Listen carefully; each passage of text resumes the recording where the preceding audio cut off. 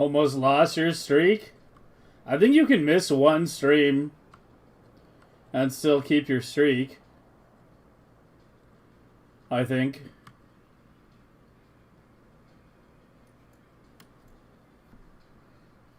But yeah, I did get started kind of late last night. Yeah, day 36. Gray science today and more trees. Converting the Promethean ships to the stacked version. Trying to figure out which area I want to tackle next. Maybe up here.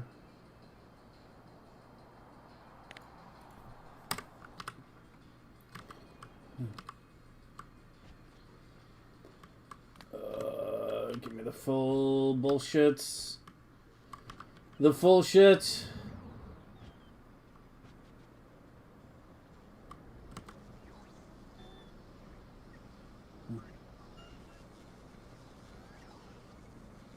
I enjoy the game. If it was a chore, I would be playing something else.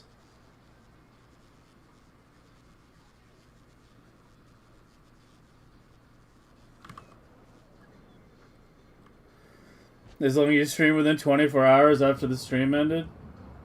Well, you can, like, watch a VOD to maintain your watch streak, too. Like, if you miss the stream and you just open a VOD and watch for 5 minutes. It'll preserve it.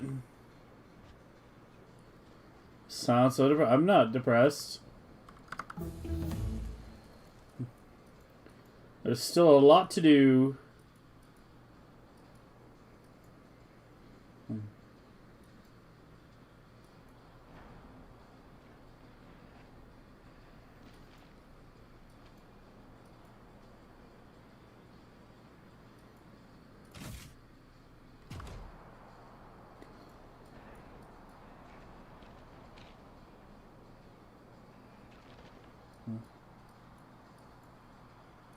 But I feel like there's a lot of dead trees here.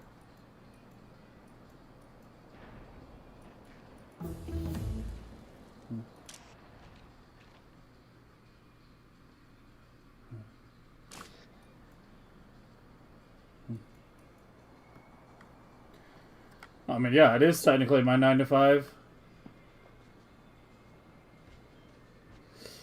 Is a fun job, but it's still a jab. Some poet wrote that.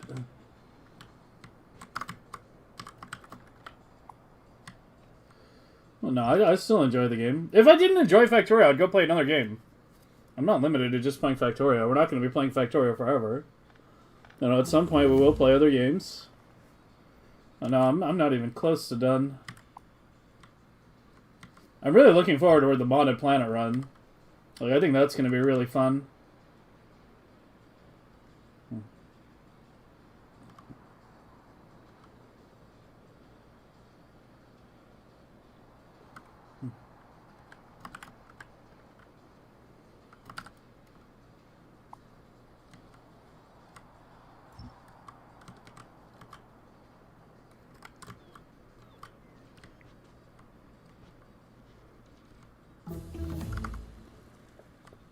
What do the trees do for you? Pollution annihilators. Pollution goblins.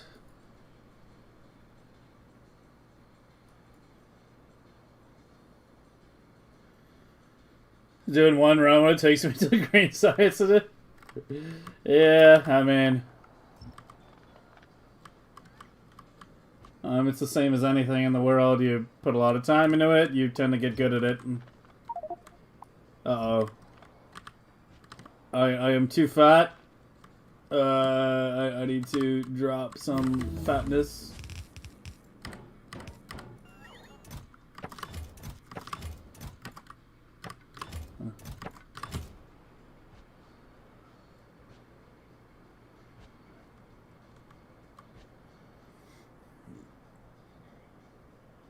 Oh, you'll need it eventually, yeah.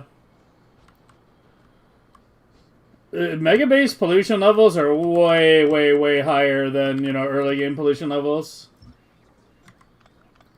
Like, orders of fucking magnitude kind of thing. You know, I should remove from the left side for... Okay, how do I want to do this? Just right here, going up, I guess, and then across.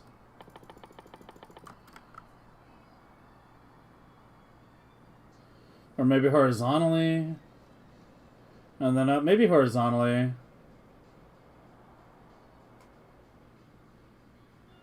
Through the lake or above the lake?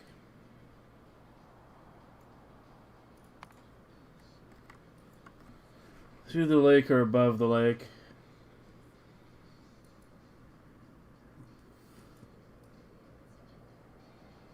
Am I gonna need any of these patches? There's like no stone up here. If there's no stone, it kind of doesn't matter. There's actually good stone up here, holy fuck. I didn't even see that. And coal. Wonder if eventually gray science will move up there, actually. Move it up here instead of over here.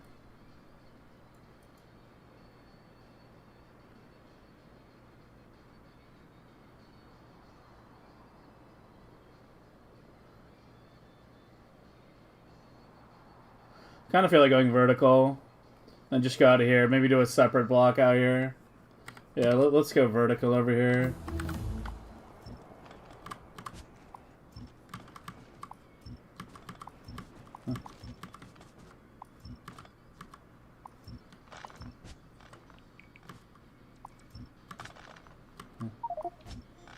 You gotta, oh, they brought me more seeds. Yeah, it's fine. Just box them all.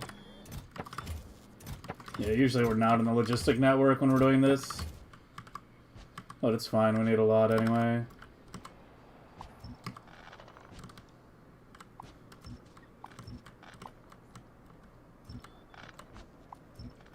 Oops.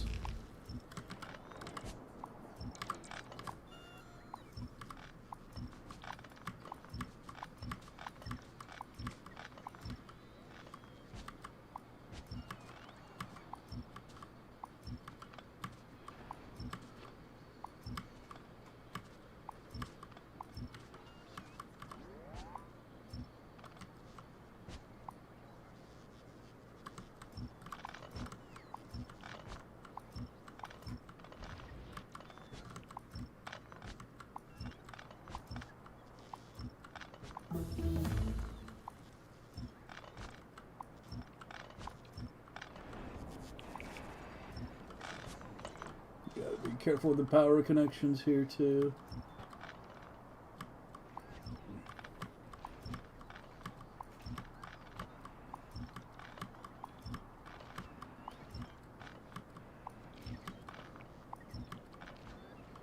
We can probably start cutting down the number of bots in the base too. I'm gonna go ahead and preemptively lower the number. Where is my controller?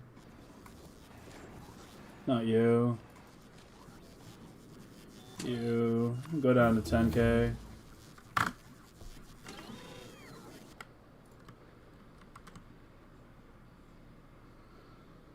Okay, let's see.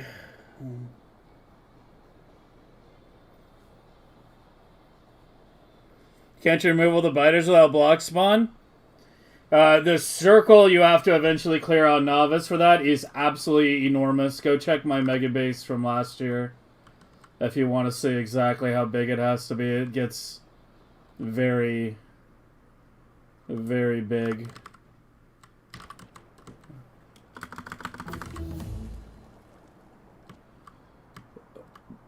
I have it on my bar still, don't I? Okay, so...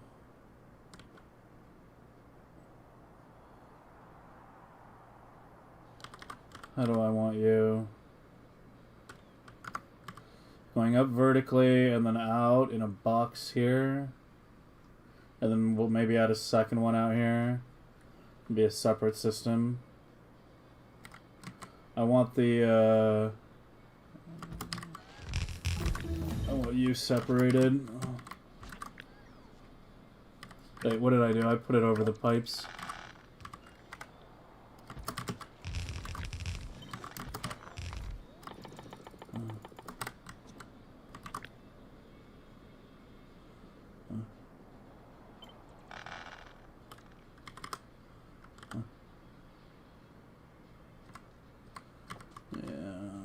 do it like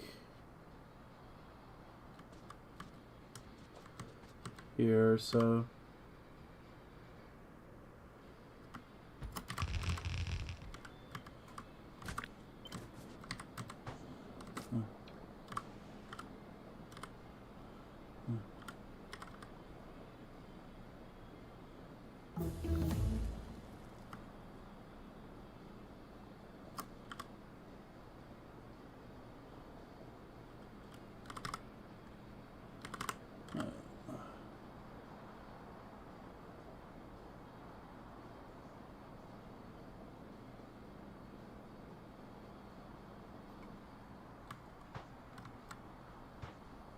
Whatever, just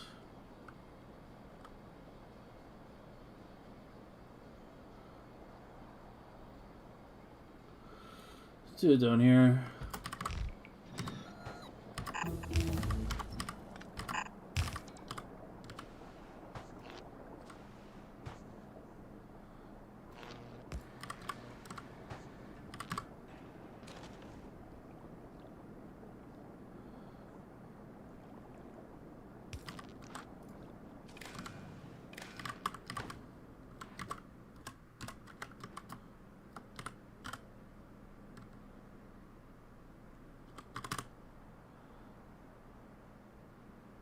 What did I do?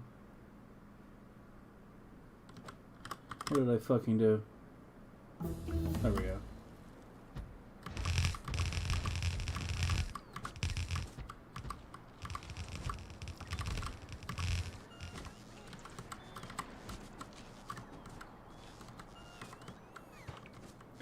Oh well. Can you remove them all the way? You can hear. You can, let me show you. This is your choice. You either do what I'm doing right now, or you do this. Still no auto research? I'm gonna be honest, I'm probably gonna install it either today or tomorrow.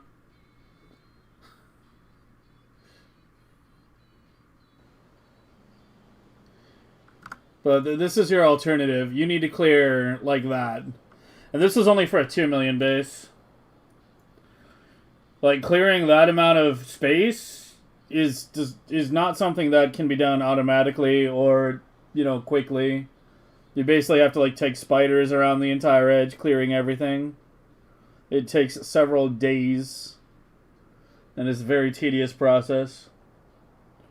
So, yeah, you can either do that, you know, let the pollution spread, and just have such a large territory that it reaches an equilibrium point at some point. Or you do trees. Those are your two choices. But yeah, in the Megabase from last year, the biters are pushed to the edge of the cloud. So it is correct in that there are no biters in that run anymore. And we got rid of them by Spooter. But as I said, like, it's not a fun or quick process.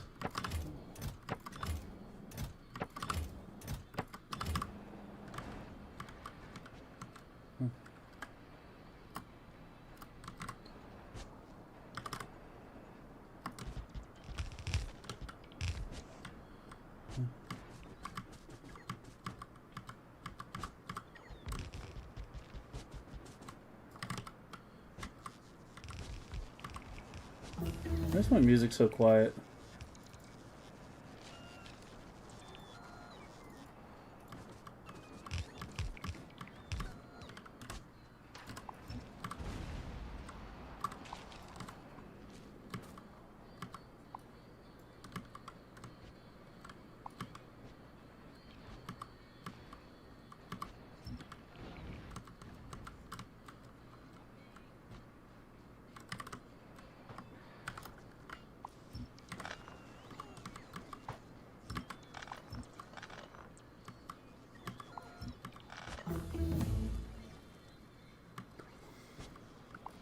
Yeah, pollution generates chunks.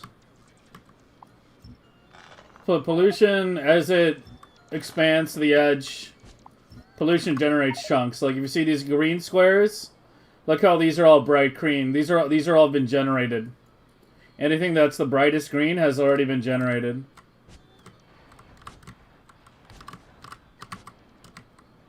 So pollution, yeah, generates chunks. Chunks have biters.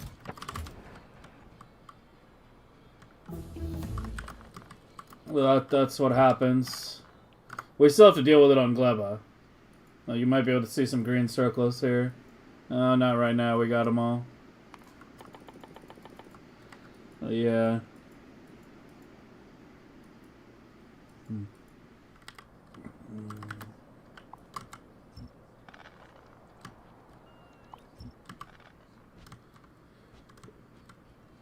I need more explosives.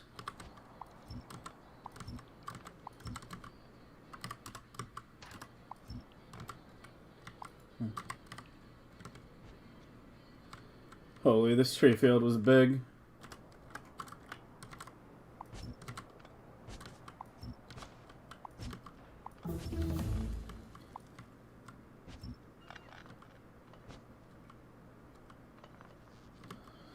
Yeah, Gleba, I'm pretty sure Gleba takes up more file size than Novice does at this point, in terms of just straight up, you know, space. Because your file size is heavily like related to how much you've explored. Well, you can see it pretty easily if you know, save your game and check the size, then explore a ton, and then see what it jumps to.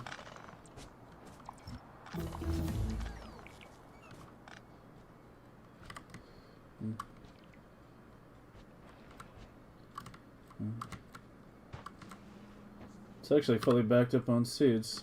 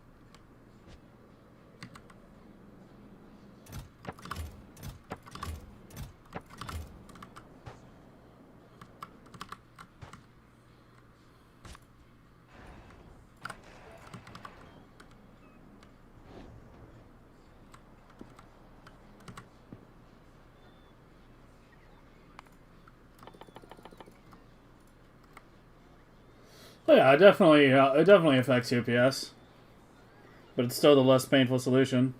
We have everything clocked to try to minimize impact, but no, it absolutely has an impact on UPS for sure.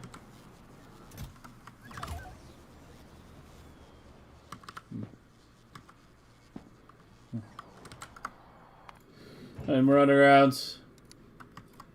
This tree planting shit is very, very, very intensive on undergrounds. Irrational.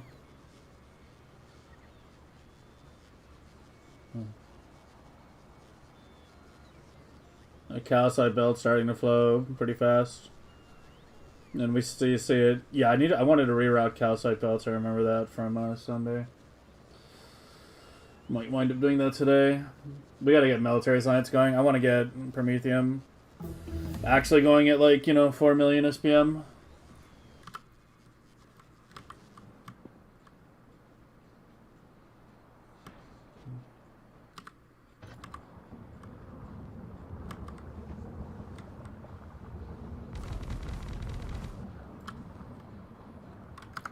What are we up to?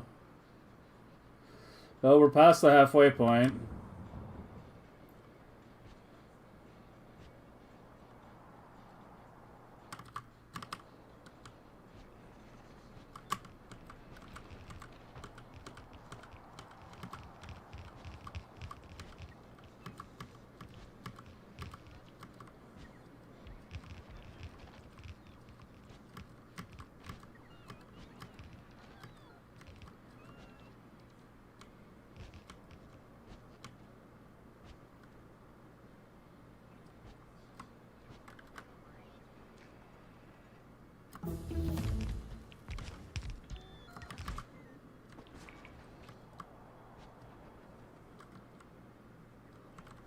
Oh, what the hell? Huh?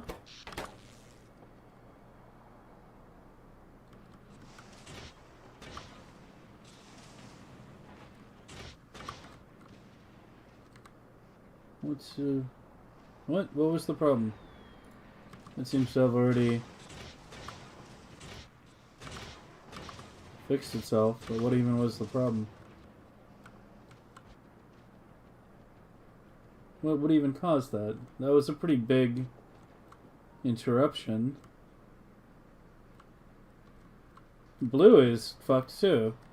It's gotta be iron. It's not iron?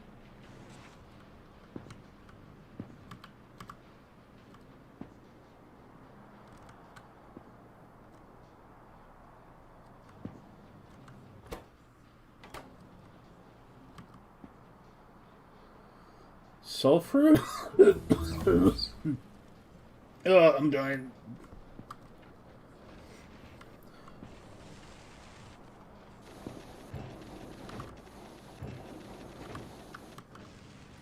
Blah, blah, blah, blah. What is your major malfunction?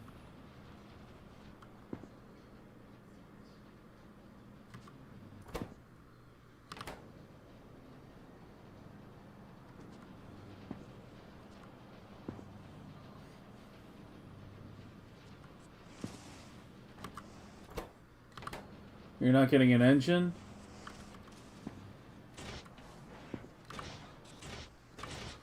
What?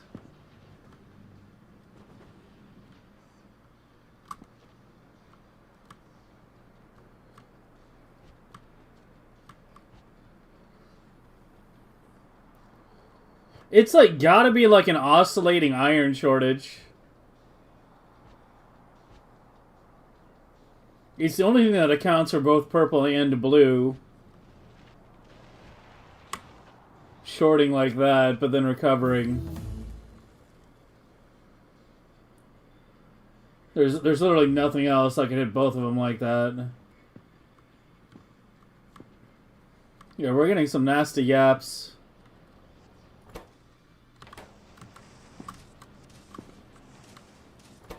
Yeah, when I see one not working, it's engines. But when I click on the machines,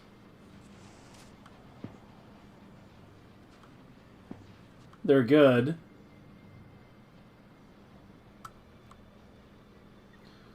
Might be time to replace these with the integrated blades. With this. Ugh, one thing at a time now. Let's finish the trees. Oh, I didn't get the undergrounds.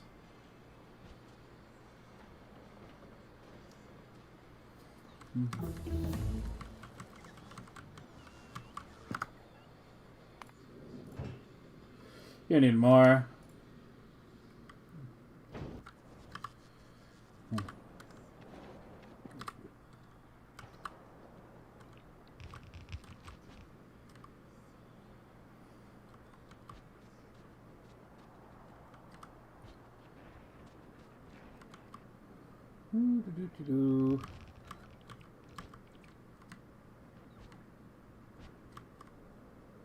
Okay.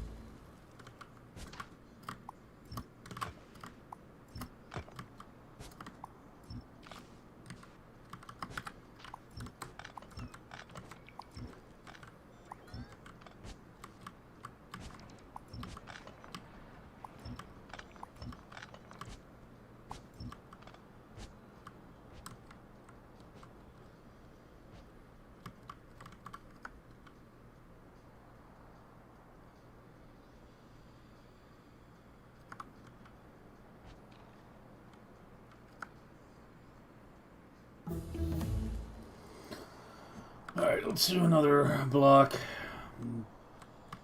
over here. Going, let's say, starting here. Maybe right about here. Right above that water, right, and up.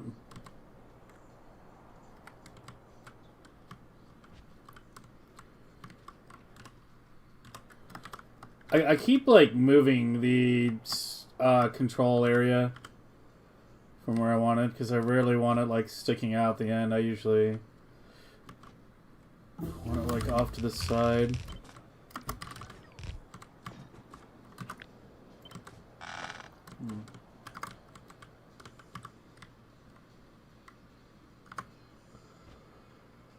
Let's run you right about here.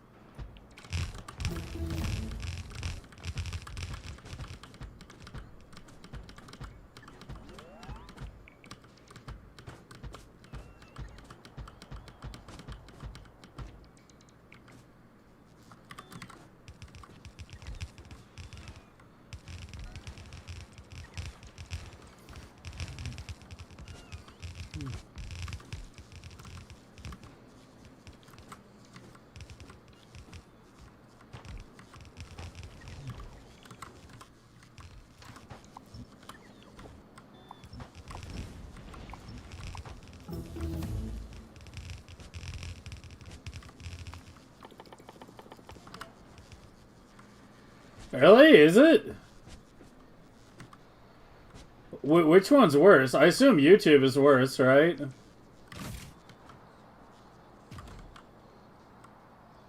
Oh, that was so close to lining up. Right, hold on. We're going to shift everything down by one tile.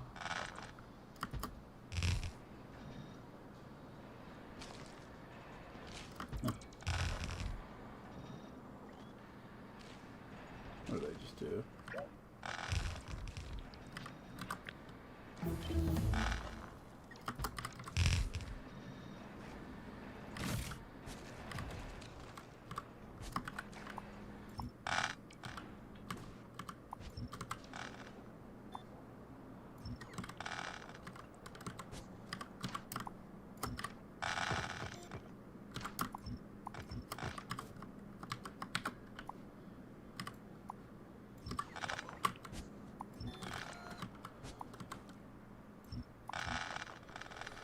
YouTube is only 2 devices. I thought you were going to say it's like 30 seconds behind or something.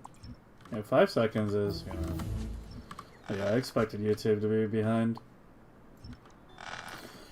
Twitch, for all its flaws, is a platform designed around streaming. For YouTube, streaming is an afterthought. Just what I have to do to access the YouTube dashboard versus the Twitch dashboard, you know. Kind of sums it all up.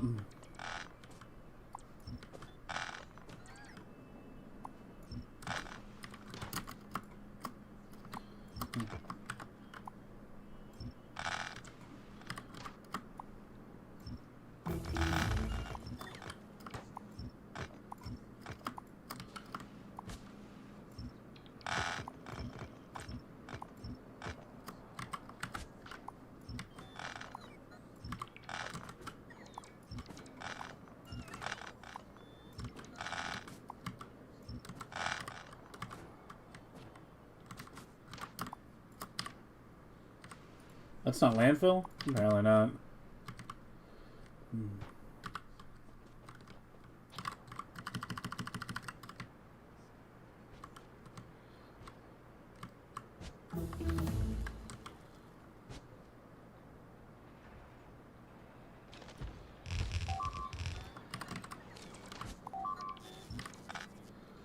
What now?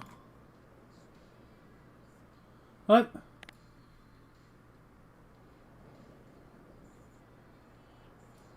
Huh? Where'd that even come from?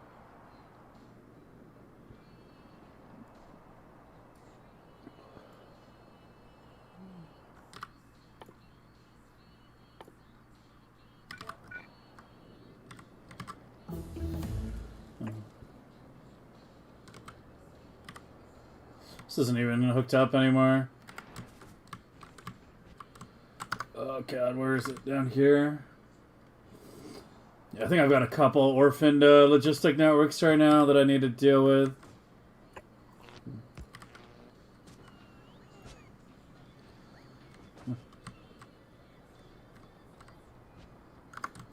Something is broken down here.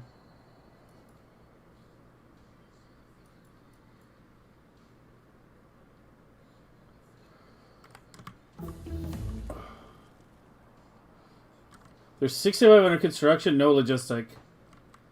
Something is very whack with my network right now.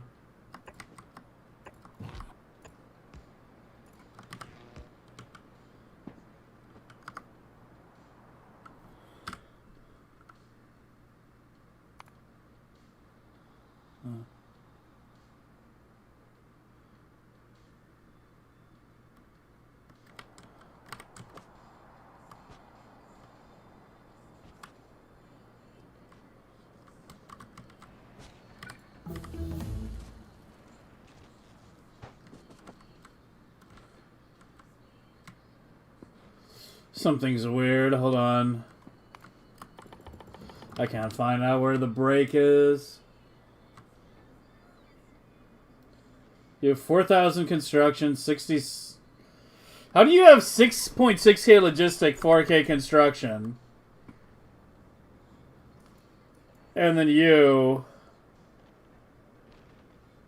Oh, it is a separate network. They just both have 6,000 logistics.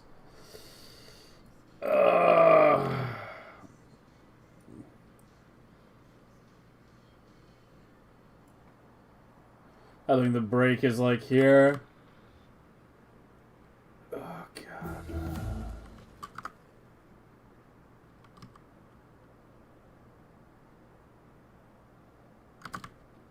Yeah, I think it's like up here. Yeah, you have the construction.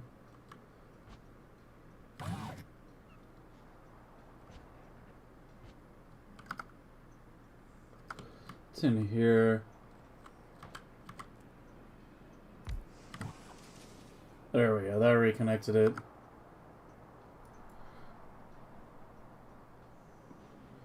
Do another connection here so it's not just connected in one spot.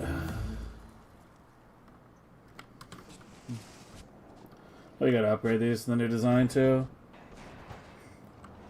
Such a say day today? A say day. Interesting. What's a say day?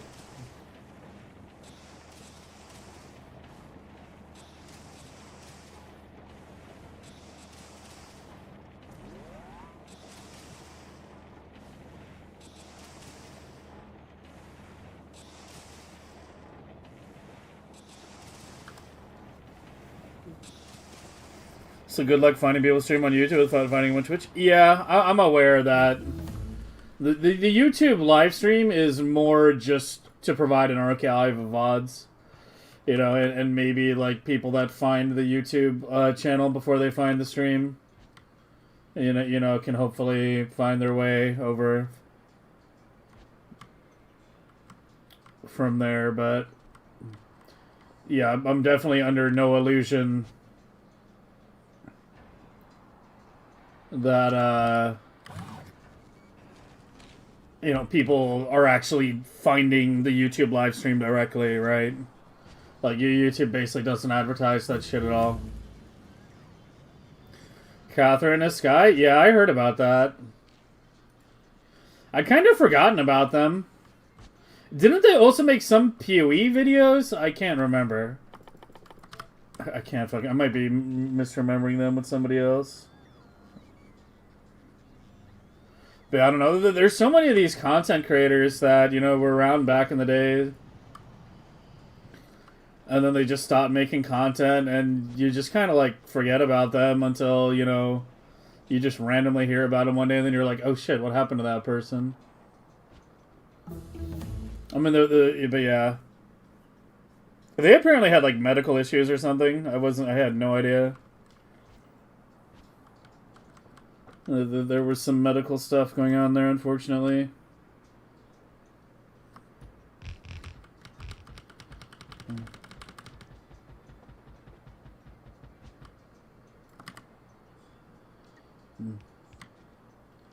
Oh my god, my bots. They're going all the way back, like what the fuck?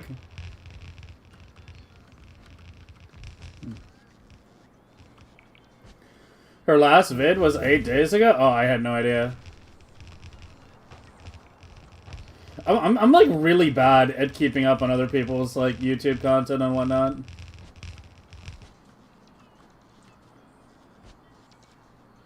Like really bad.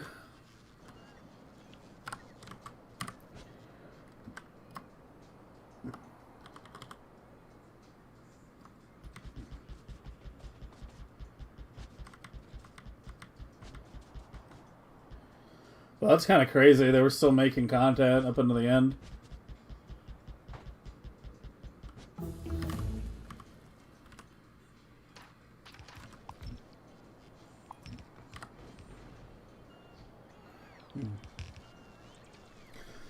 Why haven't I gotten it yet? I let chat vote, and chat voted no. But yeah, I mean, I'll probably get it. I mean, we're going to be switching off research or mining prod pretty soon here. And going to research prod and other things.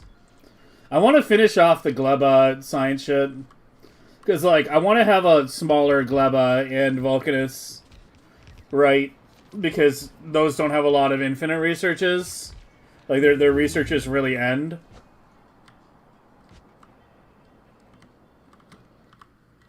So, yeah, I would like to...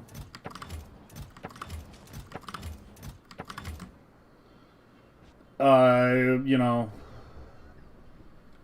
finish off what's left of those. Like, I think for ag, we just need a rocket fuel prod and plastic prod.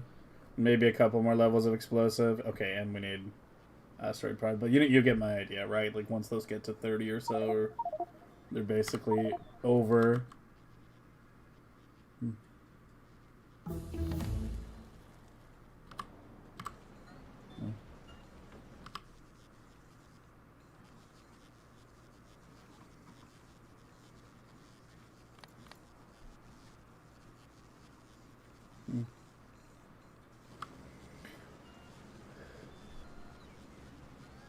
Shitayu oil cracking? Yeah.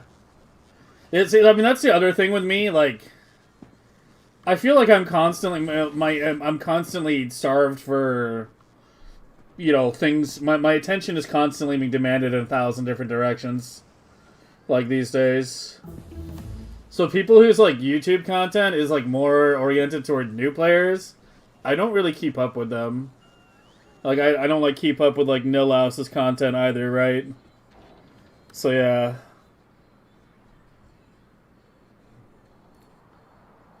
I'm just like out of the loop on those things because I haven't even kept up with the people whose content is relative to me, right?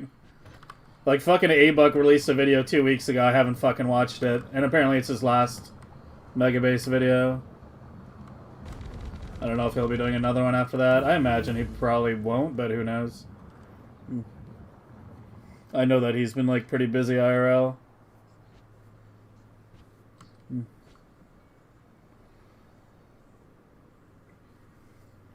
Does research help SPM? What, like this research? Yeah, of course it does.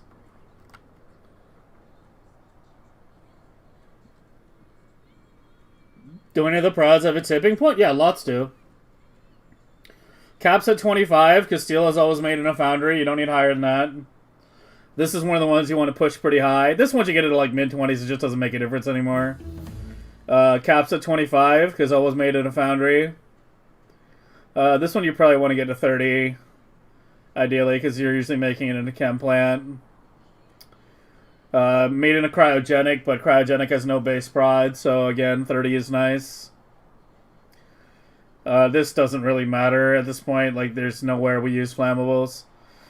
Explosive breakpoint was like, I think 24 for, I think I have it written down on the ship, because I can never remember it.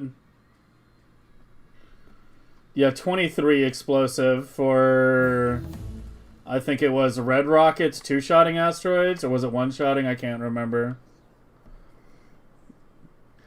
You can get this to 30 and have speeds in your crushers, but I usually just keep the prods in there, you know, because they work pretty fast anyway, so 25 is technically good enough for that. Again, always made an EMP. 300 cap. You know, it'll let you research higher, but it makes no difference because the cap's at 300. 300 cap. Yeah. Yeah, most things have caps. Really, it's better to look at the things that don't really have caps, which are like mining prod, laser damage, bot speed, research prod. Those are like the 4 that, you know, keep on going.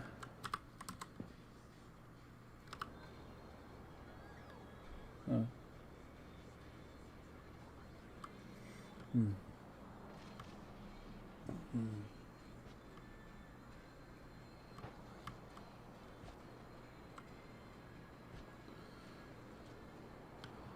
But yeah, speaking of like teaching oil cracking and Gleba and shit, I've been thinking of getting a more like new player oriented streamer or new player oriented YouTube videos out. I mean, because like generally my content is kind of focused on the intermediate / advanced players, but you know, there's still a lot of new players out there. Also, as far as like advanced concepts go, I've kind of like already made videos on the majority of things I can think of. Like, there's still some, you know, a decent bit left to go, but I don't want to be making blueprints on my specific design implementations of things, right? Unless it's something like the Prometheum ship or the Blades or something like that, right? Like, I'm not going to be making a fucking YouTube video on, you know, how I designed my Coverax or something, right? Like, that's not video worthy. So yeah, like I made that belt video earlier today. That was like one of the first ones. But yeah, I might start doing like slightly more beginner focused content, I guess. Yeah, I've tried to keep them really short. I'm actually trying to actively make them like shorter and shorter and like ramble less and just get straight to the points. Like you get a lot more views on the shorter videos. Like, if people see, like, a 5-minute video, they're, like, 10 times more likely to click it than, like, a 30-minute video.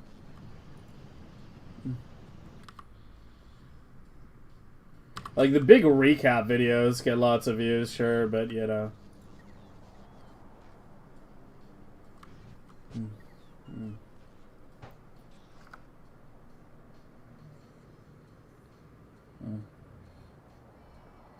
It's getting nice and dark in there. It's good.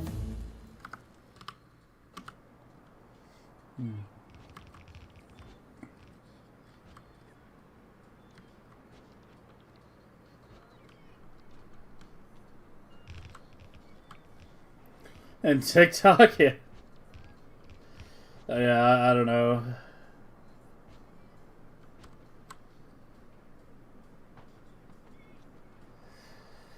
I don't know. I don't like use much other social media.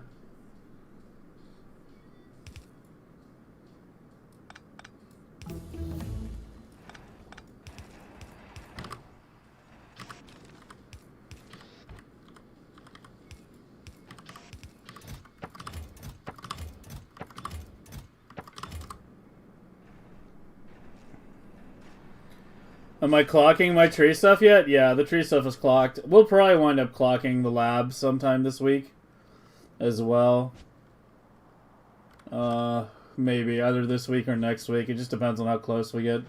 What our update time is once we get stabilized with the 4 million. Damsel! Thanks for the raid. Much appreciated. Good to see you back. For those of you not aware, Damsel came out of hibernation and is now streaming again.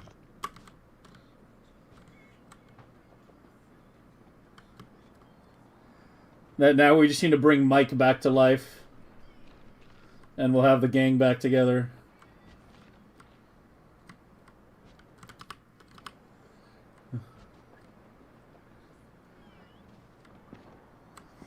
We're gonna have to pull a necromancy on Mike.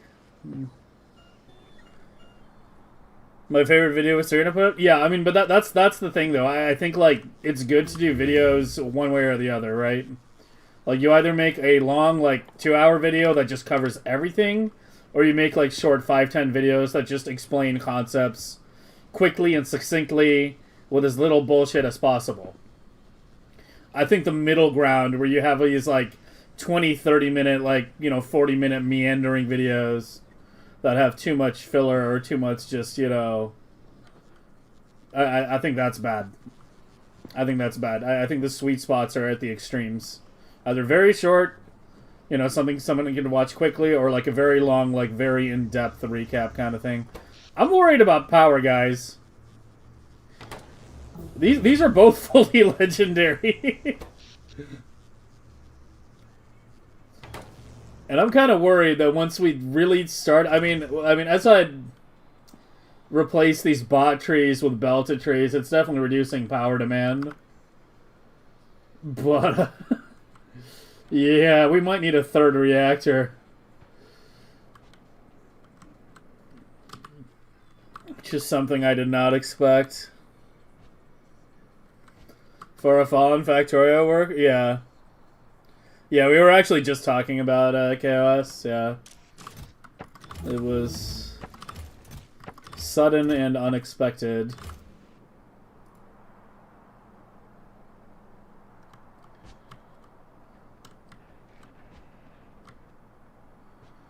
Oh, that's really unfortunate.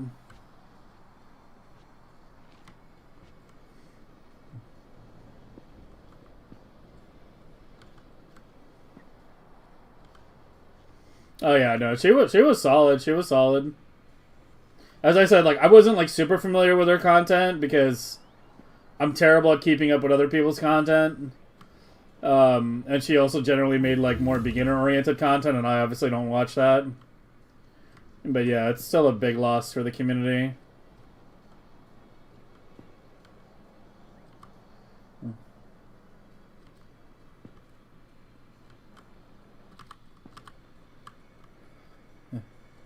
How is Seed saturating on the first? Oh, it's fully saturated by this point. Oh, you mean the first one I put down today? Yeah, it's basically saturated, just missing this part up here.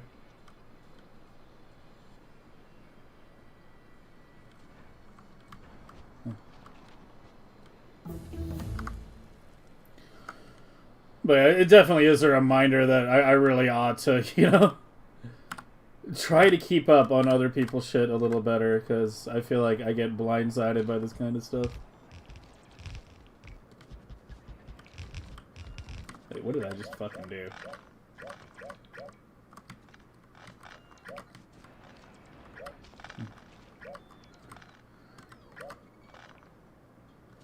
The first I put ever? It should be good.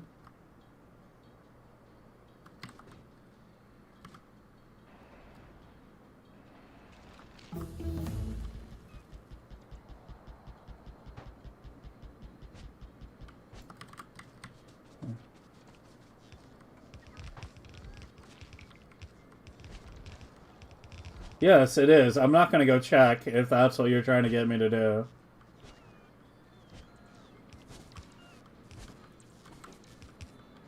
Because I know it is.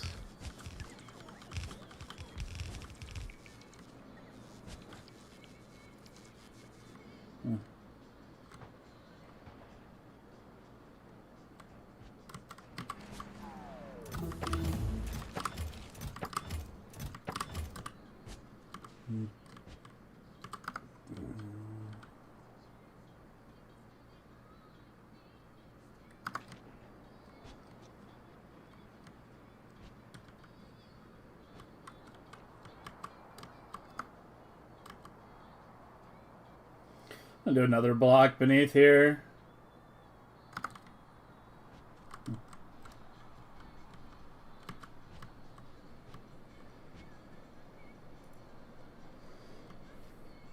No, I doubt it.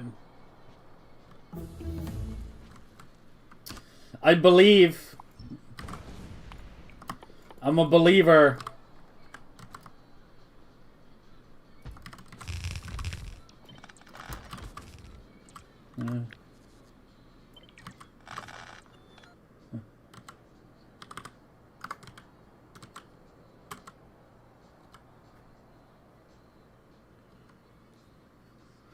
Let's have it go horizontal.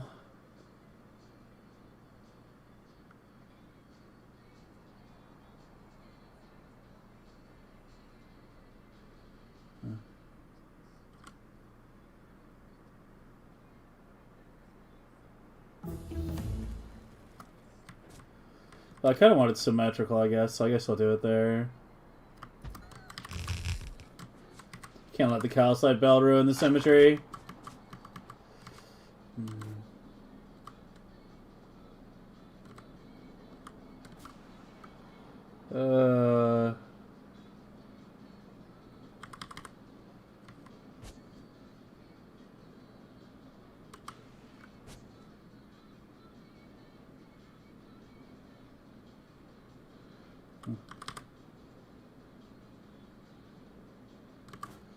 Should I just do it like here?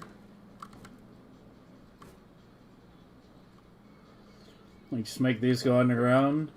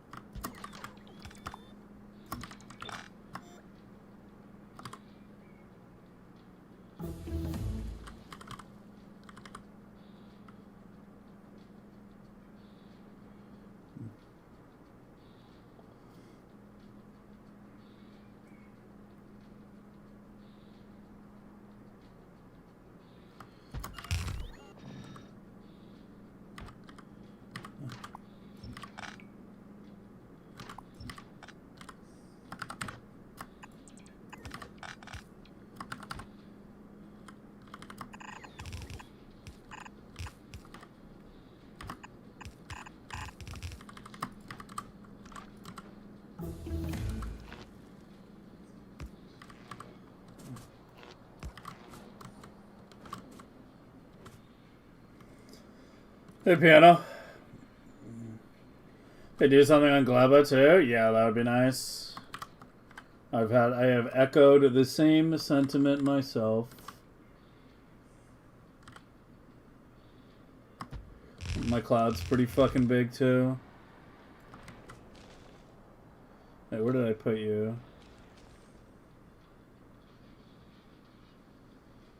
I wanted to put you higher.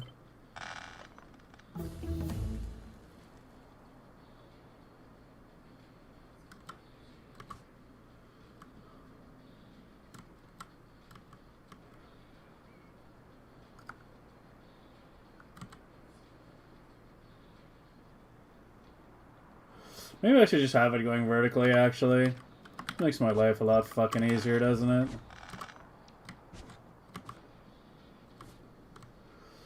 Is there anywhere else I can route this calcite belt? Or are you just gonna be a thorn in my asshole?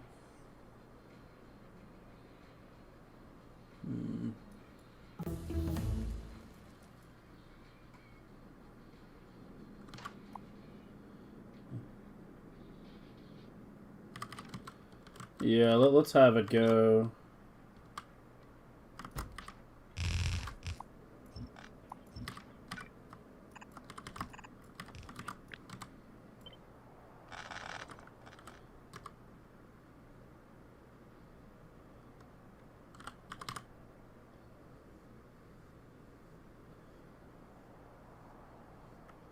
What did I do?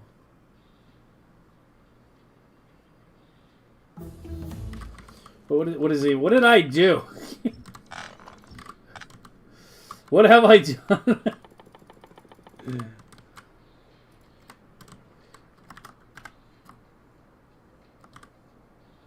Yeah, I want it like that.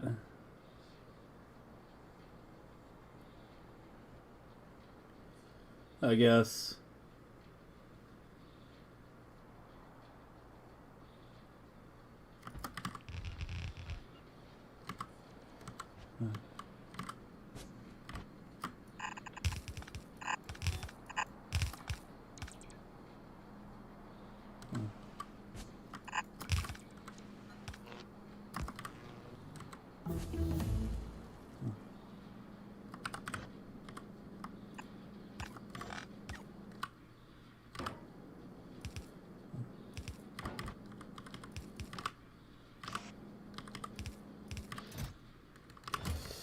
I need seeds.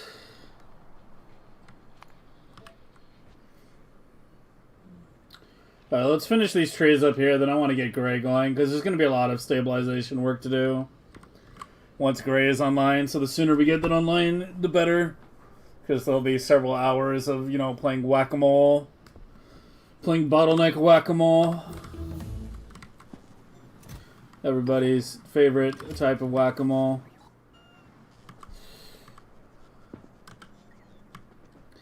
Fully authentic, spiced guacamole. Hey, John.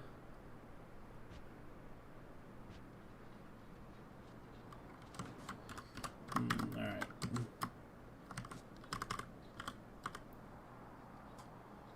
There we go.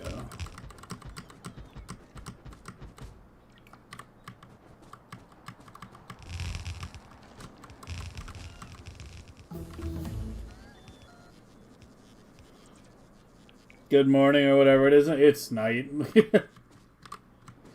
It's pretty night. It's 10:30 at night.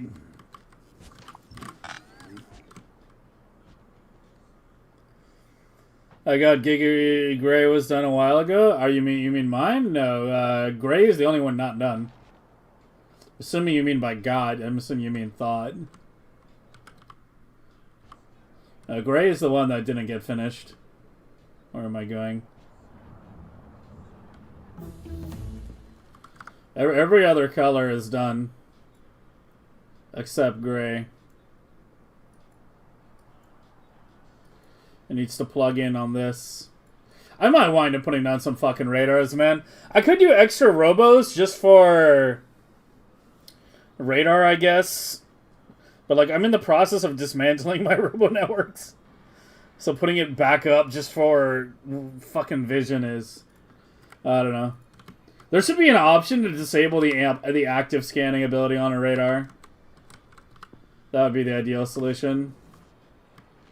Like, be able to hook up a circuit to it.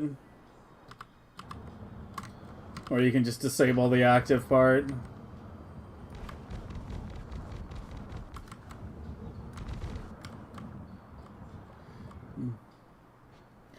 The blueprint is done. The blueprint for Gray is done. Andy's was decent enough to deploy. I might take a closer look at it later, but... You know, it's good enough to deploy.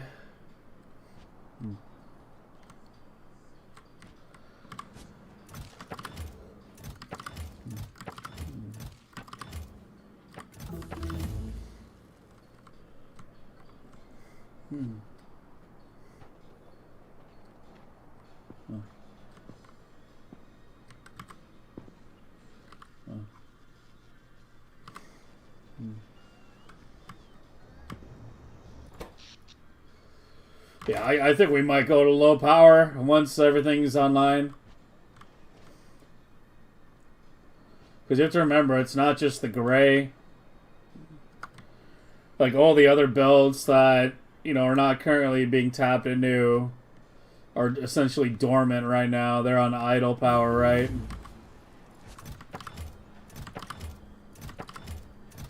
So once everything comes online... This is going to be a big fucking spike. How far down should I go? I shouldn't overbuild. Let's just go for here for now, and then we can always add more later. It's the nice thing about this system. It's easy to expand. Wait, did I... Gotta be careful when doing that to make sure that you get the inserters lined up properly and not backward.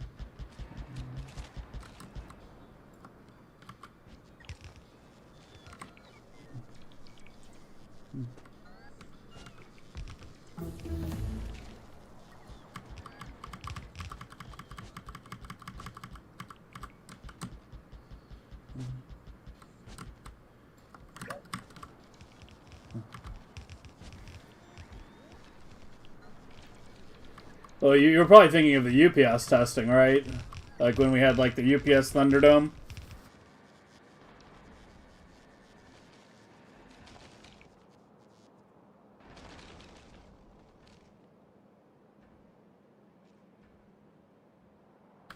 Because we did the sandbox testing, it just hasn't been physically deployed yet.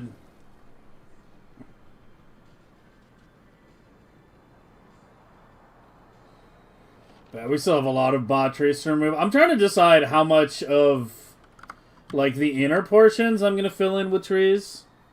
Because ideally we just have blocks around the most polluting areas that soak it all up. This area still has me concerned.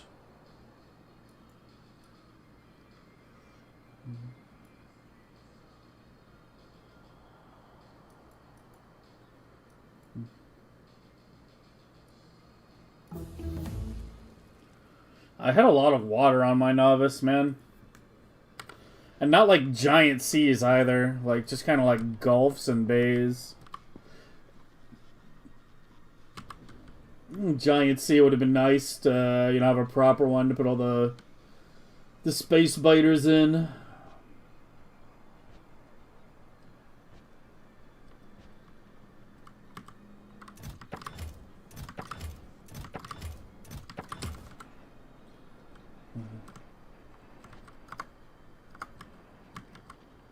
Let's make sure you're clear.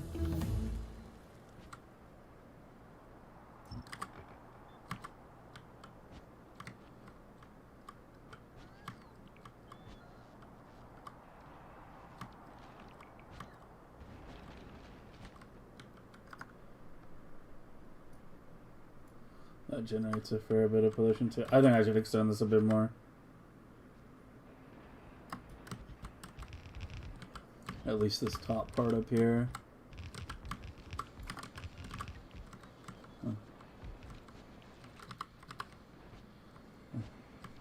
Yeah, like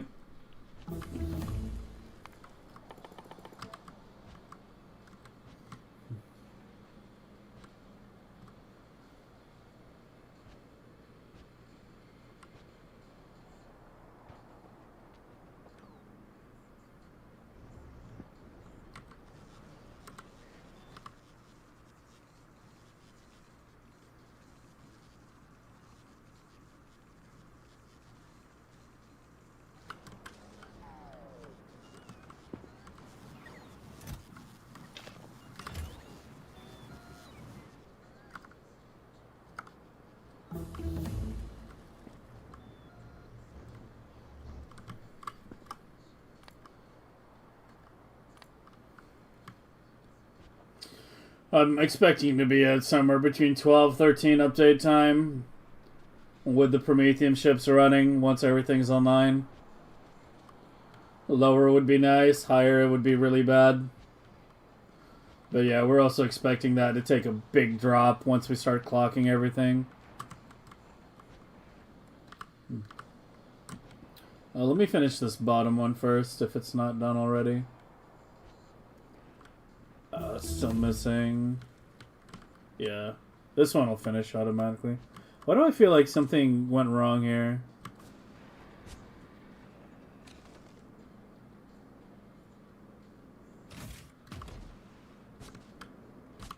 Maybe not.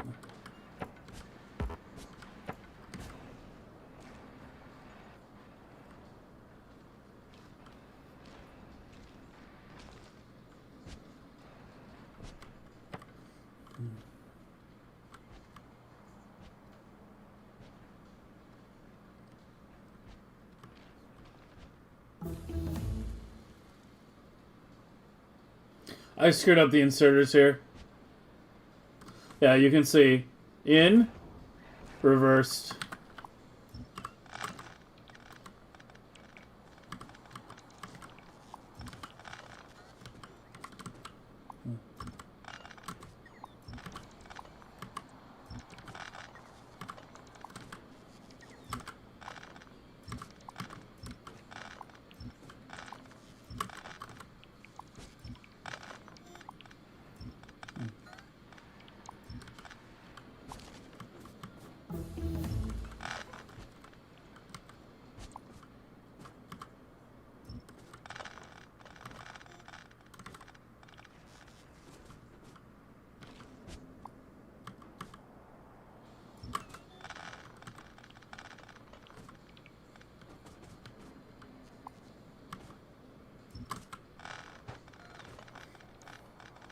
Have we done any videos talking about what clocking is? No. It's sort of A-Buck's specialty. I don't know if he's done any, like, introductory videos to clocking. Like, maybe if he hasn't, I should maybe do it, but... Like, that's kind of, like, really his... Like, niche right now. Because he's kind of the clocking expert. Like, he's spent a lot of time, like, more than anyone else. Doing lots of research and tests into clocking and figuring out what's best. And Factorio is like a pretty complicated game, obviously. You know, not everybody can specialize in everything, right? So when you know, people generally like hyper specialize on something, I kind of just let them do their thing, and if I can tell that they are, you know, competent in what they are doing, then I, you know, just trust them in their findings so that I can focus on, you know, the bigger picture kind of thing. Like A-Buck spent months, like, not even months, like the better part of a year, you know, just doing the clocking thing. Right, like the entire time I was working on the hamster project, he was doing nothing but, you know, clocking improvements the whole time. So his channel might have some beginner stuff. I don't know, as I said, like I'm way behind on his content. So I don't know if he has anything in terms of like the basics of clocking, but I mean, I could put out a video that talks about the basics if he doesn't have anything up for it. But I know like his stuff is mainly like, you know, longer videos that just go like super in depth to Megabase optimization.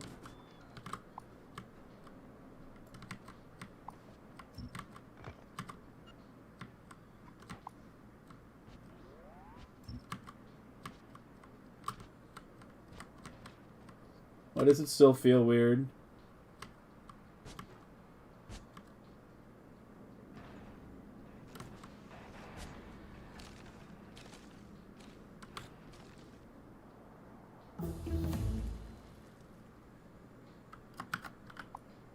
This throw got fucked up.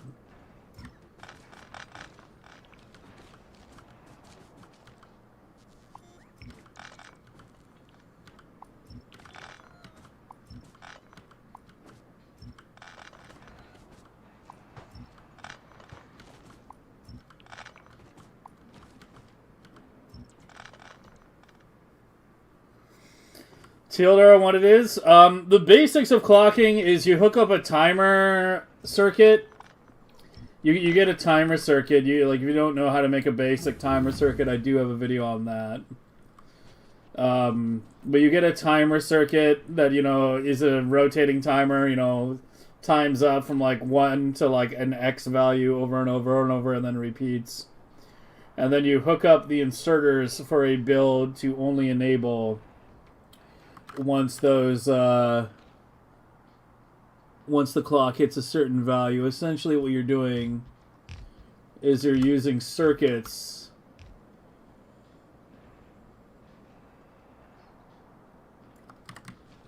Why do you still feel weird?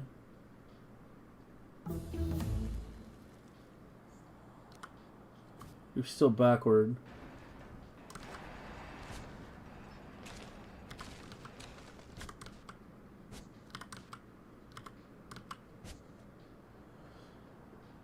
How much of this is wrong? Okay, I'm fucking had it.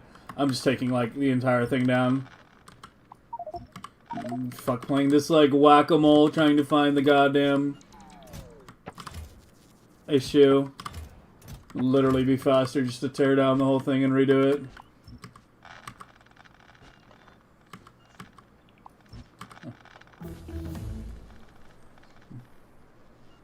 Yeah. Yeah, it basically means...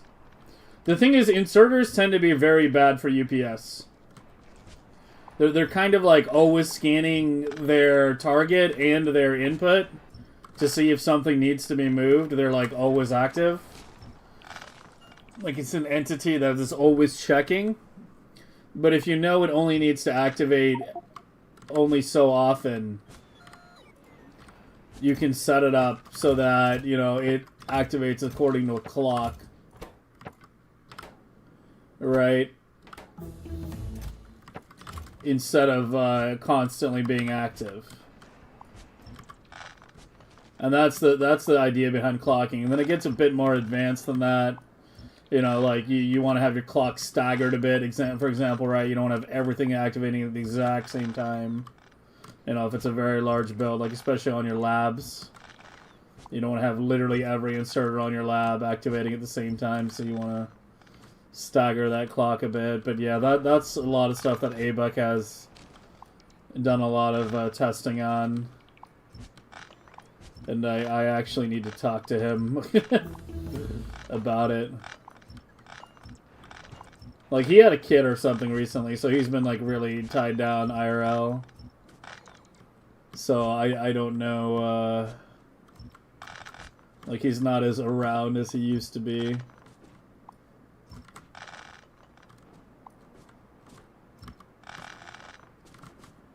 But yeah, when I set up the clocking, hopefully I can ping him on Discord and have him be around that day, because I know that, you know, that'll be the day that, you know, it's all his stuff and he's the expert on that right now. So it'd be good if he was around to answer questions regarding the specifics of his implementations, because I'm pretty much going to be implementing his solutions basically straight up, because it's gotten like really complicated. And as I keep saying, Factorio is like a super complex game. Like, there's nobody who's a master of every single part of it. There's been a lot of specialization and division of labor going, you know, not like a formal thing, but just kind of, that's just naturally happened regarding Megabase optimization over the past year.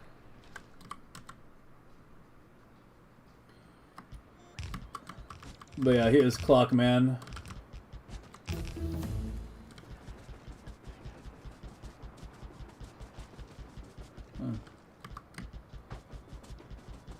The timing is trial and error? No, you can mathematically calculate it. ABUC actually wrote like a program to generate clock timers. I haven't played with it yet.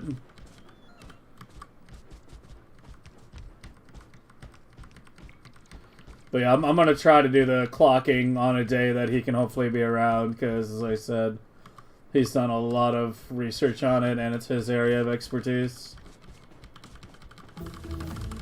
Like, I'm not going to be putting in, you know, the hundreds of hours required to you know, develop a similar system.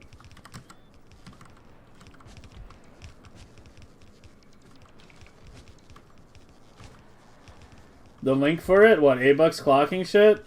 I have a link to his blueprint sheet. But I have not, like, looked at it at fucking all.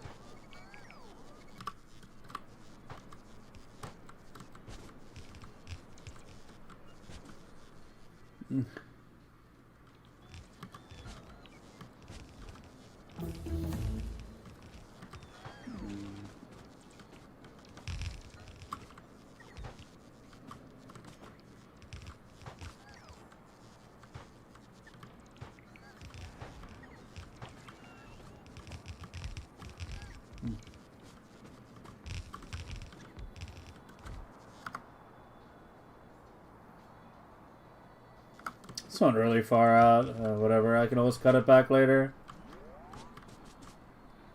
It's not too many, is it?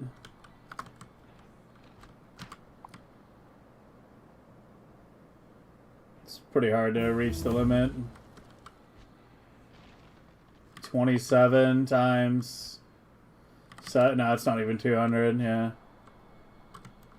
Should be good.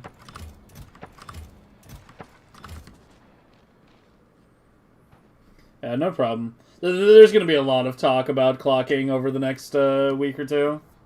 Like, we're kind of reaching the point where we need to seriously worry about it. So, yeah.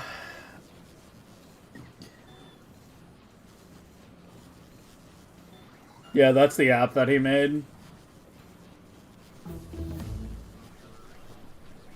Factorio clock generator.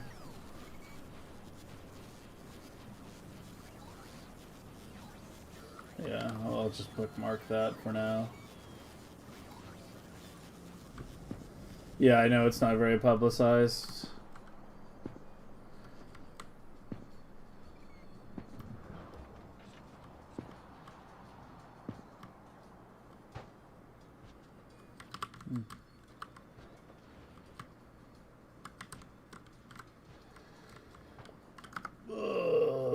Where am I?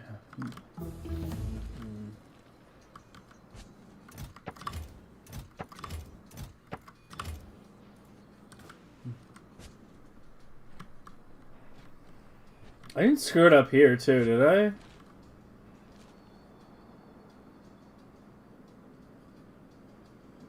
No, you technically look good.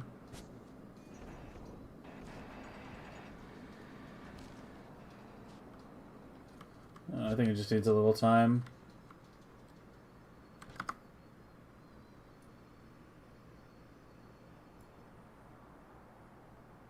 This might have been an oversized block for this area, but whatever, it's down now.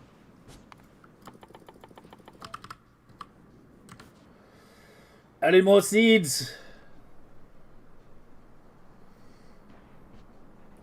I'm just a fucking seed mule at this point. Where am I going?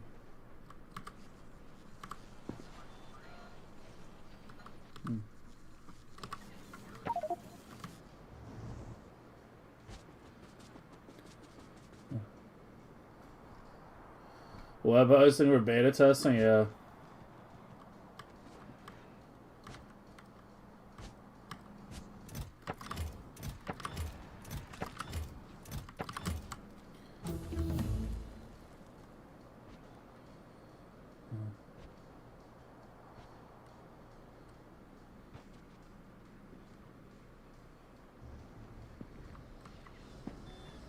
Oh, we gotta hurry up.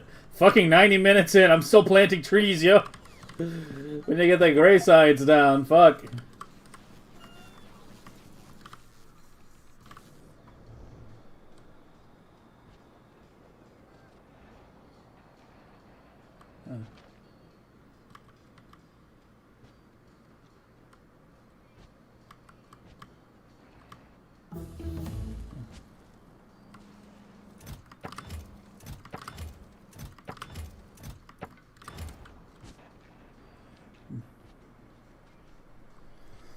Have fun, Bombadil? Yeah, I mean, we got the dense layout. Did you see we got the overlap? It overlaps by one tile, both horizontally and vertically.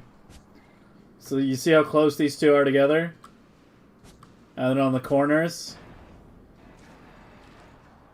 Well, we have maximum density.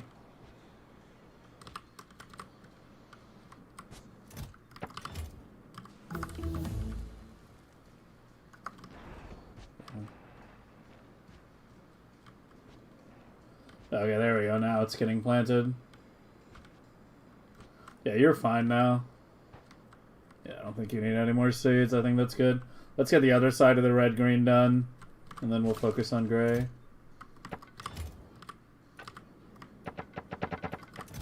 I'll get here to it like that, yeah.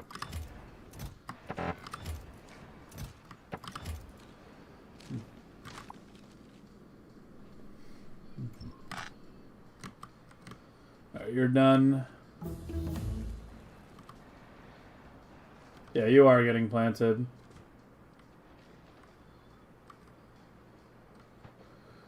Maybe could use a little bit more. I'll do one more. One more seed delivery up there. How many ag towers? I don't know. Probably like 2,000, I would guess.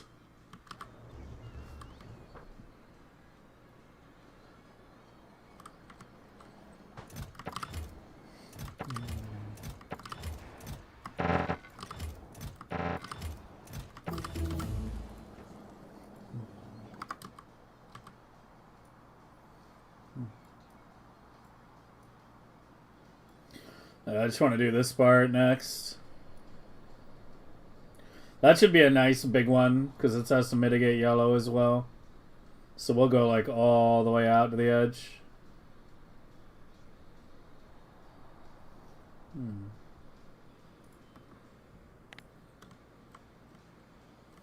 Anywhere you see the comb like power lines, that's where trees are deployed.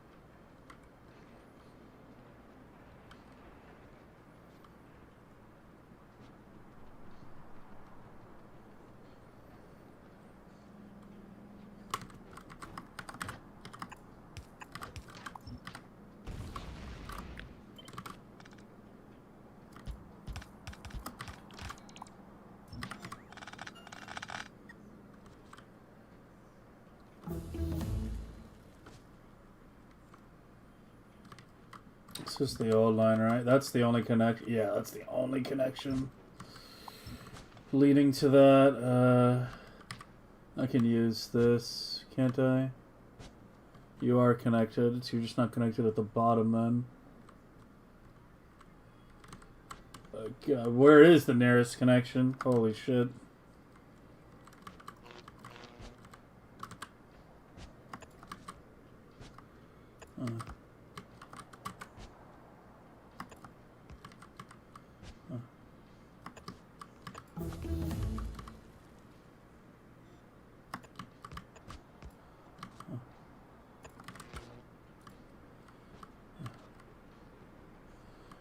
There we go.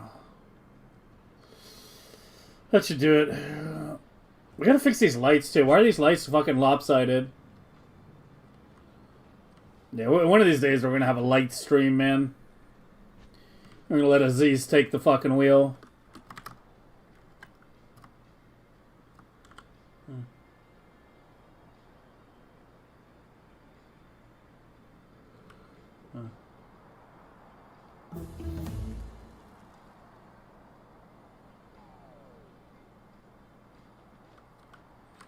That's directly lined up, right? Yeah. Yeah, let's just do it like right there.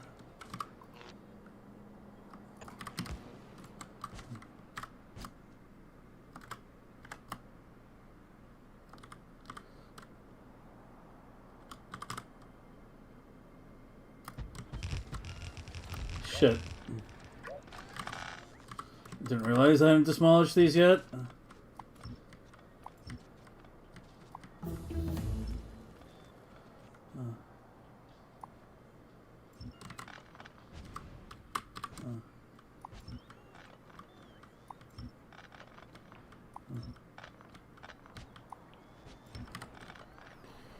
All my logistic bots are finally being liberated from tree slavery.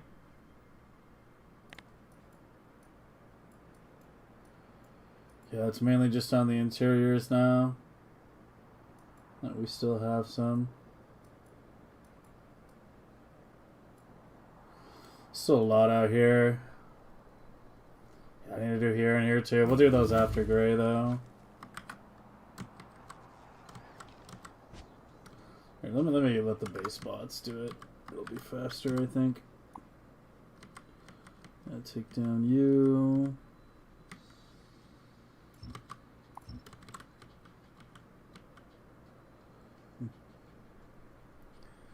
He's like, yeah. Count on you to get all the references, man. Or at least most of them.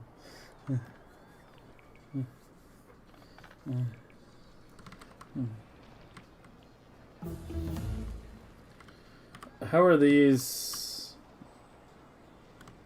I orphaned the network prematurely.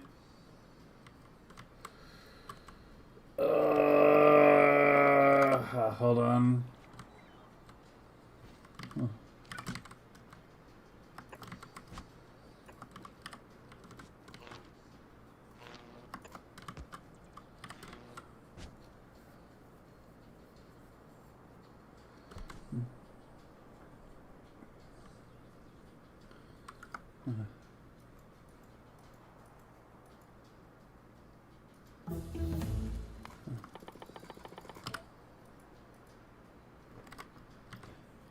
Come on, hurry up! Move the fucking Roboport. Why are you not lighting up? How are you not? You gotta be fucking kidding me right now.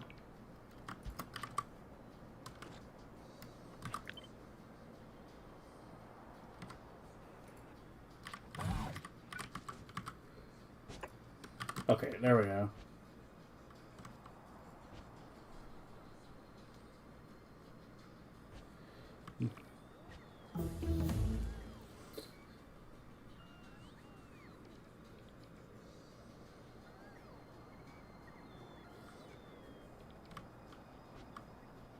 There they go. Alright. Just manually remove the rest.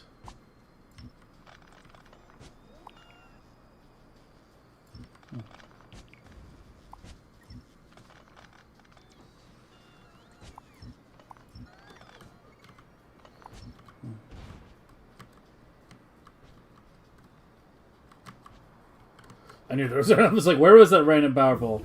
I remember there was one somewhere.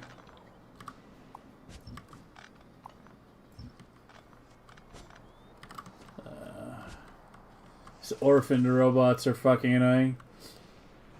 I feel like I should go ahead and update this right now to Piano's version.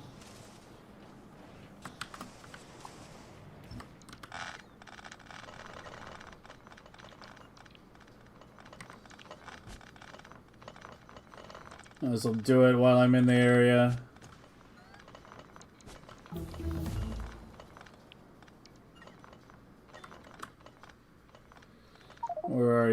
Oh my god, are you kidding me right now?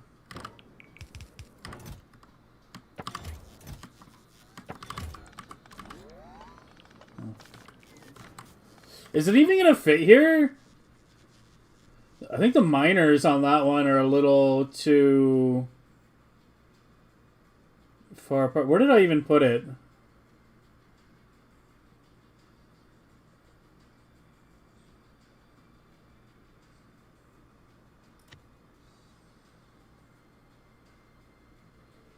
I desperately need to clean this shit up.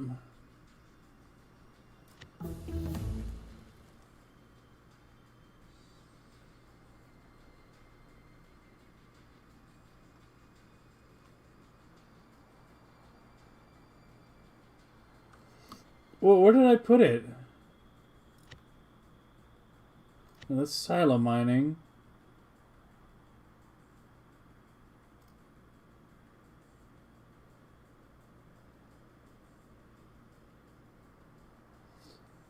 Is this it?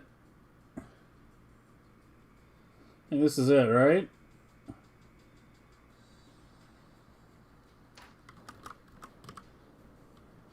No, this isn't it. This one's mine. That's mine. Fucking link it to me again. I don't know what I did with the blueprint.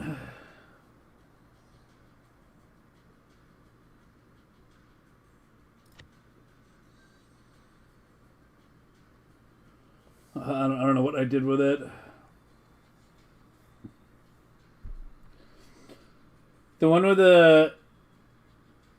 It's basically just the on-site mining thing that Piano did a little work on to make it output a bit more.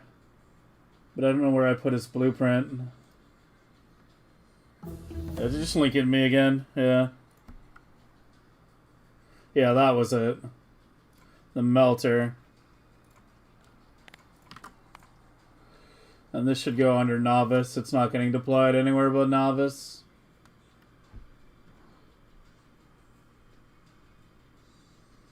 Yeah, I'll clean this all up at some point, man. It's a fucking mess.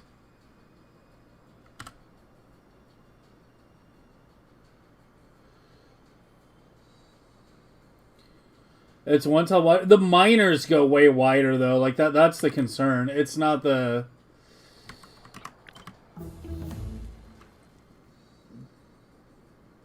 It's not the overall size of the blueprint. It's the miners being, you know, further... They are almost the same? It feels bigger. Okay, never mind then. What the hell were you? Wait, I cut a pipe. This was liquid iron. Oh, it was iron from this. Yeah, no shit. Duh. I'm being a little dumb here.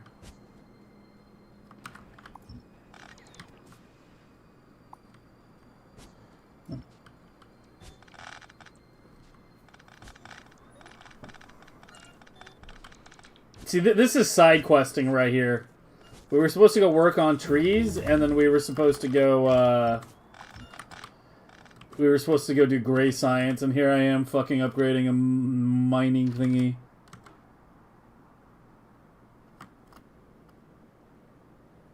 Oh, hopefully that fits.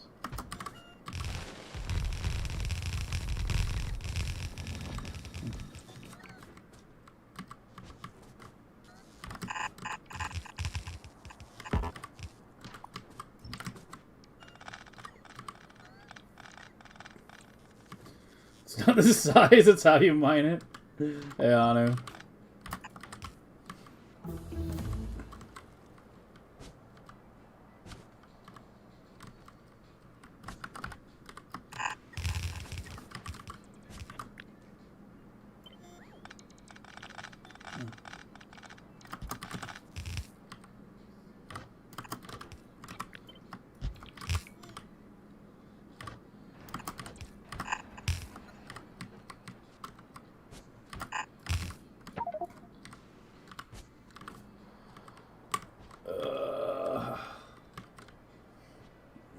Drop on my seeds.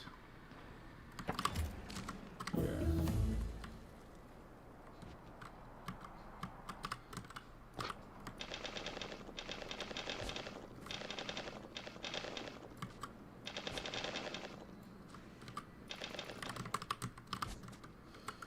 Where's the closest actual bot network? Let me at least get a temporary one out here so they can finish building this.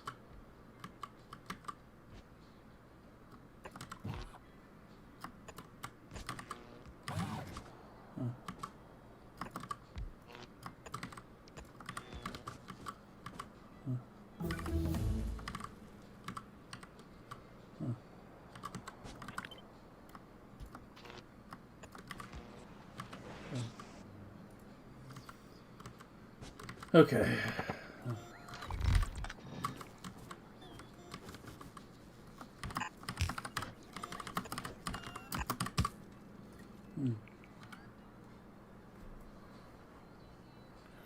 Yeah, I was gonna do 16.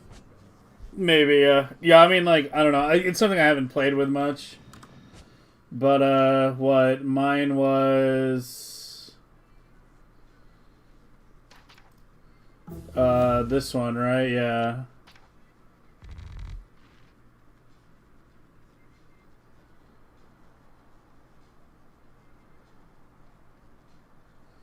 Yeah, I don't know. They are pretty close.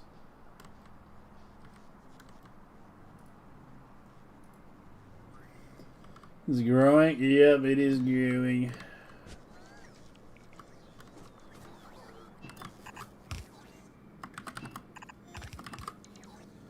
You gotta be kidding me. I was fine before and now I'm 3 over. Can I shift the pumps? Yeah, I can shift the pumps.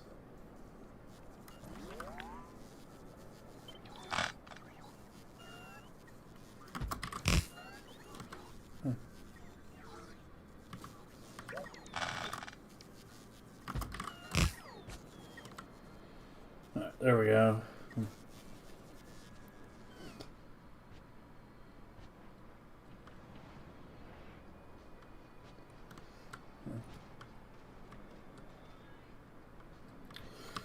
Okay, let me get this junk out of my inventory and let's finish these trees.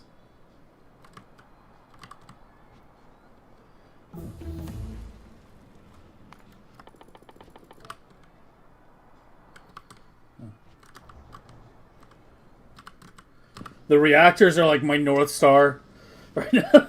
Like running around Davos, trying to find where the center of my base is. Just look for the reactors. I'm not standing in a logistic network, am I?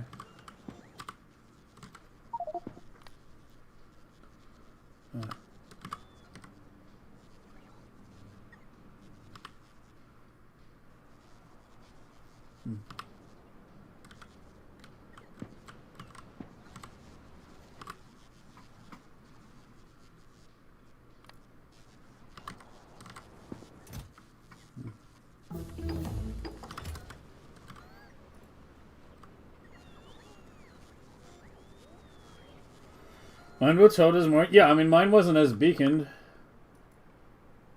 Mine was always just like a quick design that, you know, like a bunch of designs that I've made was a temporary design that wound up being more than temporary.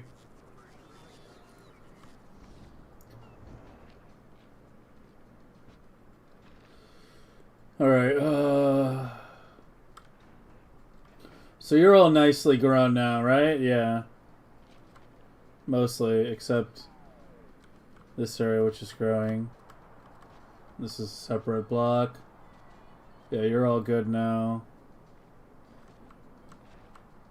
Yeah, it's getting there. It should be fine. You can see trees growing, yeah. We'll check on it in a couple hours and make sure it's okay.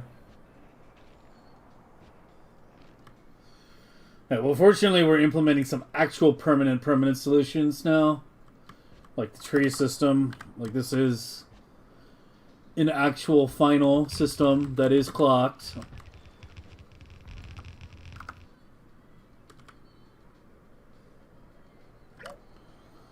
I guess I'll go, like, right above it. And, give me...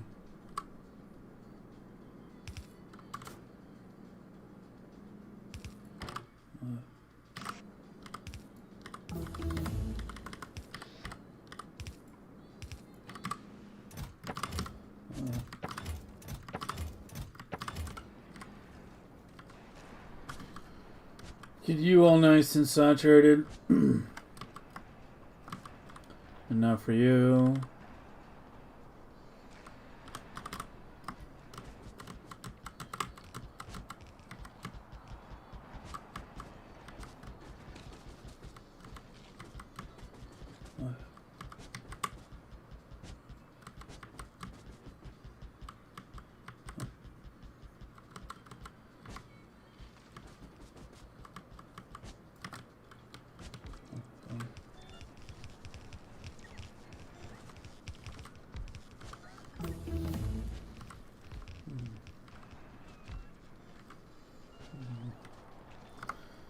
I need more undergrounds again. Come.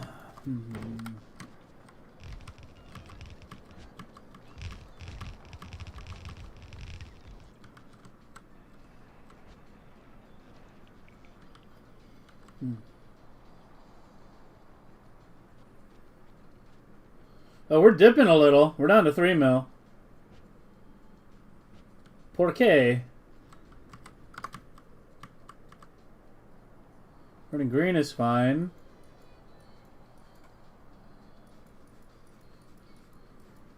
Blue looks fine.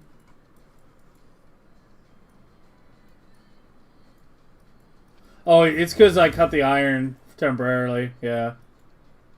Yeah, it caused it to short to the purple for a little bit. Should be okay now, I hope.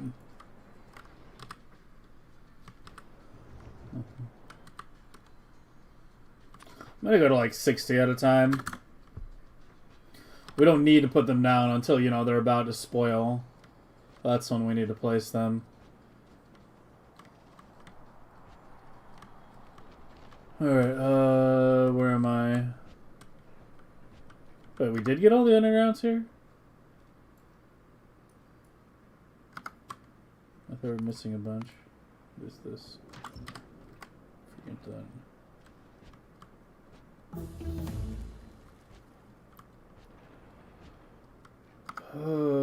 Yeah, it should go further over.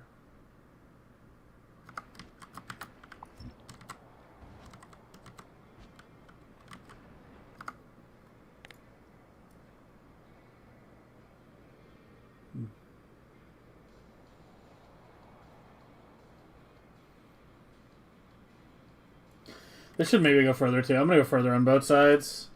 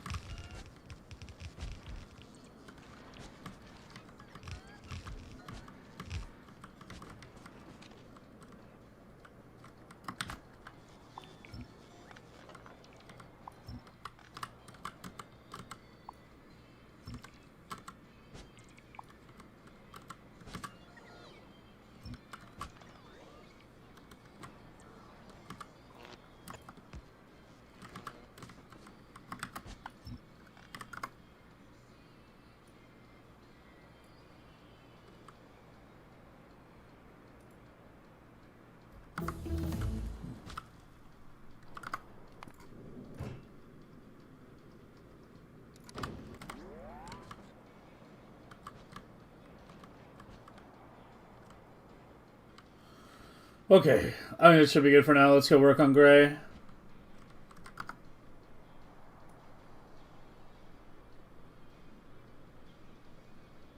You know, actually, I'm gonna take this all the way to the yellow right now.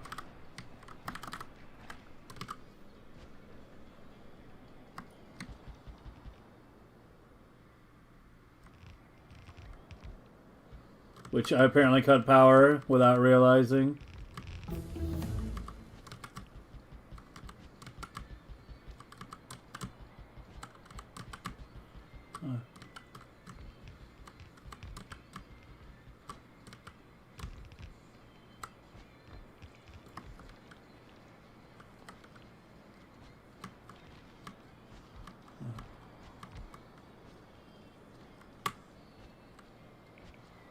Oh, whatever I did, I hooked up power again. Okay, more undergrounds. More undergrounds, more seeds. Come on, bots, hurry up. And don't forget to hit.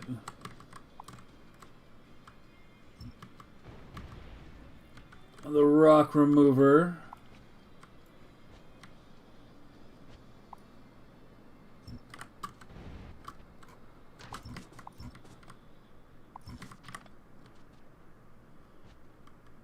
Okay, so that's a pretty big block. That's probably the biggest block we've deployed so far. Can't make it much bigger than that without hitting the limit. Might have to super speed the wood processor on that one. I should probably go ahead and do it preemptively.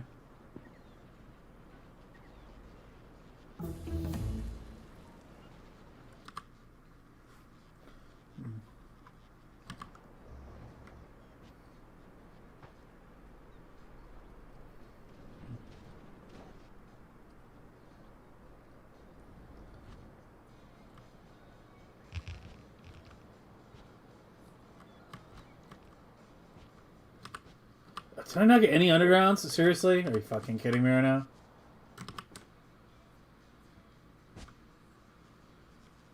There's over 1,000 in the network. Bring me, please.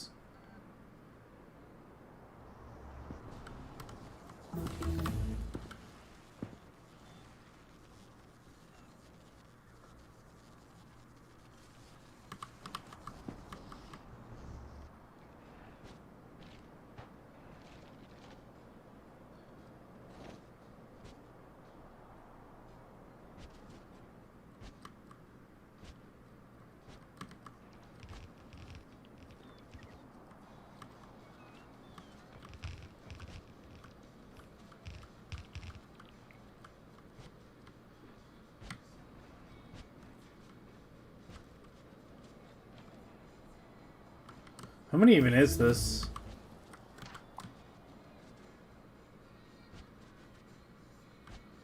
It's 22. Times like...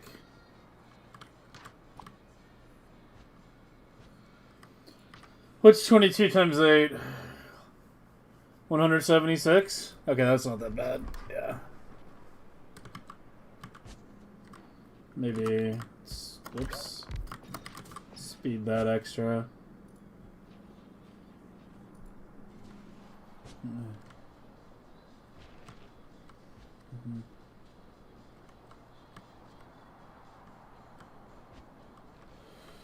Alright, just more seeds now.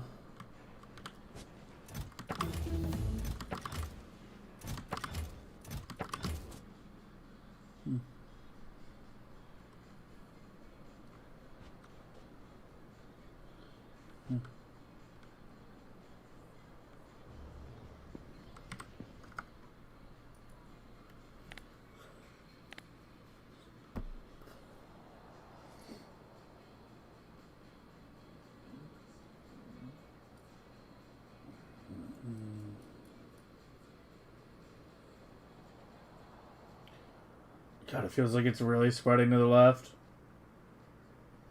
I'm kind of keeping an eye down here to see if it passes these greens. I'm worried about that too. I'm going to extend this as well.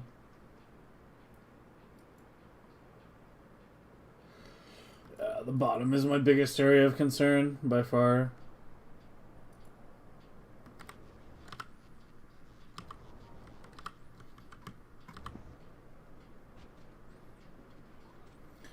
Was the demo any good? My final verdict on it is that it's probably like the most 3 out of 5 game I've ever played. It's not bad, it's not great, it's not enthralling, but it's not boring. You know, it's just a solid, like, it's alright. I did wind up deciding to go ahead and buy it. Because, you know, it's almost only 17 bucks. So we'll play it at some point. But it did only launch to like 2,000 players, and is already down to like 1,000 players, you know, like a week and a half after launch. So I don't think it's... I think it's, you know, not going to be a big success. It has a very high, like, learning curve in terms of just how convoluted it is to do basic things.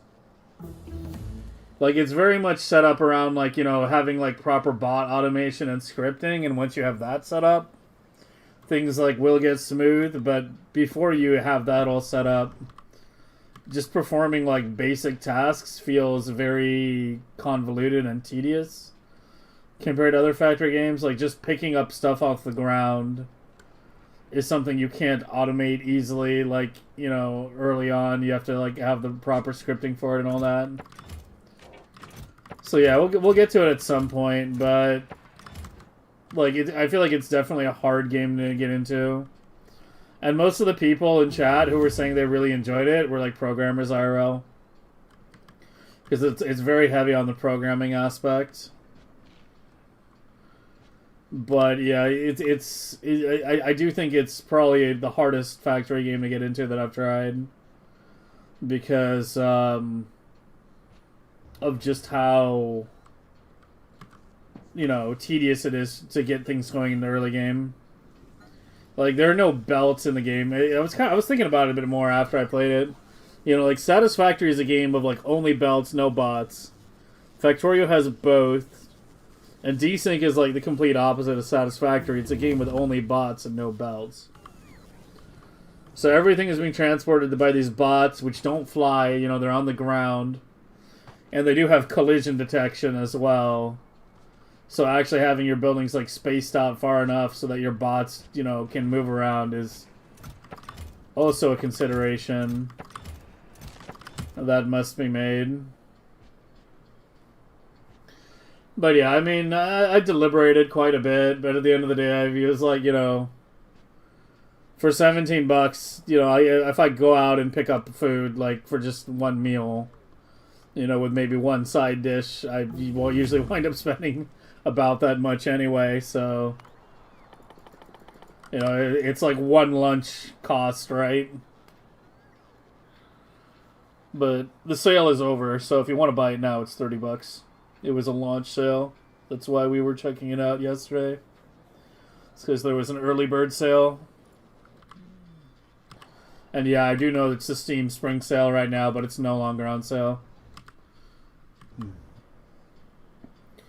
So yeah, my verdict is that, like, get it only if you're, like, super into factory games and you're willing to put in, you know, more work than other factory games in order to get the basics going. Yeah, I did wind up caving and getting it after a lot of deliberation. Which game? Desync.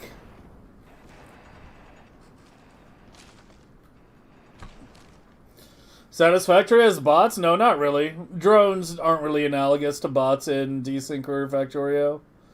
Drones in Satisfactory are something you use, like, very sparingly when you need a very small amount of material transported, like, a distance that's very annoying to do conventional transport across, usually because of, like, rough terrain and stuff.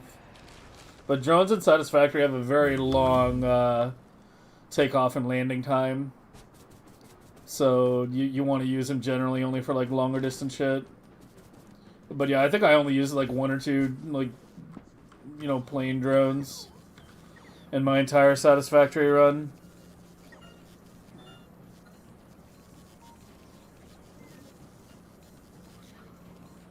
They're closer to trains without rails? What, in Satisfactory? Yeah, in the way they're set up, yeah.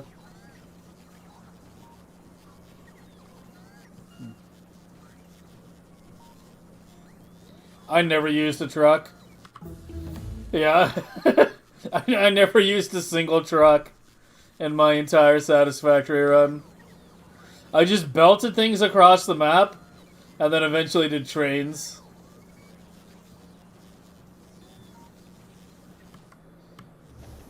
But yeah, I'm not afraid to belt things across maps.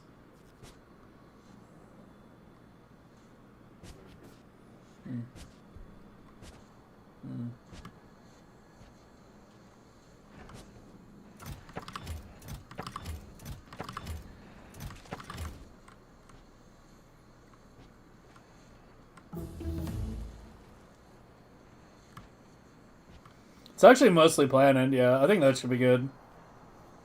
The rest still get handled automatically. I'm gonna go out to the water up here. This area is definitely an area that needs to be well mitigated.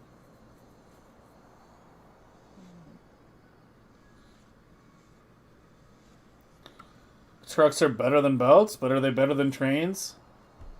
I feel like they compete with trains more than anything else. There will be trains on invisible tracks. Okay. Why not make all those belts underground? What, this? You want my glorious river of science to be invisible? You want to see just a bunch of undergrounds? Instead of 32 fucking belts of red and green science? Is that what you really want? I don't think that's what you really want.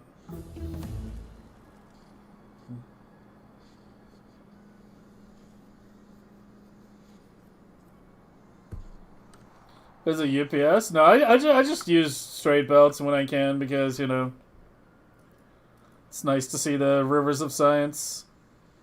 I did some undergrounds here with the old tree system, but the old tree system is currently being dismantled in favor of the new tree system.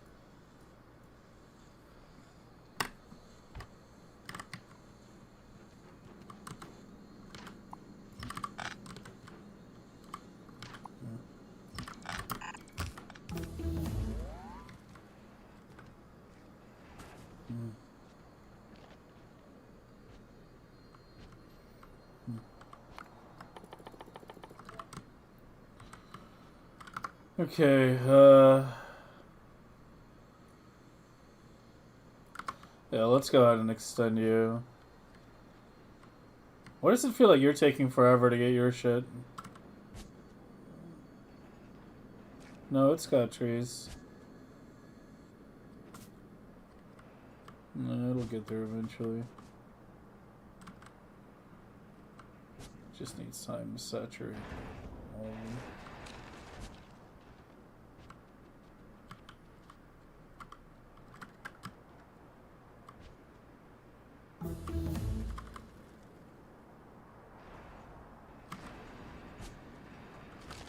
Dude, it's so easy to misalign those inserters if you're not careful.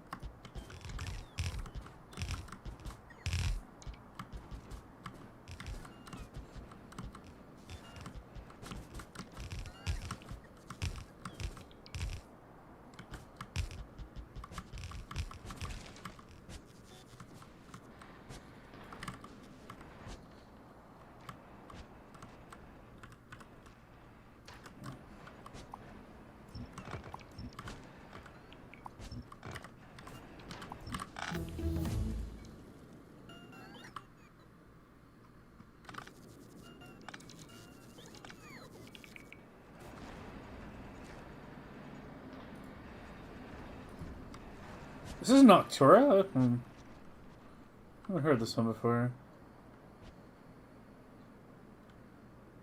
I feel like the only song I know by them is the fucking Gone Away cover.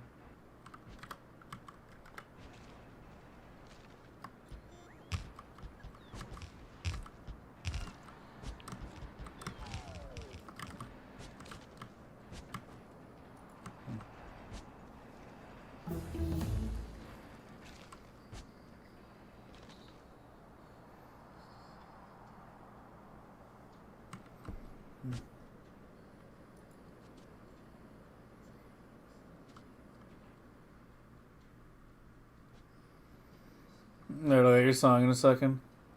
They did not drive on the path? Yeah, I think that's the reason why I didn't do trucks in Satisfactory. If I remember correctly.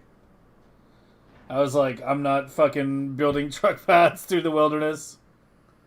Just fucking belt. Like, I don't know why you do early game trucks instead of just belting things. Like, if you're gonna make a path through the wilderness, you could just belt it instead, right?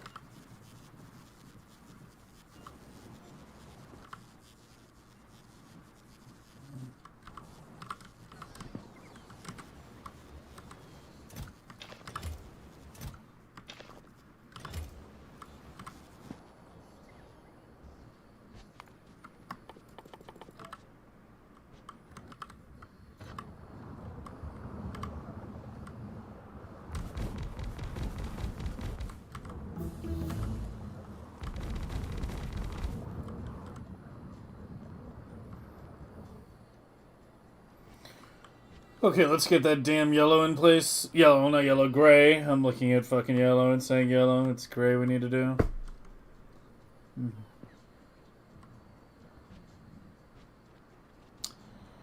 Okay, unfortunately, we still need to use silo mining. I really wish we didn't, but...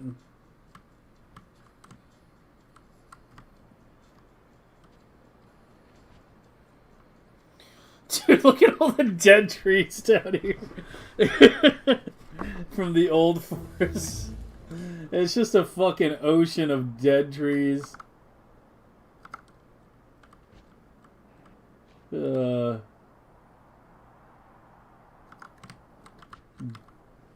let me do your song request.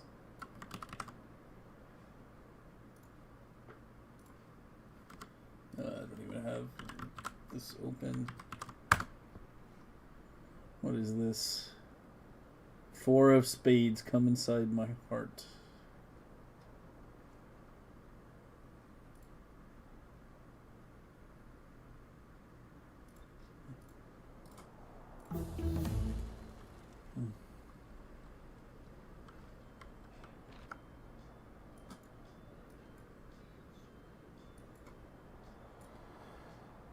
Let's go extend this.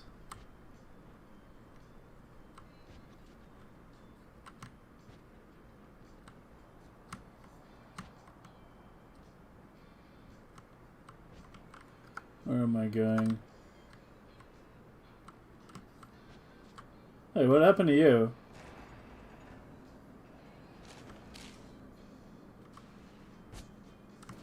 You got placed backward. Yep.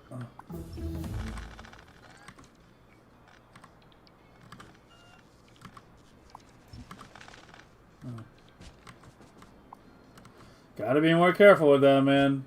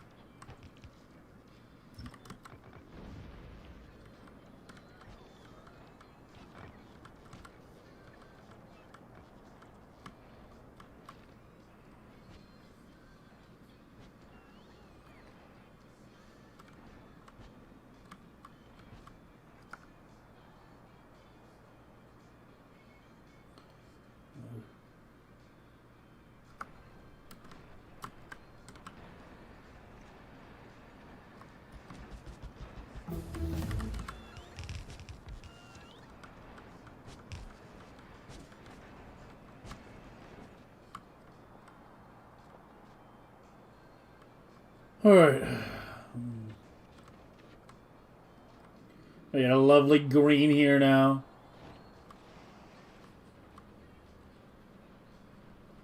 What are they gonna get lights in the blue science?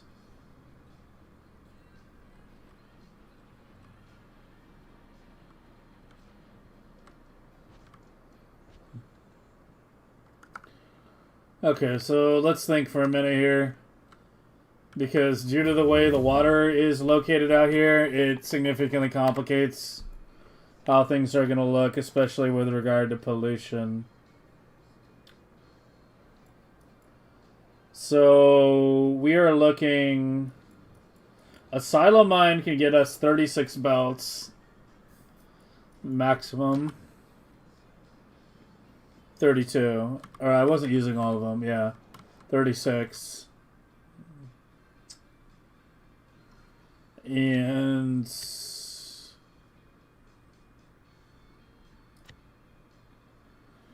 You needed what? Like... 1, 2, 3, 4, 5, 6, 7, 8.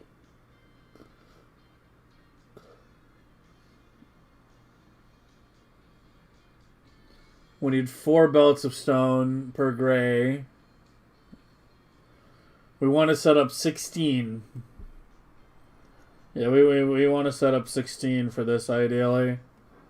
I know that yellow and purple were only set up as 8, but we have red, green, and blue set up at 16. What the fuck is that bell, man?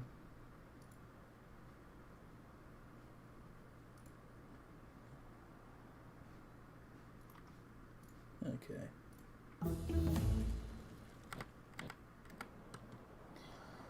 Okay, so we need 16 times 4 belts in is going to be 64. So we do need 2 silo mining setups on 2 stone patches, which is going to be these 2. And we've learned to build on top of water as much as possible. I'm kind of thinking of going vertically.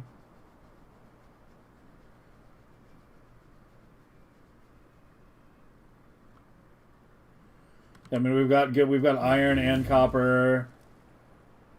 Did you even need copper? Did gray even need copper? It does. It does. Red ammo, right? Yeah. Yeah. That's the only thing, though, isn't it? Yeah, it needs very little copper.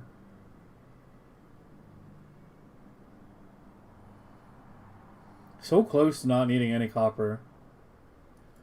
Like, literally, if you took red ammo out of gray science recipe, it would be copperless.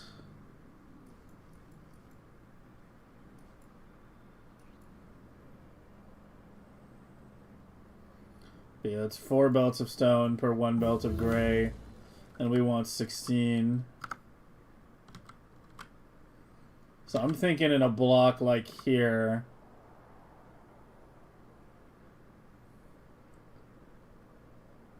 Probably as far to the right as we can reasonably make it.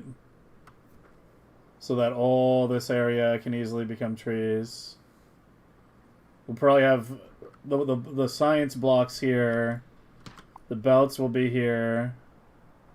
And then the tree line will go down like that. And then out like this. Making sure that all this is as covered as it can be. The gray input is here. That can very easily be moved up, though. Like, we could output... Yeah, we might do that, actually. Have the gray come out, go up, and then across. So that way there's a more coherent block of trees, because this is a big concern for pollution area. Let me get rid of the tree stuff now. And get the regular stuff.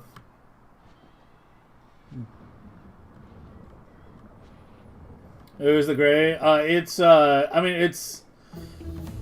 Andy finished it. I didn't do a gray blade. I was going to, and other people, you know, started working on them. And so this was Andy's builds. You know, a lot of these builds have, like, little bits of parts of everybody's. right? Like, because they get passed around. Like, what happens is someone makes one build, another person improves it, then another person improves it, then the original person improves it even more. So a lot of these builds are kind of like this hodgepodge of different designers. But I had no part in this one. I had no part. Just about all the other ones I had a pretty heavy part in. But yeah, the gray science they did basically without me at all. I haven't looked at it too heavily, so I'm not sure how much it can be improved. But yeah, this was Andy's. I don't know who he built off of, but a couple people were all working on them.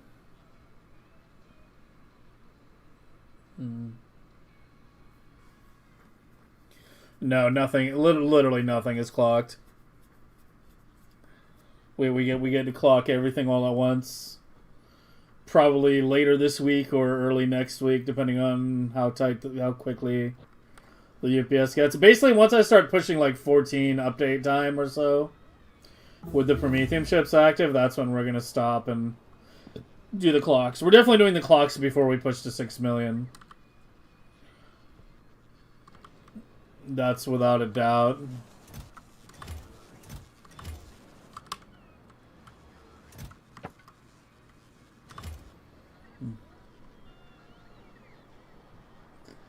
The one that is currently this one was mine. This is my old one from last year.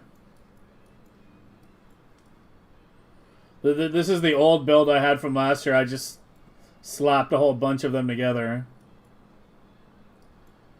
It's nowhere near the level of direct insert that we have this. Like, the 2026 blades are significant improvements over the old designs.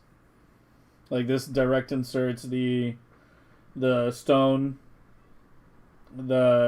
brick into the wall maker, then direct inserts the wall into the gray. Neither of those two things are happening here. This has no direct insert into the gray at all. And then we've got iron being DI'd into the nades. I didn't have that here. That was belted. DIing all into the... Basically lots of DI. We UPS tested this the other day, and it turned out pretty well, so... Yeah. Like, as a community, the 2026 blade designs we've been coming up with are significant jumps ahead of the 2025 ones. In terms of UPS efficiency.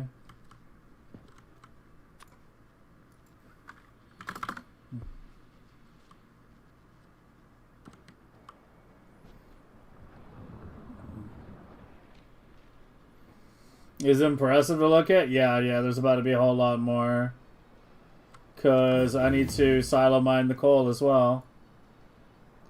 I think, I don't know, maybe I can get enough out of all 4 of these to not require it, but I don't know.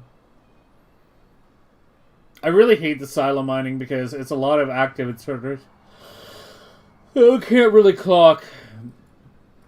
But unfortunately, you know, since we're on default settings, we're stuck with them. But don't worry, in Megabase 3, we'll be on juice settings. But right now, we're on Megabase 2.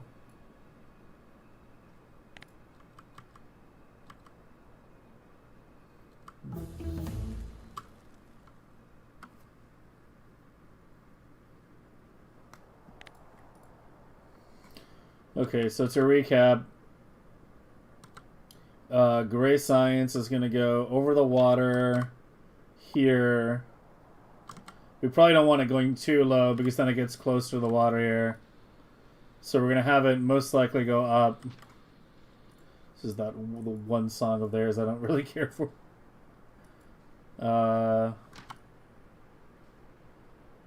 So we do it up here, 16 belts. We're going to have stone wrapping around. That belting is going to be rough. Especially with that coal patch right there. If I have to silo mine that. And this is here. This is going to have to go right down the edge. And then up and in. And then this comes around the back. And this feeds the other ones. These are easy. We just tap these two. We put trees on top of that copper. We don't need it. We have oil here, but I don't think we don't need any oil for gray. Yeah, it's just copper, iron, and stone coal. No oil required here.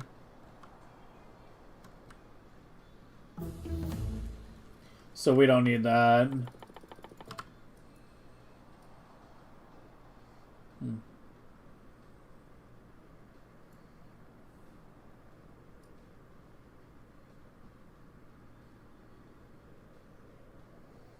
I could silo mine these two instead of these two. Like, do that one instead of that one. It would be a much longer belting, but it would be much easier. Because, like, yeah, I don't know, like, wrapping the belts around here. It's not a thin thing. Like, it's a very thick, you know, thing. If this is coming, like, here... it might work, actually. Be tight.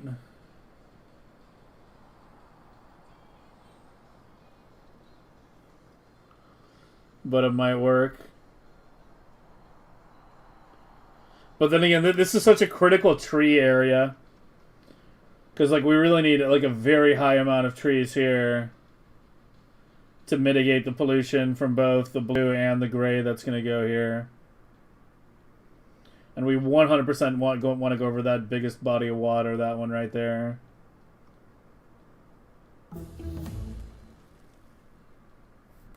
So it's like, you should picture it to be something like, you know, that.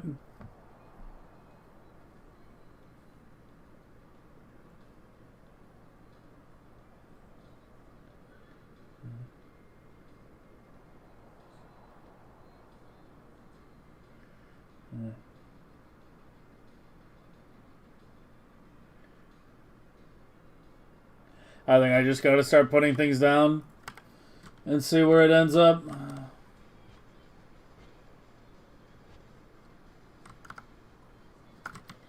Yeah, it's this lake. Okay, let's give it a save.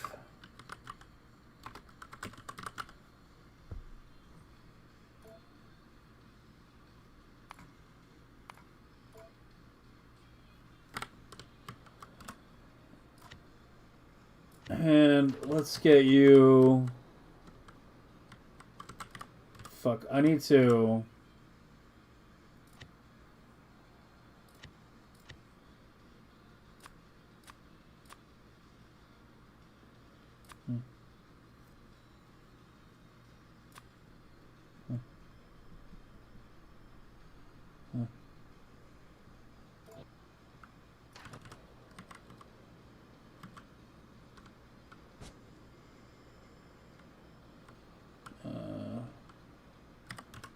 let me remove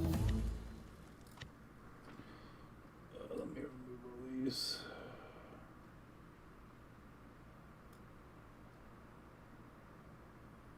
I'll just remove the entire top things.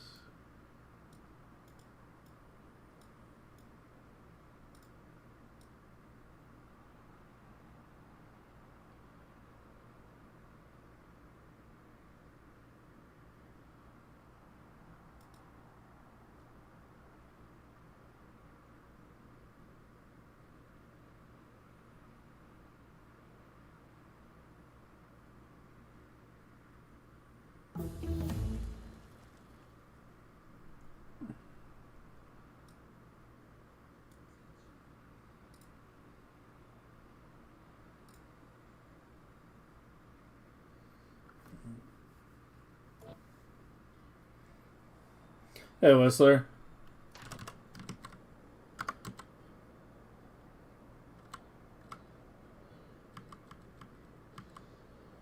Oh, this is going to be much taller than I'm thinking. Yeah, I don't want to go any further down here. Like, we need this for trees. So I don't want to go further down than, like, here, basically. Like, that's effectively the limit of where I want to build.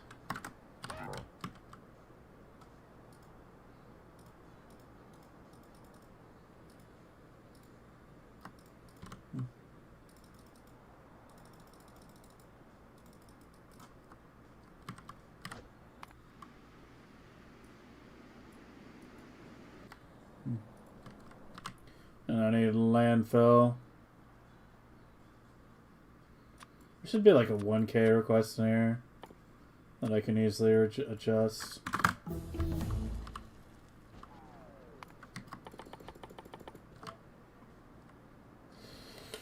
Oh, I'm gonna be so happy to finally get off mining prod, man. We've been on mining prod for like a week now. Maybe not a week, but a while. Ever since the 4 million scaling began, it's just been mining prod only.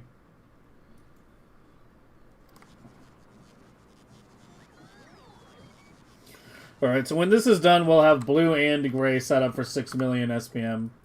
And red and green, so it's only purple and yellow that need to be further scaled, and those have other considerations. With yellow requiring a very large amount of copper and purple requiring a very large amount of stone.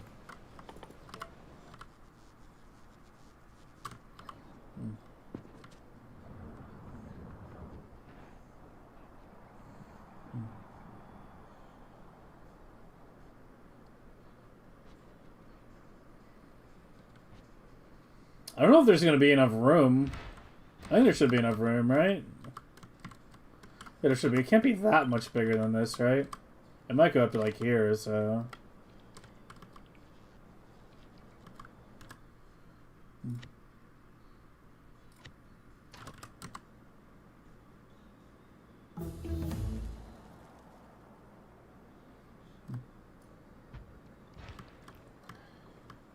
Okay, so that's 2, 4, 6, 8, 10, 12, 14, 16. Yeah, that's our gray science.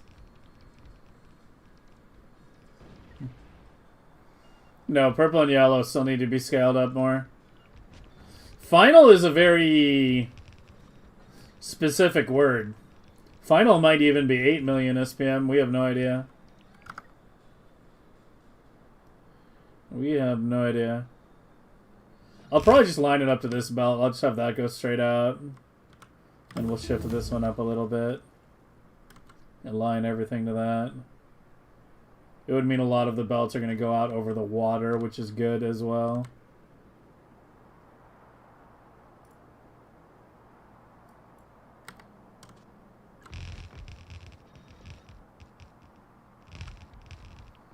My God. Yeah, I mean...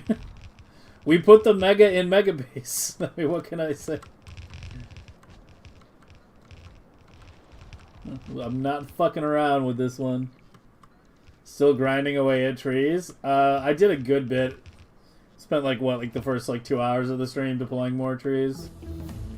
Did a lot up top. There's still bots on the interior, but pretty much all. If you look where the combs are, anywhere you see this comb power line configuration, that's all belted trees now. So yeah, the box configuration is where it's still botted trees. So it's really just the interior parts that need to be done, but yeah, the exterior has been converted. Working on gray science right now.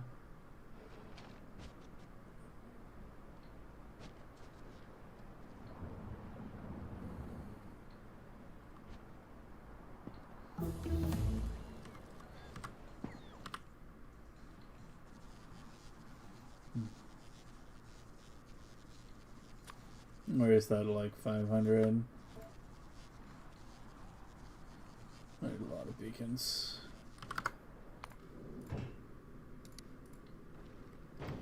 And you be in orbit with more supplies. I'm watching too much news. Are we on the right side or the wrong side? I mean, how could you possibly think we're on the right side? Like, they were all barking about how, like, oh, the Iranians are desperate for us to overthrow their government. Like, they just want to be bombed so bad. And I warned you guys that that was clearly all bullshit. You know, I did a longer stream on it, even. Now we're blowing up schools. We're blowing up oil refineries. Covering Tehran in fucking, like, you know, literal toxic smoke. Oh yeah, that's great for the people of Iran. They're absolutely gonna love us.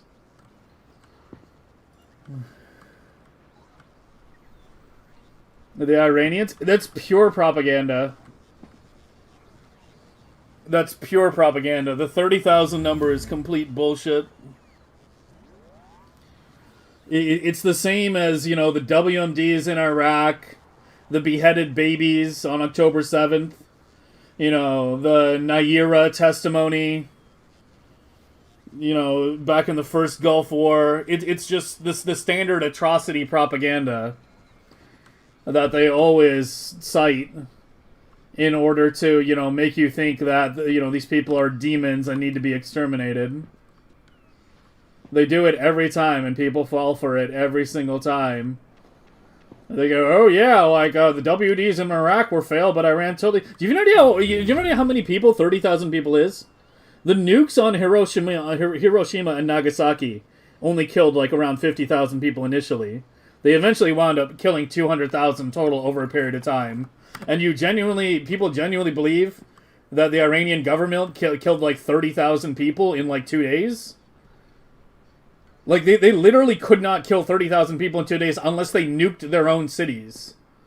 Do you have any idea how many people that is? Like, it's complete horseshit.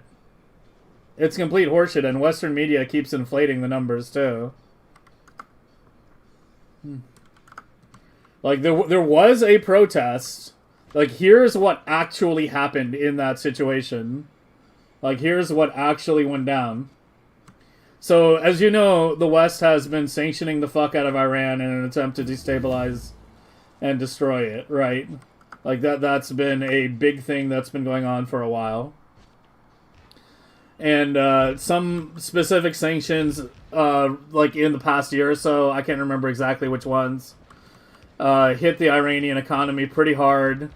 Their ability to buy things, the value of their currency was basically crashing, and they were experiencing inflation.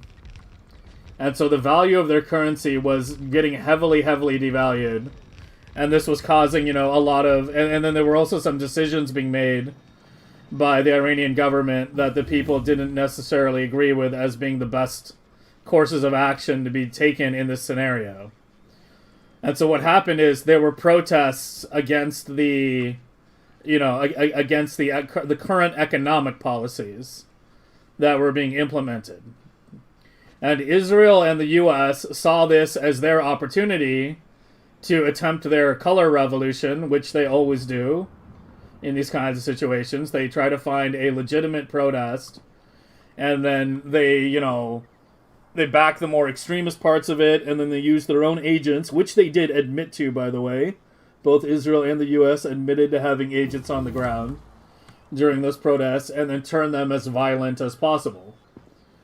And then once the protests turn violent, the government has no choice but to respond with violence. You demonize the government as, cracking down on these peaceful protesters.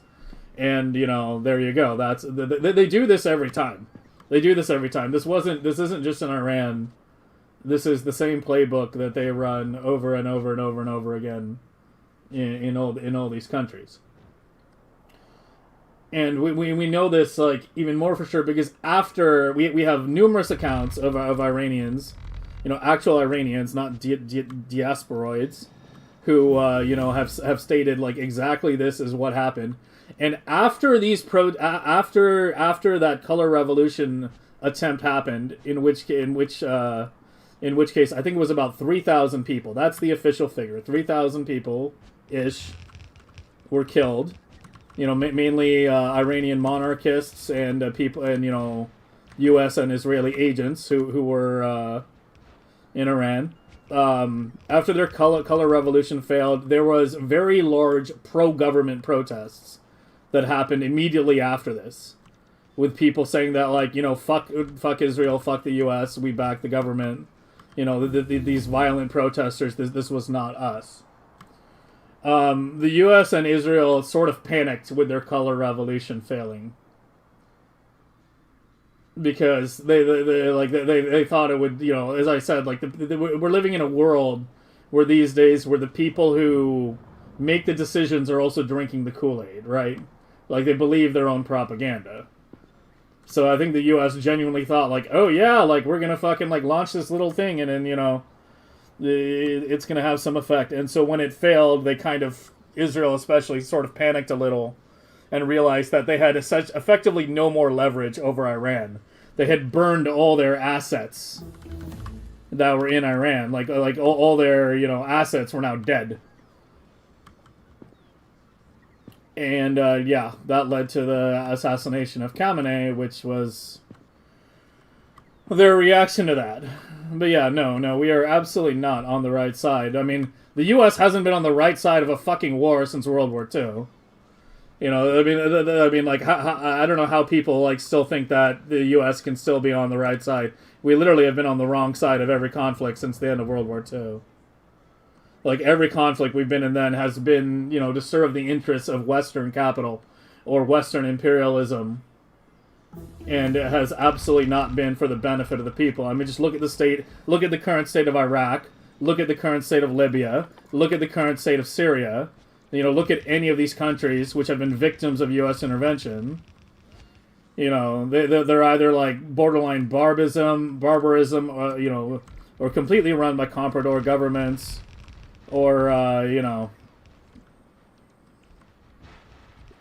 run by, monarchs and dictators, which are completely loyal to the U.S. and U.S. corporate interests.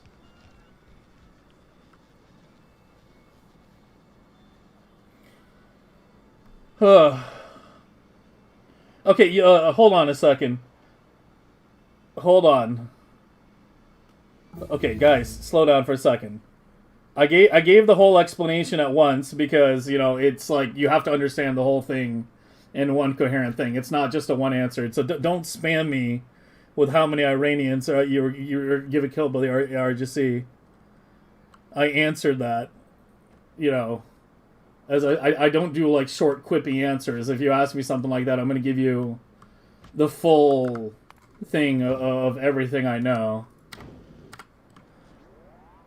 Now you're coping. Surely more bombs will fix everything. Yeah. Iran's a week away from the device. Yeah. 30,000 people is roughly 70% of your hometown. Yeah. I thought this was a Factorio stream. It's an everything stream. We're in unprecedented times right now. I realize that, like, a lot of this is kind of like escapism for a lot of people, but we do kind of pay attention to the broader happenings of things going on this channel, and we do talk about them. And we are in a bit of unprecedented times in terms of what's currently going on in the Middle East. This is easily the biggest conflict that we've ever seen, in a very, very long time in terms of what's actually going on there. And it can potentially get a lot worse depending on how Israel and the U.S. react, especially how Israel reacts to not achieving its current objectives. Like, there's some potentially very scary outcomes that can happen from what's going on there right now. Like, we're potentially closer to a nuclear weapon being deployed than we ever have been in human history. Like, I don't want to sound alarmist, but we're living in very, very, very concerning times right now.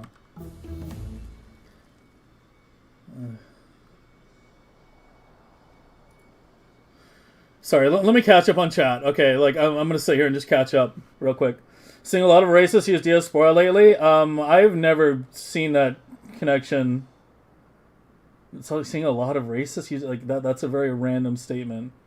When I'm talking about the diaspora is, I'm talking about it from a political perspective. The political rant has killed the YouTube stream too? What, killed my YouTube stream? I mean, I realize that not everybody is going to be interested in these kinds of discussions, and, that's fine. We don't have them very often. We have them maybe, like, once or twice a month. But that's fine if people want to, like, not tune in for it. Like, I can't stop them for that. But there's not a lot of streams on Twitch. There's a lot of discussion areas that you can actually, have... like, places where we just try to stick to the actual known facts and get through the propaganda. And that's what I try really hard to do here. But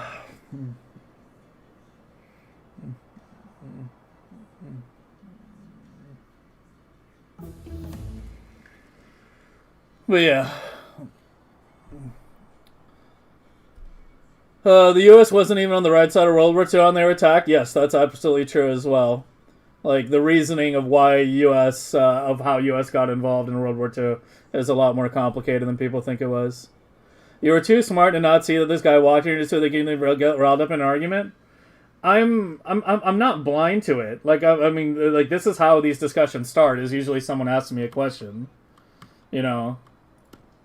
And if it's a question in good faith, like, I'm fine with answering it. I'm not interested in having an argument or, like, you know, a heated discussion. I'm just coolly reciting the facts that I'm aware of. You know? Like, it's fine. Like, if I had a problem with it, then I would have put an end to it.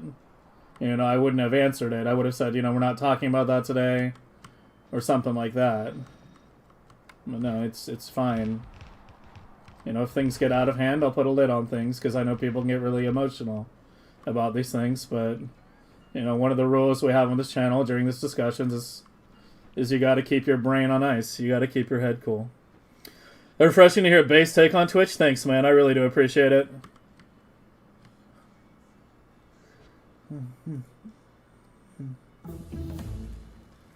Literally can't admit IRGC is bad?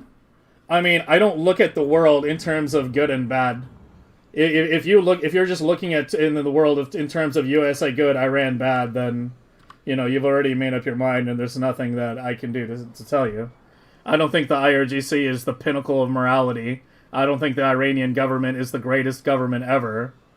But in the face of U.S. intervention and what the U.S. does to these countries, in the wake of it, there is no U.S. country that has benefited. There is no country that has benefited from American intervention, ever, not one.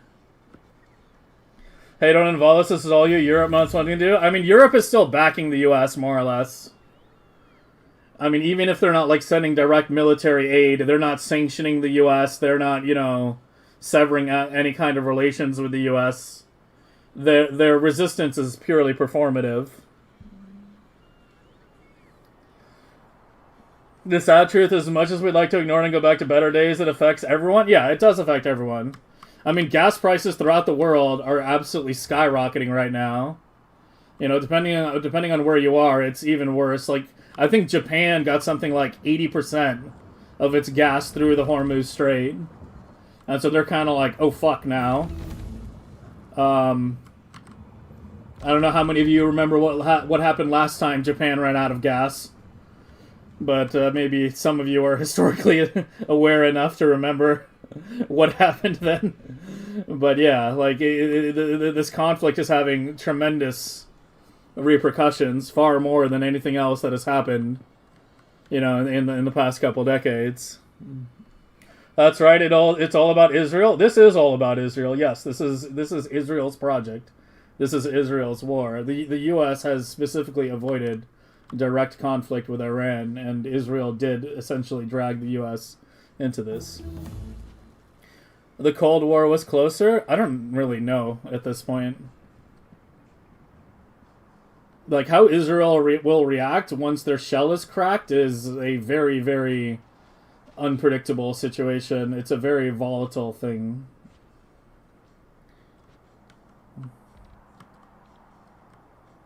Great excuse for Trump to lift all sanctions. Yeah.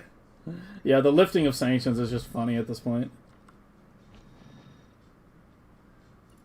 Are you suggesting the U.S. involvement in World War II was bad? No, I'm not suggesting it was bad. I'm just saying the U.S. joined World War II very late for a reason. It's not like the Nazis started rampaging across Europe and the U.S. was right there trying to stop them. The U.S. joined the war very, very late.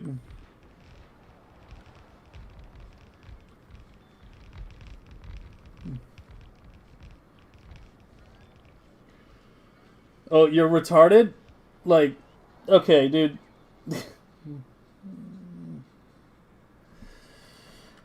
Yeah, you're not interested in good faith answers. Yeah, if that's your reaction right now, you're not interested in good faith answers. You merely just want to hear talking points that reinforce your point of view. In which case, I don't know why you're asking me.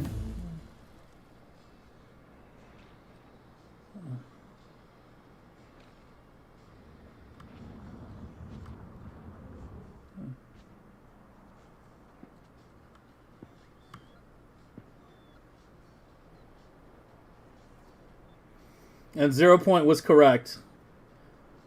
Like, I did not suggest that the U.S. involvement in World War II is bad, and you should listen more closely to what I'm saying. What did you just walk into? A brief Iran discussion.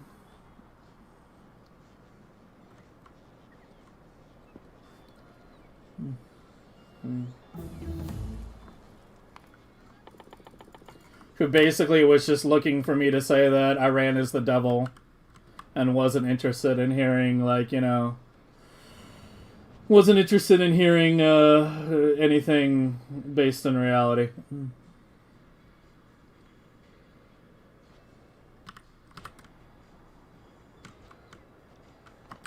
I missed a few out here.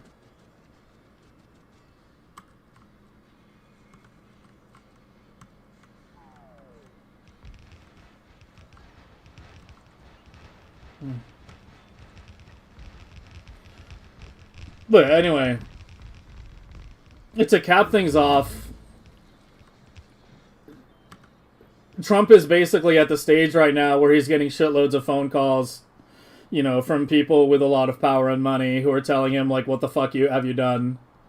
Which is why there's, like, this panicked, like, you know, they kind of don't know what to do. The scary part, as I said, revolves around Israel. Because Israel is has been essentially immune to its actions in the Middle East for a long time, thanks to American backing, and the military equipment that we supply them on a regular basis. They've essentially been immune to the consequences of their actions. Like, they've been warned many times by Iran, especially like with the 12-day war that happened last year, that, you know, if you keep pushing things, you know, Iran does have the capability to strike back.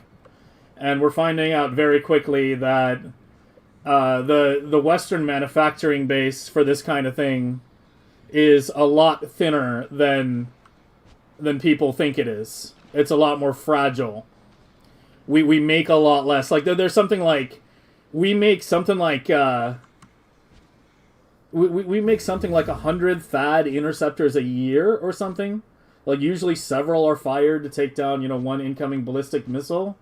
And Iran is making, like, literally hundreds of these per month. Like, the scale is just completely... Where the fuck are my electric furnaces? And how have I not gotten those? Here, just give me 100. Yeah, I keep running down here, and it's the one thing that's not getting placed. And so the scary part is what happens, you know, if Israel genuinely starts getting hammered. You know, are they going to back down, or are they going to do the unthinkable? You have to remember, like, it's essentially a fascist genocidal ethno-state built on the concept of, you know, of supremacy. Like, I'm very concerned for how things are going to play out should Iran hit Israel hard enough to really scare them. And there has been a huge block of information coming out of Israel for the past couple weeks. I don't know if you've noticed, but the amount of footage we've seen coming out of Israel has dropped precipitously. They're massively censoring everything. The footage that we have seen leak out has shown that they are getting hammered a lot more than they're letting on. There's a lot more missiles making it through to Israel than they're willing to admit right now. And this alone might just kind of sort of be the soft ending of Israel, because the thing is, like, a lot of people are just going to flee. A lot of these people, like, you know, once they realize, like, oh, you know, the people we've been playing hardball against are now playing hardball back at us. You know, a lot of these people are fleeing. There's already, like, you know, like pretty much a tsunami of people attempting to leave Israel and go back to the States or Europe or wherever they originally came from. And so, like, this might essentially be the beginning of a soft collapse, but that's, you know, obviously a bit speculative at this point.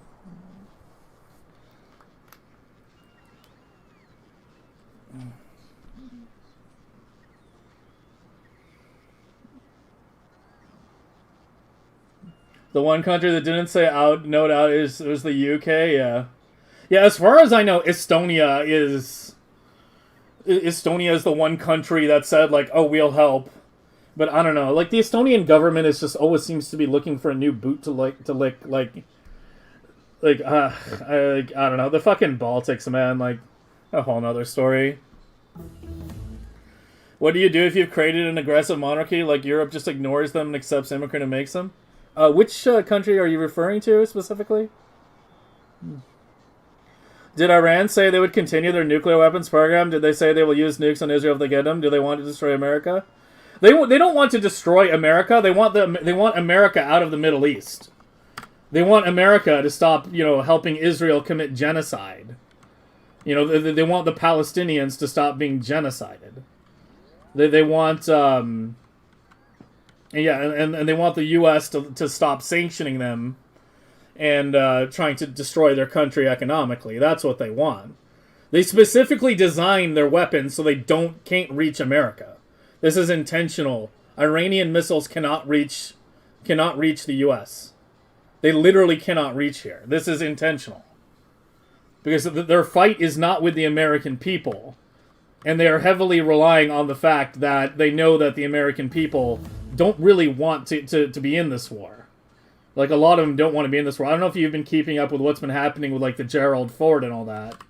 But basically, there's a good chance that all the laundry fires and everything that's been going on has been intentional sabotage by people, you know, on board the ship who just don't want to be there. Who are now, like, 10 months into a 6-month deployment, you know, being dragged into a conflict that they don't see a reason to be involved in. So there might be. I mean, it's speculative again, but there might be some soft sabotage going on there. But as far as how the Iranian nuclear weapons program goes, I genuinely thought that after the 12-day war, they would have fully started up their nuclear program full scale. I said, like, you know, if they weren't developing nuclear weapons at that point, then they 100% will be now. Like, that was my stance after the 12-day war. It was like, they absolutely are developing it now. Like, it's pretty clear that they're not going to be left alone by the West. They'll never be left alone. Because, you know, the West via Israel wants to dominate the Middle East, and Iran is the biggest obstacle of resistance toward that. And this has been a plan for a long time. Here, let me find a. This has been a plan for a very long time. This is not something recent.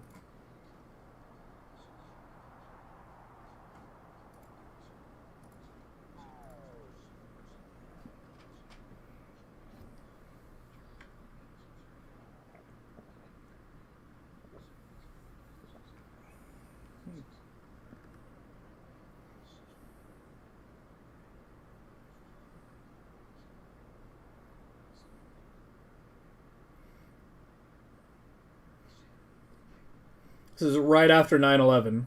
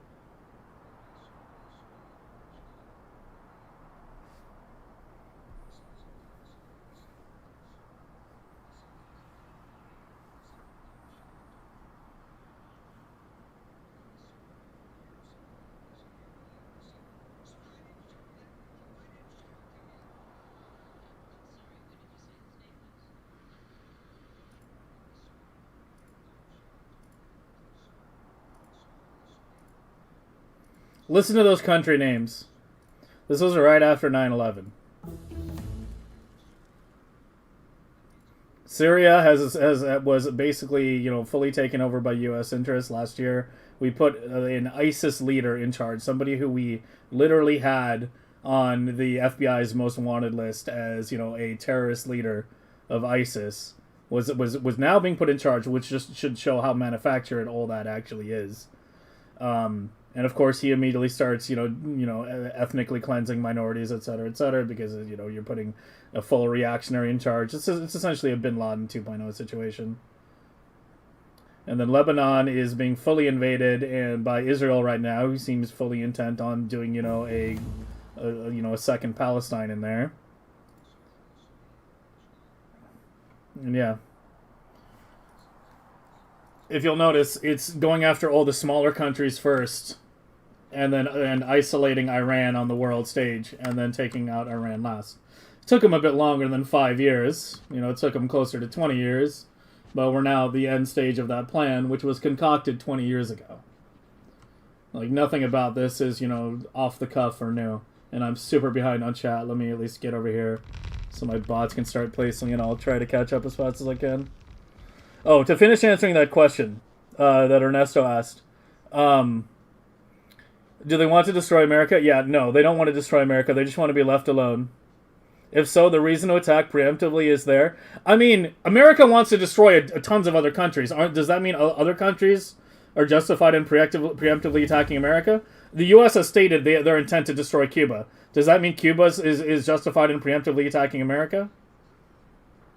Like, there is no such thing as a preemptive strike. It's an aggressive first strike. It is the initiation. It is the beginning. Well, let me catch up real quick. Sorry, I know I'm like way behind, but I'm trying to like actually give proper answers here to like important questions. This is existential to them? What, to Israel? It's existential to Iran. Israel is just reaping what they've sown.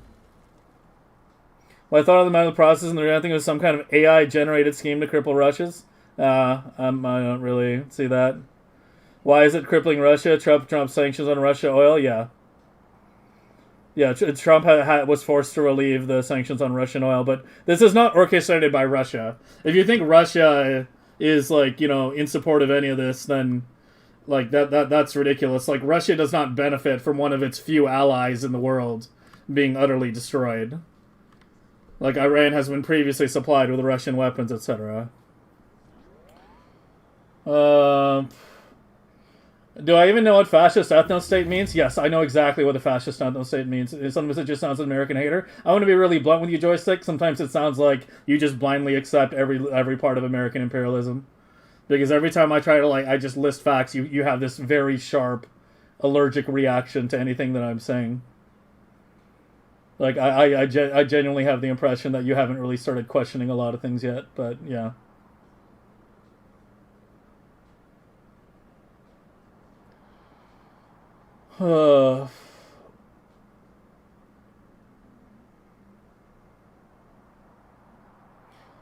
Stream fully derailed? You let the asshole win? No, dude, it's okay. I'm not talking to him. I'm talking to the people in chat who are actually interested in hearing this stuff. I'm talking to the people who actually, want to be informed. And we're not going to be talking about this all stream. I've kind of said the majority of what I wanted to say about this. It's good to do a recap every week or two, where we just kind of get fully caught up with what's going on and the reality of the situation on the ground.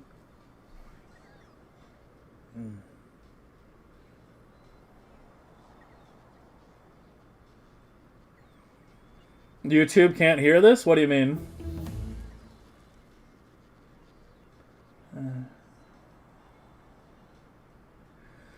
The U.S. can stand alone on this one? Yeah, and that's the best thing. I mean, well, if you wanted my opinion of what the best thing the Europeans can do, if they actually decided to grow spines, is they would sanction the U.S. They would sever, ties with the U.S. They would, maybe not kicking embassies out just yet. Although Spain did kick the Israeli Spain did kick the Israeli embassy out. The big W for Spain. They did just straight up kick the ambassador out. They said, yeah, we're severing ties. So big props to Spain on that one. But what's going on right now is very, very fucking incredibly serious.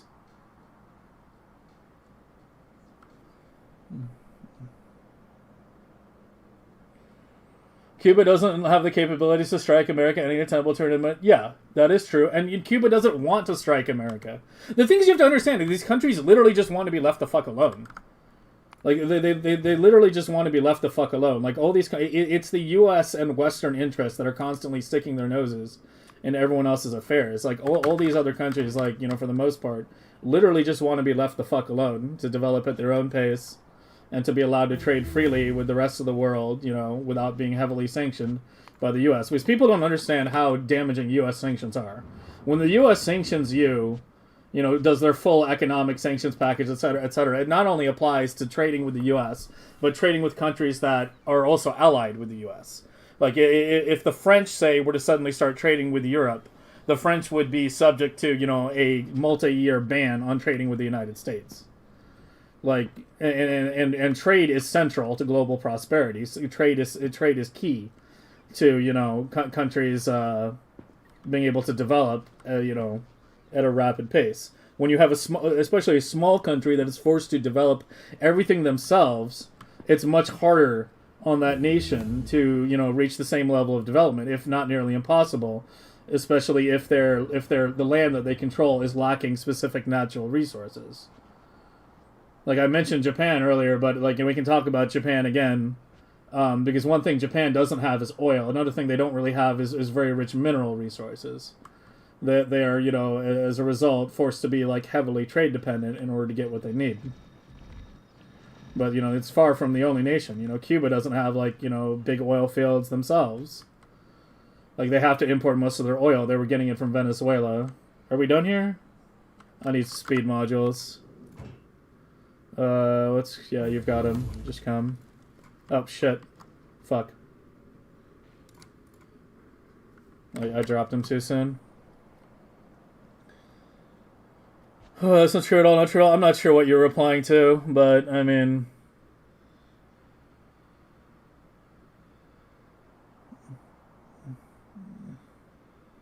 Why has the U.S. let Israel lobby politicians?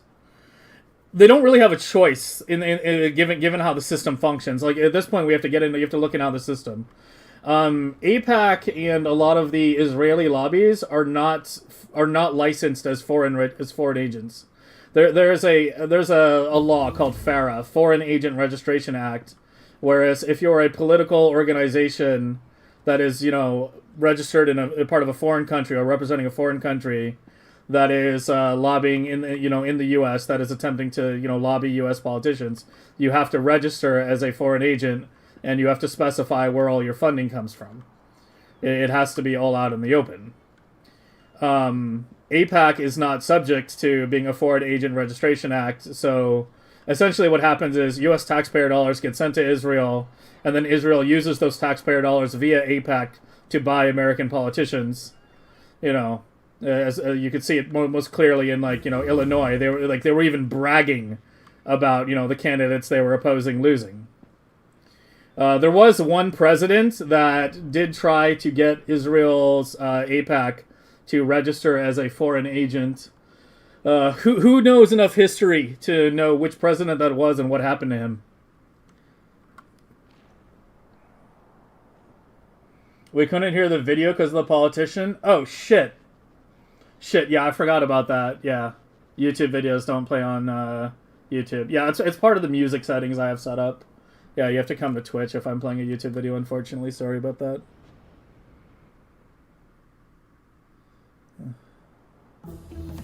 Could you imagine what happened if EU sanctioned the US? Well, yeah, I know it won't happen.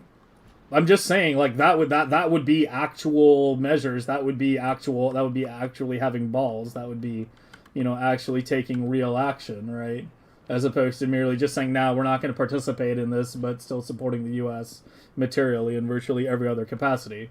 Like, countries like Australia are still flying their fucking, like, intelligence spy planes over Iran and giving information to the U.S. Like, the information connections is there. The Five Eyes is still there, even if they're not directly supplying military hardware.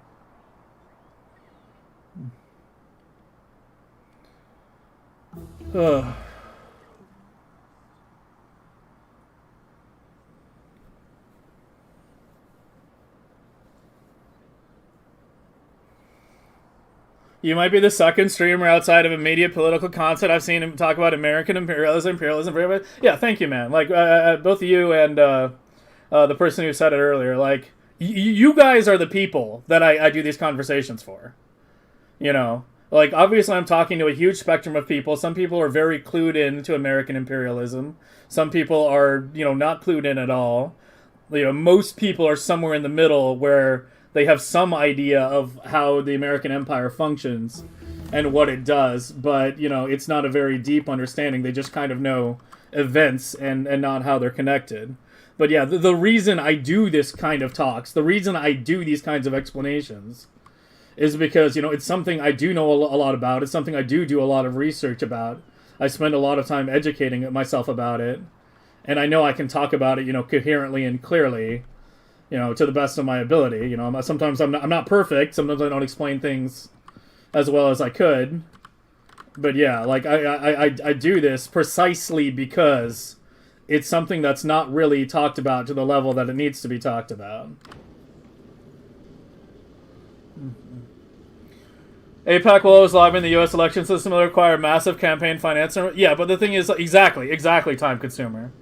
The system itself is not going to allow any campaign finance reform because the status quo is beneficial to how the system currently operates. I think the U.S. also wants to be left alone. The problem is the U.S. has too many interests. No. The U.S. doesn't want to be left alone. The U.S. is the one interfering with, just about every conflict that's happened, since the end of World War II. It's easier to make a list of conflicts that the U.S. had no part in than it is to make a list of conflicts that the U.S. had a part in.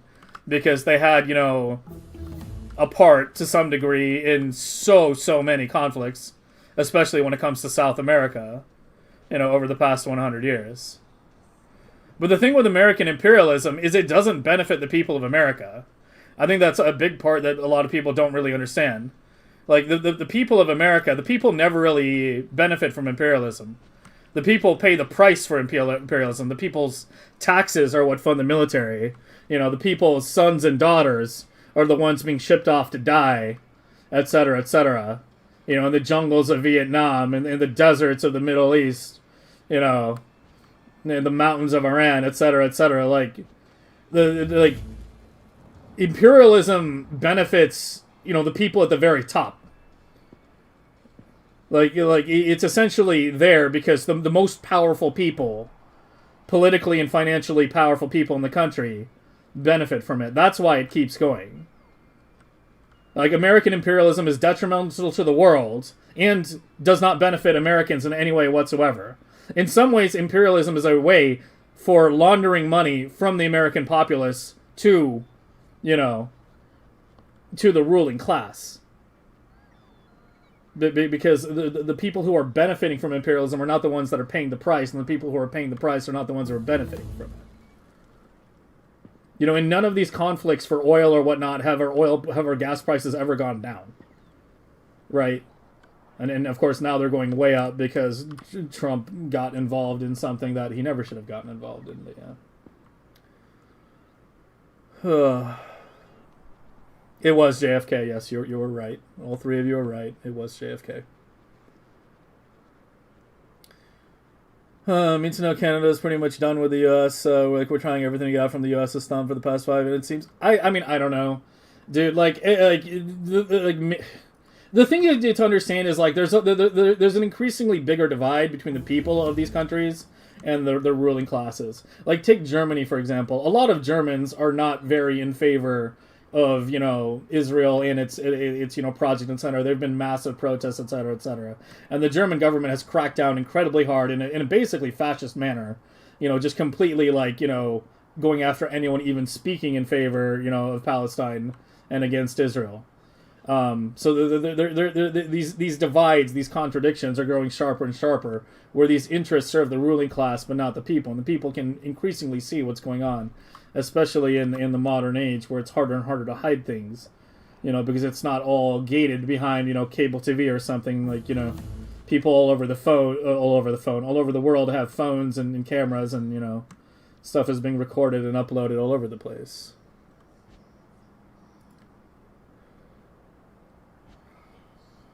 Do I live in the U.S.? Yes. Do I want the U.S. to succeed? I want the U.S. to succeed as a country. I don't want it to succeed as an imperial power. I want the U.S.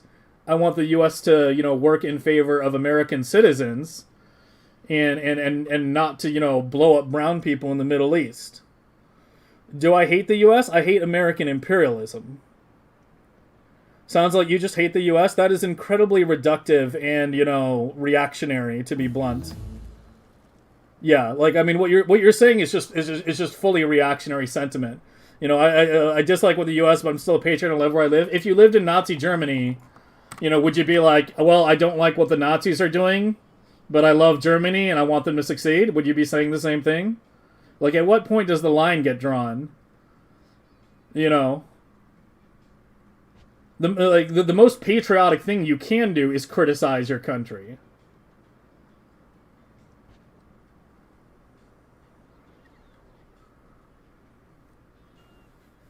And okay, Joystick, if you call 0 Point, 0 Point's been right in everything he's said to you, Joystick. So stop fighting with him, stop calling him a retard. Like, he's exactly right. Like, I am giving a very detailed explanation of how American imperialism functions, and your reaction is just like, you must hate America. Like, come on, man, grow up.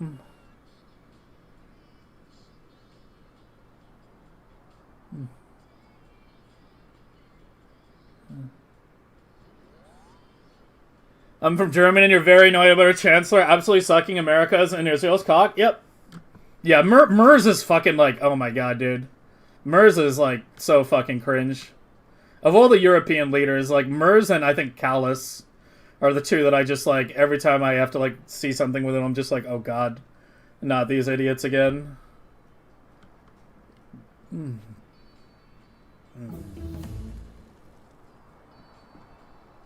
Okay, I've finally caught up on chat.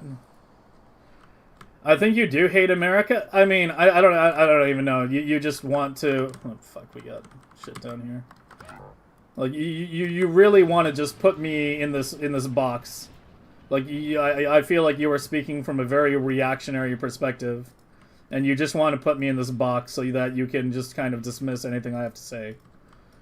Like I don't think you are very familiar with the functions of American imperialism at all. Like, I can recommend you a lot of books to read, or podcasts to listen to, or YouTubes to watch, like, whatever, like, pick your content, and I can give you recommendations so that you can learn more. But if your reaction to everything that I'm saying right now is like, oh yeah, you don't support America basically destroying another country, means you hate the country, is probably the most reactionary sentiment, that you could possibly have. Okay, we need to hook these bastards up. I need to clean up my map. I can't see shit right now. Okay, so the plan was to have you go just, straight, and then we'll move you up and have you all connect there. Have all the belts around here. Yeah, let's do the output belts first, I think.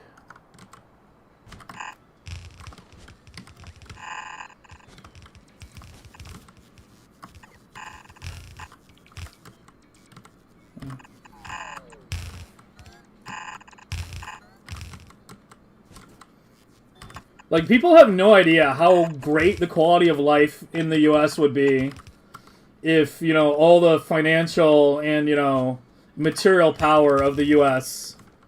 was used to benefit American citizens.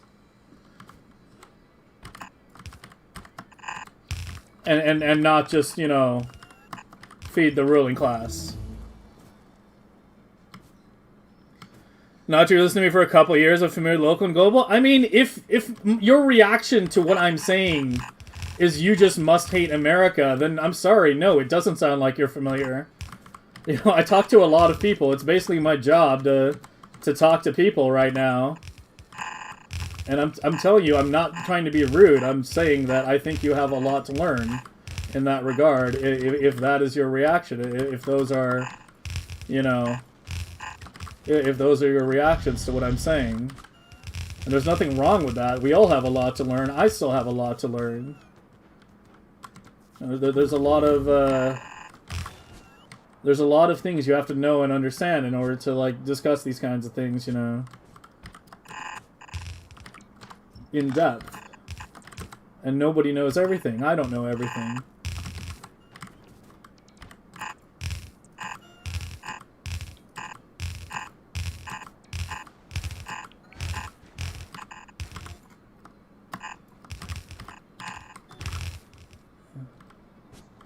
I think you have a very simplistic view of things. Oh, sorry, I thought you were replying to me.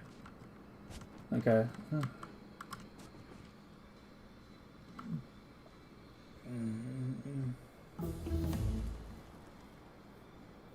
Hobbit hates the part of America that tries to control the world rather than let them organize for themselves.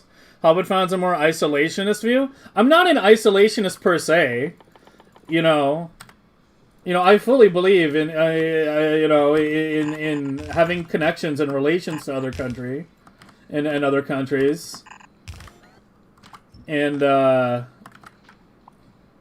you know, different nations being allowed to develop their economy in ways that benefit them most. I'm not an isolationist in the sense that we should, you know, just hunker down and completely ignore everything else. I'm against American imperialism specifically. I am an anti-imperialist. I'm opposed to American imperialism on a very fundamental level because it destabilizes the world, you know, creates tons of enemies abroad, you know, often leads to just straight up blowback, such as, you know, 9/11 and shit like that. You know, because we go and destroy these people's lives, and then at some point they strike back at us,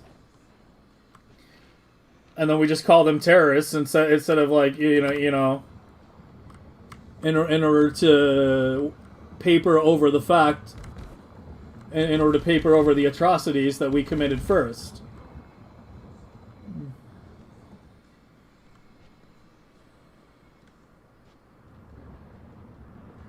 I mean, you yourself were telling me the other day, Joystick, you thought it's top versus bottom. You were talking to me the other day. You were saying, like, you know, I don't think it's left versus right. I think it's top versus bottom. And then this is exactly what I'm trying to, you know, articulate on. You know, when I'm talking about imperialism, it's what I'm trying to expand on. You know, imperialism does not benefit the people at the bottom. It benefits the people at the top.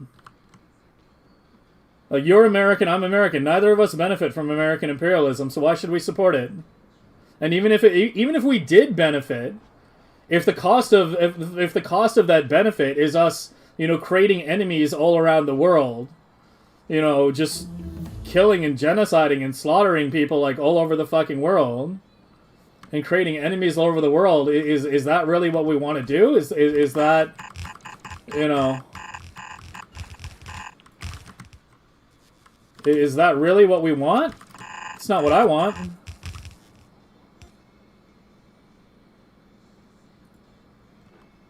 Quality of life in America when we back to Americans? Yeah. Imagine having, like, proper high-speed trains. Imagine having proper, you know, properly funded public education for everybody. Imagine, you know, imagine healthcare for everybody that's properly funded. You know, imagine houses actually being built to live in and not for speculation. Like, Trump literally straight up out and said that, you know, the housing market is essentially for investing. And he's not going to do anything that disrupts, you know, the value of people's houses. Because you know, it's the investments. The investments mainly being held by corporate interests at this point. You know, BlackRock, etc.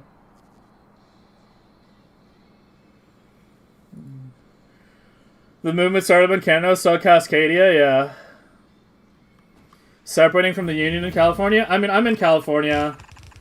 I would love the idea of separating from the Union, but it's just never going to happen. Like, it is a bit of a pipe dream. It's a fun pipe dream. You know, it's a nice little fantasy, but I don't think there's any real material reality of that happening. It will never be allowed to happen.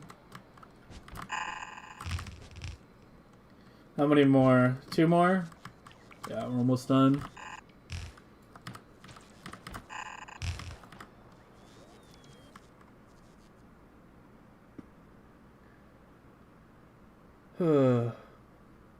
Dude, stop calling him a retard. Like, every time.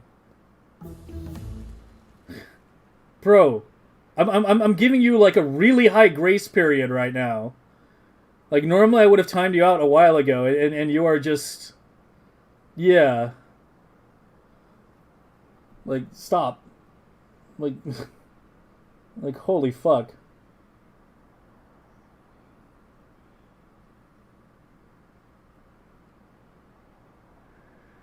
The word is fine. The way you keep using it, you know...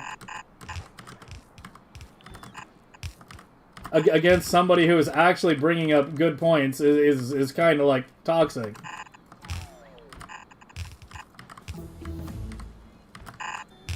Like, you're kind of in danger of violating Rule 1 of these political discussions, which is you have to have a cool head and you have to be respectful.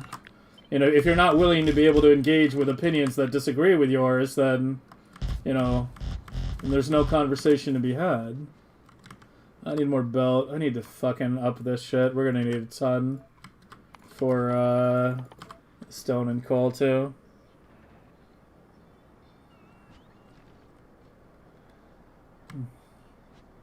Someone like Marissa wasn't a be there for rumors? Like, I don't know. Like, I'm...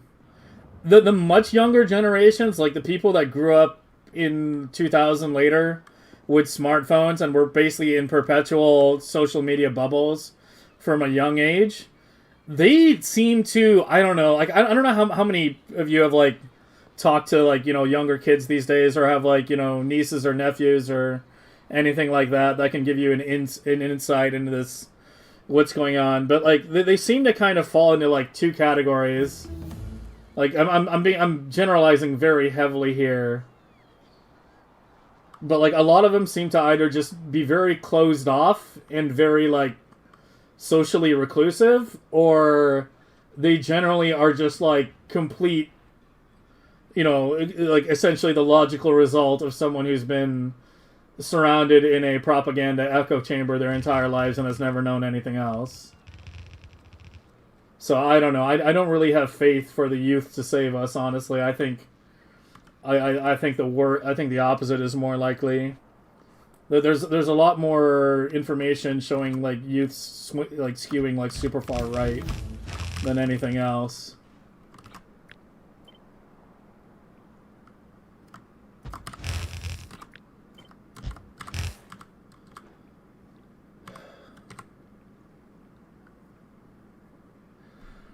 Alright, dude, take a week off. Like, I literally have given you I've given you a lot of grace. I'm sorry you had to deal with that 0 point. But, yeah, I mean...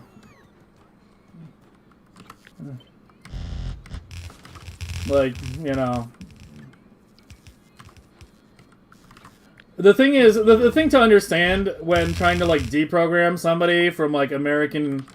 From like, the, you know, the American propaganda sphere, the whole, like, imperialism thing, is you can't, like, deprogram someone who hasn't started to really see the cracks, right? Like, if someone hasn't seen the contradictions, if someone hasn't, like, you know, can't see the cracks, then there's nothing you can really tell them, right?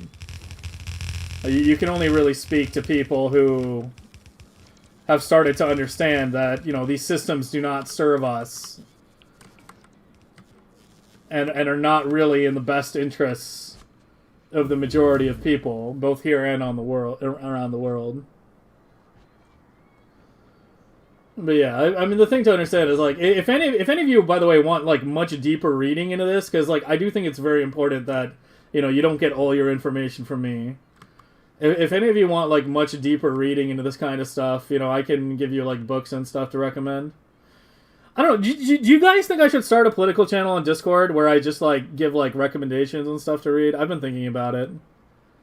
It would probably be like an invite only thing where like you have to request. I don't want it to be like publicly visible to like people that just randomly join the Discord for Factorio blueprints, but it's something that like, you know, I would probably put on an invite only basis for people who are actually interested in learning. You know, you have to like DM me to get an invite, but like, you know, I can start listing like books and shit like crazy. And lots of stuff to read, etc. That is...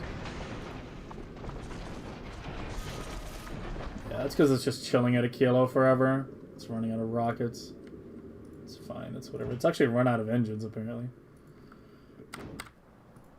That's fine. Unless it starts taking serious damage, it's fine. It's going to be running again pretty soon. Once they resort that kind of rhetoric, yeah.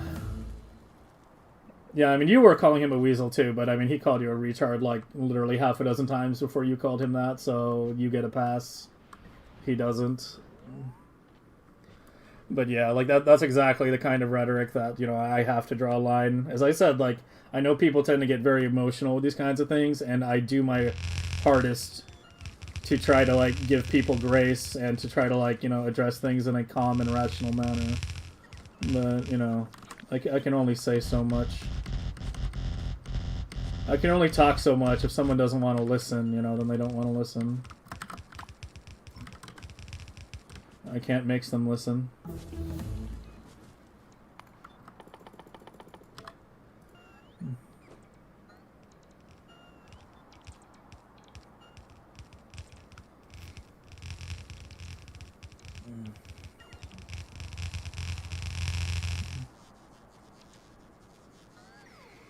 Yeah. Yeah, I mean, he basically walked in and asked the big question. Like, he walked in and asked the big question. And then, you know, as I was saying, like, you know, I mean, that's generally how political discussions start here. Somebody asks me about what's going on, and that's fine. That's fine. That's how most discussions start. Like, I don't have a problem with that.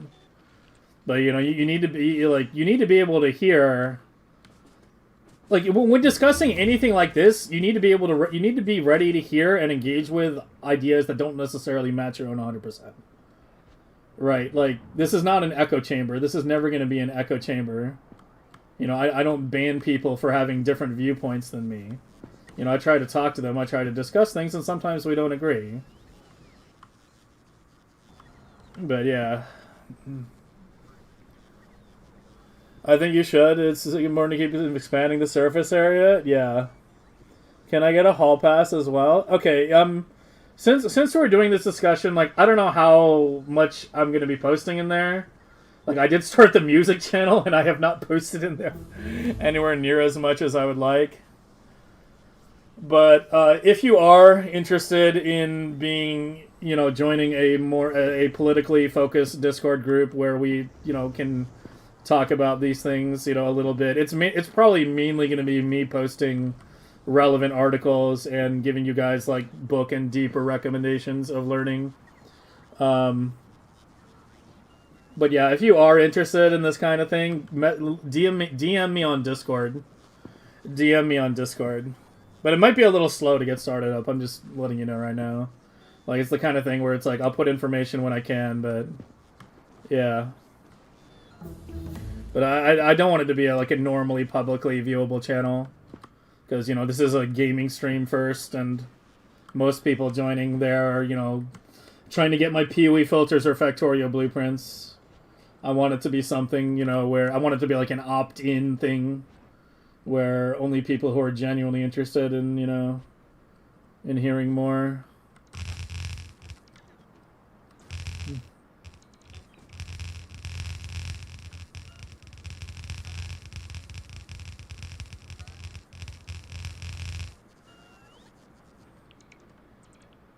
It was very much, yeah, I mean, I don't know. I'm not interested in throwing mud on somebody who's no longer, you know, who can't respond in chat. You know, like, he crossed the line multiple times. I warned him. He got timed out again. It's, you know, that's that.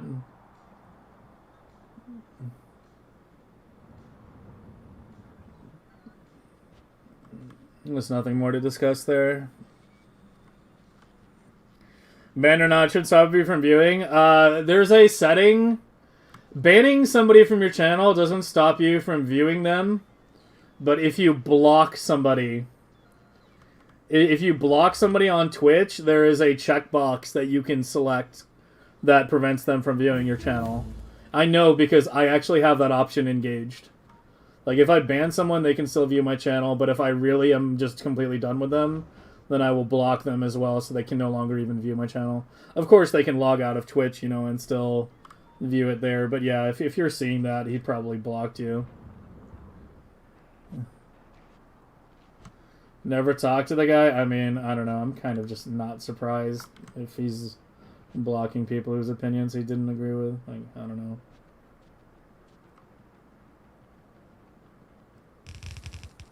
Where's my belt? I've gone up and down like 3 fucking times. Oh my god. I need more belt, man. I'm just sitting here waiting for belt. Just going back, yeah. Incognito? Yeah, he did what I said. Yeah. The German youth is certainly far from perfect, but, and this is probably pretty biased, German boomers seem so utterly capable.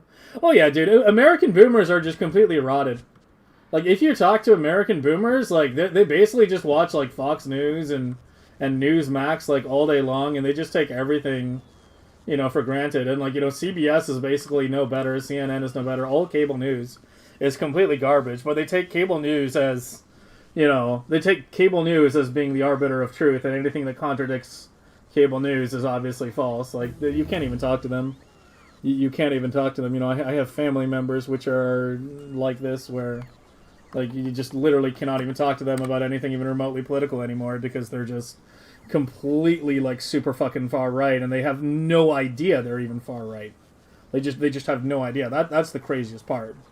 It'd be one thing if they acknowledged it, but they think they're, like, unbiased and, you know, fucking centrist or whatever the fuck. But yeah. You just don't see the youth being any worse? Yeah, I mean, we'll see. Yeah, I mean, they do seem to be aware of the current system is unsustainable. I mean, the current system is unsustainable. What we are witnessing right now across the Western world is the end of neoliberalism. And the end of neoliberal economic policies. You know, the failure of neoliberalism to substantially improve the material conditions of people, you know, in these nations, and to address the concerns raised by the populace. And so what's happening is you're seeing the neoliberalism bubble shrink, and people are shifting either right or left. And for those Americans out there who are, like, less familiar with these terms, neoliberalism is not the same as American liberalism. Liberals are neoliberals, but not all neoliberals are American-style liberals. Right? Like, liberalism in America refers to the American brand of neoliberalism specifically. But neoliberalism generally refers to the default political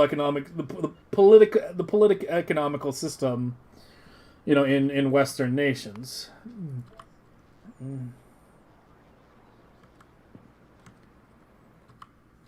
I need the belt. Yeah, I gotta wait here for the belt. It just causes hurt feelings. Yeah. Yeah, I mean, like, I tried briefly discussing Iran with a couple of these relatives, and they just straight up believe, like, you know, every bit of propaganda that's being, you know, spelled. Like, they're like, you know what I got told by one relative? Iran killed 600,000 people. That's where the number has come up to now. 600,000. the number just keeps magically increasing. You know, it's like all other American propaganda made up numbers. They just, you know, since it's made up to begin with, it just keeps magically fucking increasing. They just keep pulling numbers out of their asses. Yeah, 600K is what they cited. I'm just like, oh my god. Like, how do I even start with this?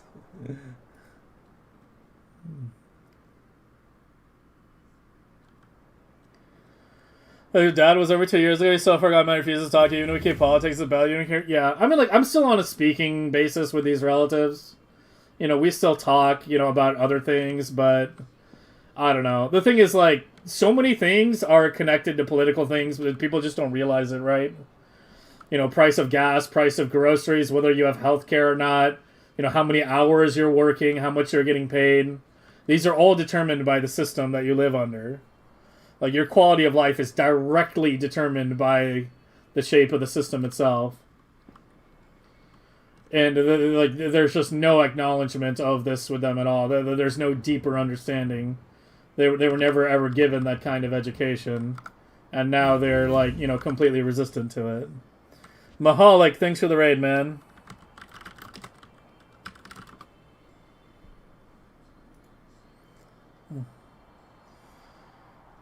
Between American neoliberals and other liberals, I mean, American liberal, like, you know, it's like this. Like, you know, this is neoliberalism, and then American liberalism is like here, right? The American liberalism bubble is fully contained within the larger bubble of neoliberalism in general. But yeah, like when I speak about liberalism on this channel, I am specifically referring to neoliberalism in general. Like, I'm rarely ever talking specifically about American, you know, liberalism and American Democrats. Had a bid today where one of their guests said 800K? Yeah. Yeah, and the relative I'm talking about just watches nothing but Fox News. And they're the one that gave me the 600K number. You know, first it was 30K, then 40K, then 50K, then 60K, then 100K, then 200K. Now it's like 300K, 600K, 800K. It's it's no basis in reality. There's zero evidence for it whatsoever. You know, yes, there was an incident. No, the numbers were nowhere near as high, and the fucking whole thing was a goddamn color revolution to begin with. The whole goddamn thing was a color revolution. It was a failed color revolution. So it's like...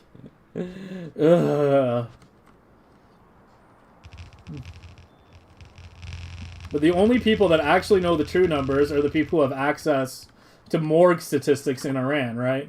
To hospital and morgue statistics.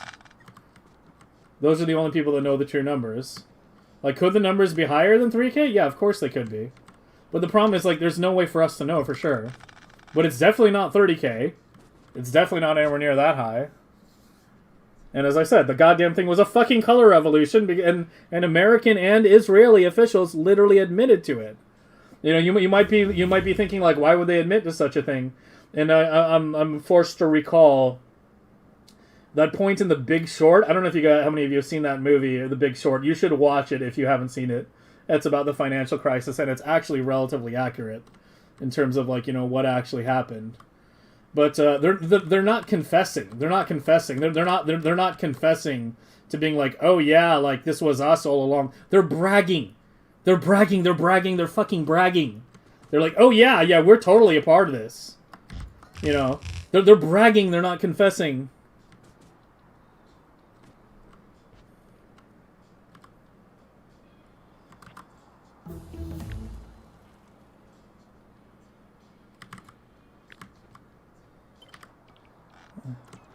Biters alert? Thank you. It's not much, though. It's all game theory? Kinda. I don't know. Like, the game theory just tries to explain a very small subset of how actors form. Like, game theory without economic and political understanding is just masturbation. Like, you have to, like, you can only apply game theory once you have a, you know, a material understanding of what's actually going on, right? Like, trying to just apply game theory in a vacuum. Who was it? It was Bean. It was you. Bean, you recommended me that game theory channel guy, right? Like, I tried watching a bit of it. And yeah, like, I had kind of that, you know, the response that, like, you know...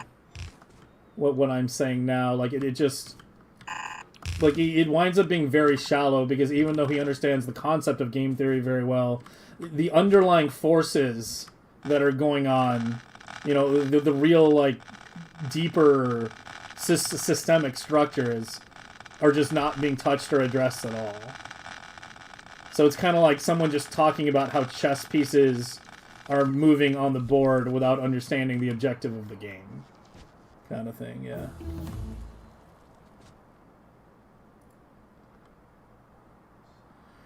Advanced game theory is applicable to political and economy. I mean, that's my point, though. That's what I'm trying to say. Is like game theory without an understanding of political theory can't understand anything. Game theory without a material understanding of the world can't explain anything. Like, it's something that is built on top of those understandings. You can't do it in a vacuum.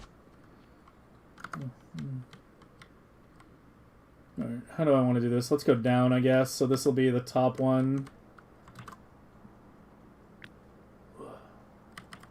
Do I want it down? Hold on, how are the trees going to look? Okay, the tree controller is going to be here. It's going to go straight down. So the trees are going to go out here, probably stopping about here. So wherever we do the thing, we want it to be as compact over here as possible so the trees can get in here. Yeah, and I'll probably just do a whole different block up there as well.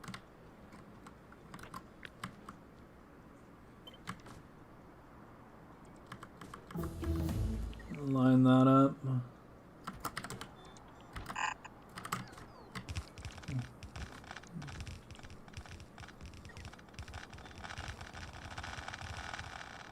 Everyone's just going to pull the blanket to the side? Yeah, everybody acts according to their material incentivizations. Like, this is not just a part of game theory. This is a part of... Like, this is my problem with game theory. Well-founded political theory essentially fully includes all aspects of game theory as a part of it. Like, game theory in itself, applied to politics, is trying to separate, you know, the actions from the motivations. Like, I mean, that's what I'm saying. Like, I mean, I don't know. Like, Bean recommended me, told me there was a game theory channel I should maybe check out a bit, and as I said, I checked it out, and that was basically my analysis of it, was that, you know, you have to look at the deeper machinations of what's going on. You can't just have a surface level understanding of where the pieces are. You have to understand how they got there to begin with. No one is architecting the grand design? Yes and no. Yes and no. The system as we have it emerged from the way the economic system is structured. But there are definitely actors who spend lots of money to keep the system the way it is. There is definitely a very, you know, concerted effort to ensure that the system stays as it is, and to continue to shape the system in ways that benefits, you know, the ruling class. You know, something like Citizens United, right? Like, that was, you know, that's clearly architected, right? You know, that didn't just happen randomly.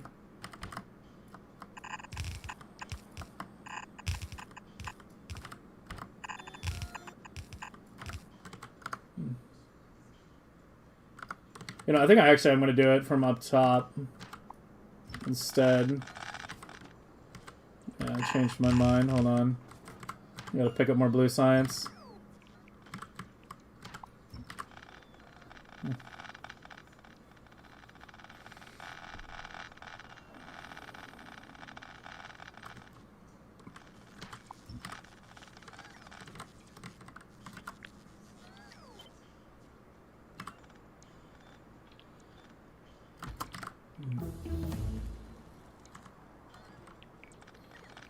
But yeah, at this point we're getting pretty heavily into, like, you know, we're starting to encroach on the subject of, you know, actual political theory, which is something that just doesn't really get taught at all.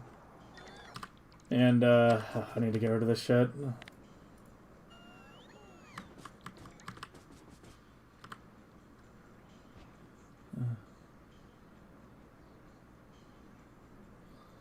But the important thing to understand is that people act according to their material conditions, right? You know, a starving person is incentivized to steal food, and in the same way, on the geopolitical scale, a nation that, say, has no iron is incentivized to either trade or conquer in order to get what it needs.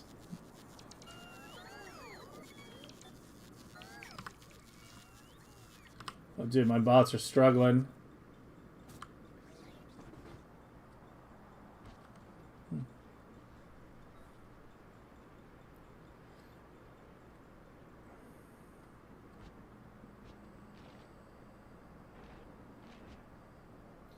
But in generally, the reason you don't ever really get taught about this kind of stuff is because they don't want you to understand, why people do the things they do. They don't want you to understand why actors take the actions they do. Everybody in the West, will say stuff like, oh, Hitler was bad, Hitler was a terrible person. You talk to all these people that tell you Hitler was terrible, and you ask them what were Hitler's economic policies. Who in Germany supported Hitler?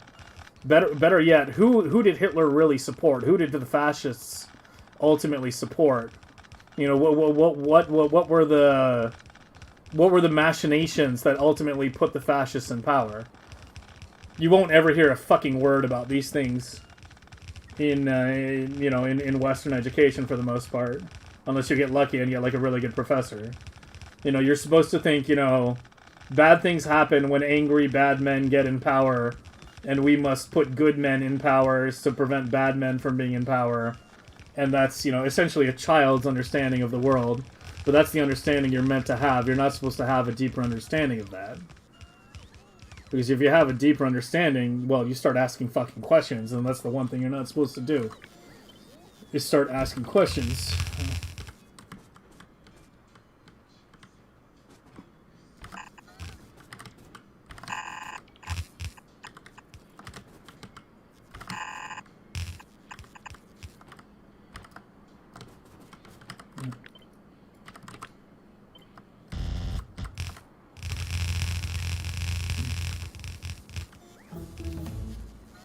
They've been selling NVIDIA chips to China and violating it. I mean, I'm surprised. There's probably a lot more of those.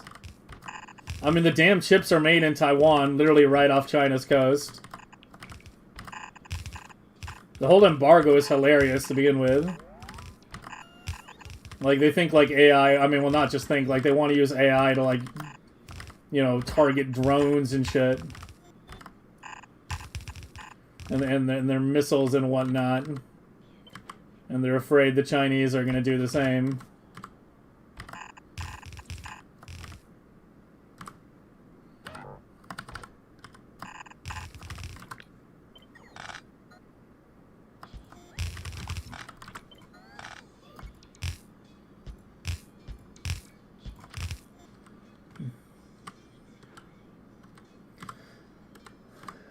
Get back on that 8-day, 12-hour factory line. Stop thinking.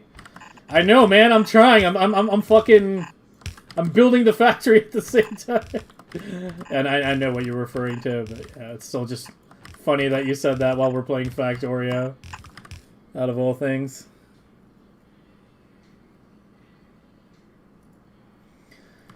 A common phrase in China? Yeah, did you watch the video about, like, that shop?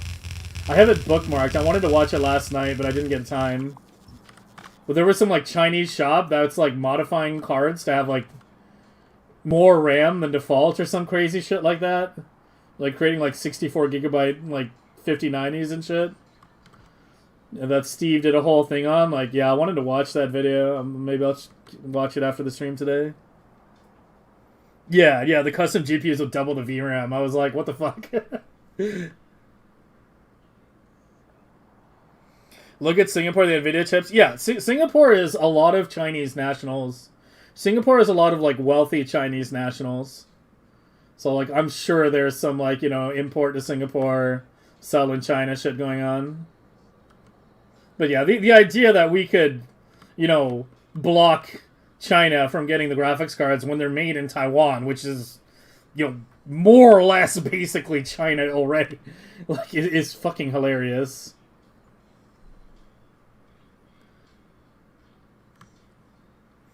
4080s with 64, yeah, I need to watch that video.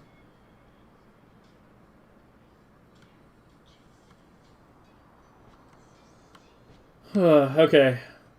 Now comes the fun part. We're going to do the stone first, and then followed by the coal, because that's going to be where the most belts come. And how's the pollution in the meantime?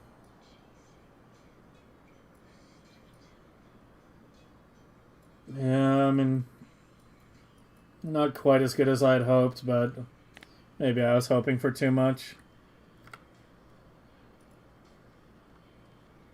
Yeah, I'm a full believer in Tech Jesus. Like, when I built my new PC, like, Gamers Nexus was, like, the one channel that I kept going back to. It was by far the most informative channel, with by far the best content. I actually bought their screwdriver set to support them. Their PC screwdriver set, yeah. I bought it, like, literally just to support them, because I was like, they were so fucking helpful. I was like, I want to do something to give a little back, and I did need a good set of magnetic screwdrivers, so yeah. No, Gamers Nexus is like the only game related shit that I respect right now. Yeah, Jay also had some okay stuff. I like Gamers Nexus more though.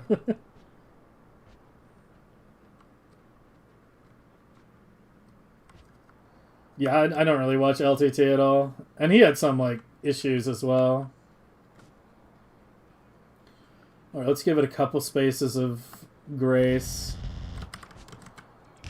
And now comes the Million Belt March. Hey, Nick.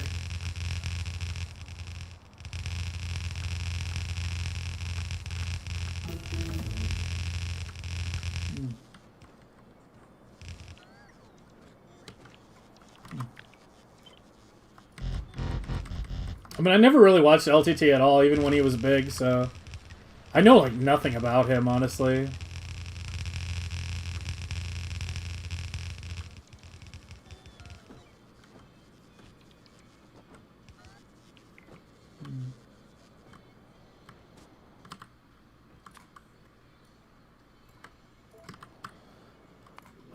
Go back. Yeah, I need to keep you running, keep you supplying me.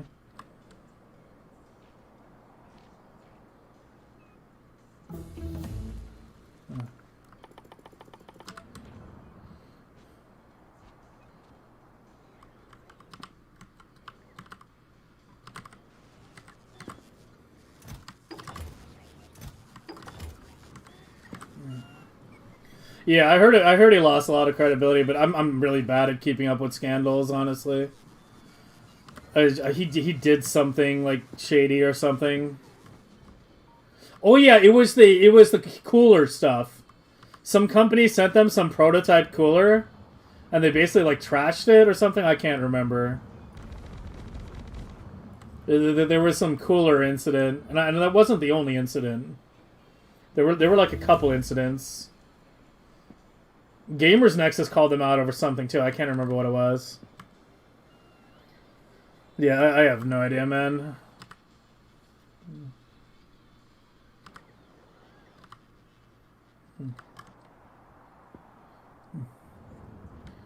Like, I know I sound like a broken record when I say these kinds of things, but like, I didn't get this politically. I wasn't born this politically informed, right?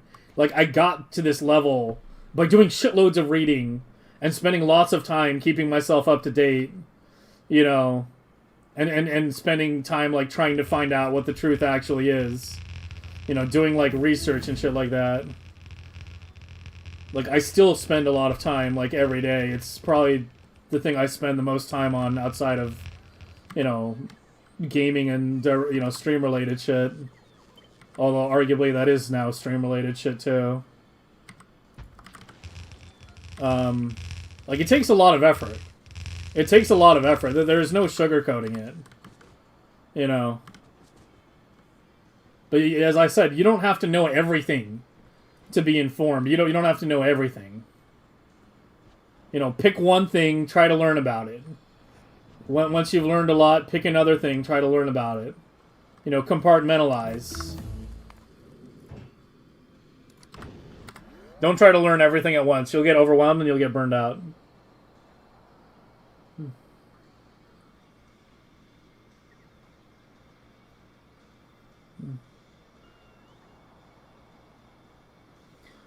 Fucked up the installation, which gave bogus results, and they held on to when they're supposed to give it back, and even sold it. And yeah, it was like super scummy. Yeah, the selling it at an auction is just wild. To what benefit? What of them selling it? I don't know. destroying their reputation.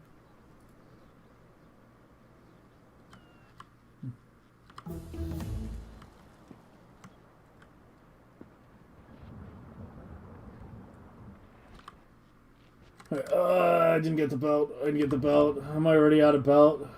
You brought belt, right? Yeah, you just got here, I think.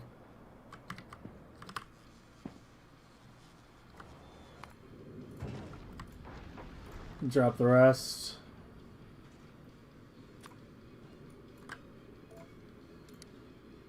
I might just have you pick up like 10k. We're gonna need a lot. Political obsession? It's not an obsession. I just don't like being lied to. I hate politics. I hate politics more than any of you do. I just hate being lied to more than I hate politics. Once you start seeing through the lies that are being told you, things can start to unravel pretty quickly. But, you know, it's up to the individual to start seeing through those lies to begin with. As I said, like, you can't deprogram someone who hasn't even begun to see the contradictions. Like, if you believe, your country is objectively good, and anyone that opposes it is objectively bad, and you engage in, like, thought-terminating cliches constantly when it comes to any information that contradicts your biases, then there's no talking to that kind of person. You know, they just are what they are. They're set. They're, you can try to expose them to contradictions, but it's something people have to see for themselves. And more and people are getting there every day. More and more people see through those contradictions every day. It's why you see so many people losing faith in the system. I finished that. Yeah, why am I going that way? Maybe it's time for some song requests, maybe. Obsession? Well, is anything you spend time on an obsession, then? Is everything an obsession? By that definition, isn't anything you spend time on an obsession? I spend time on it because I want to be well informed. Because I don't want to be ignorant. Hold on. Give me a second. I gotta think. How am I gonna run these? So we're gonna have 36 or so coming from the bottom. I should definitely give myself a good amount of space. And then the coal is gonna come, like, out to the right, go up and in. And then the other stone is going to come down from the top. Along with the other coal as well, because we need 2 silo mining things. For the coal. Oh, Jesus fucking Christ. But yeah, to further what you said, Conk, like, what should I be obsessed with? Should I go watch reality TV? Should I go be obsessed with celebrities? Should I go obsess over football? Should I go obsess over basketball? I got into this stuff because I started to fully understand the scale and the scope of the lies that were being told to us. Like, that's how I got into this. As I said, I've said this 1,000 times. I'll say it 1,000 times more. I hate politics. I just hate being lied to more than I hate politics. Like, that's the question you have to ask yourself. Are you okay with being lied to? Are you okay with being used to further aims that, do not benefit you via your complicity and your tax dollars? Do you want your money going toward, blowing up people in the Middle East, or do you want your money to go towards healthcare?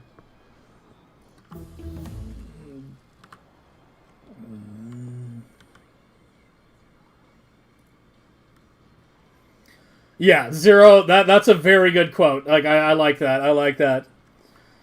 The politics, the game that sucks and nobody wants to play it, But it gets infinitely worse if you actively choose not to play. That is 100% true, yeah.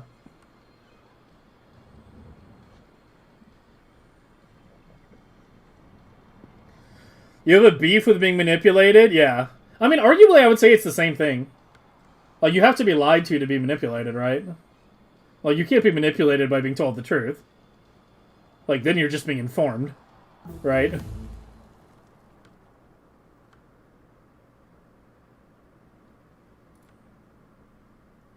We got 2 song requests. Alright, here, I'll punch him in right now. Melons first. I feel like this is going to be a meme song. Dimitri... what is this? Dimitri... Waltz. Okay.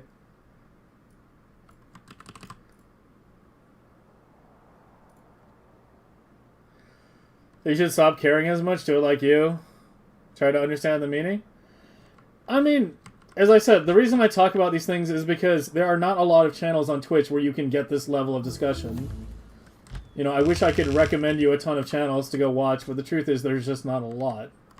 Like, I know... Like, anytime you watch a stream, it's going to be a reflection of who that person is, right? If someone... You know, it's not just going to be the games. If someone's, like, a musician on the side and does, like, a lot of music, you know, you might have streams where they play their instrument on stream, right? If someone's a biologist, you'll hear them talking a lot about biology. You know, everyone's stream is a reflection of who they are. And I talk about this stuff, even though I know it might not necessarily be the best thing, you know, for absolute growth on the stream.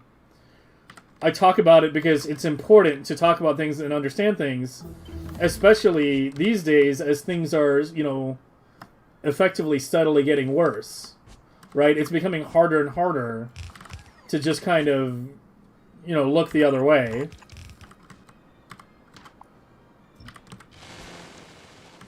Like, how much you all paying for gas right now?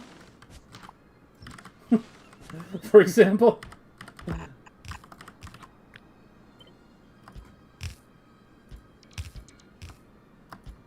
It's easy to look the other way when times are relatively good. When the contradictions of the system are not so sharp. But right now the contradictions are just getting sharper and sharper, and they're not going to stop. Like, it's only going to increase.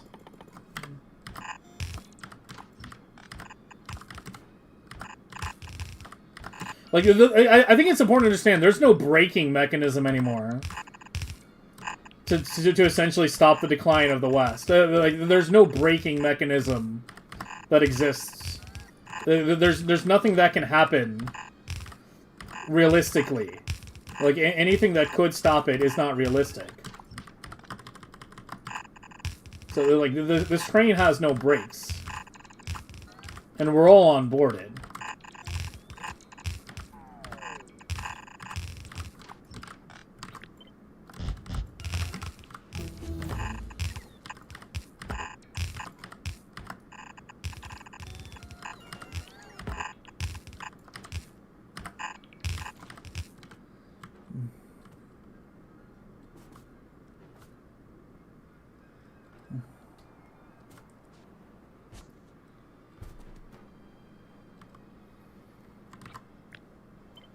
I'm trying to inform like-minded people. That's one thing I'm trying to do. You know. And the truth is, for every person, you know, who's like, I don't care about this stuff. You know, there are people who, you know, like you, Conk, who just don't really care about this stuff. But there are more people who care about this stuff than don't. Right, there are more people who are interested in hearing this than not. But yeah, as I said, I do this because not a lot of people can. Because it takes a lot of effort just to stay, like, you know, very informed on things. You know, most people don't have time for that, which of course is another thing that's by design, but that's another topic altogether.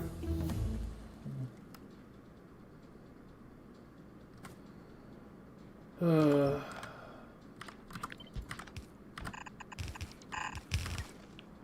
need to have the fucking constants. Here, let me do a thing real quick.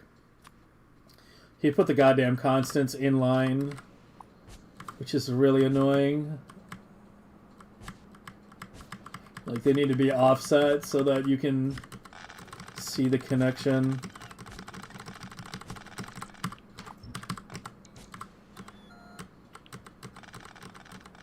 But yeah, I mean, as I said, we don't do this every day. We don't even do it every week. The last time we had a big discussion was about when, you know, shortly after the Iran war broke out. When I tried to give a lesson in political theory, and I talked heavily about things like, you know, standpoint theory and, God, what else? Like, great man theory, yeah, that was the other thing. That was, like, the one stream I tried to, like, actually talk a bit about theory. Which is something that, like, I tend to...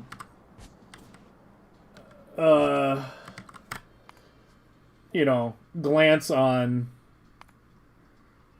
But I usually don't go too heavily into it, because it can be a little overwhelming sometimes.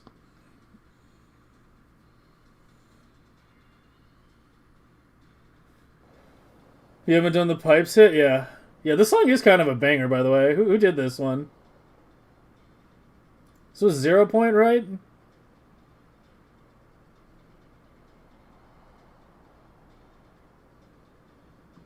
Yeah, this was a banger. Yeah.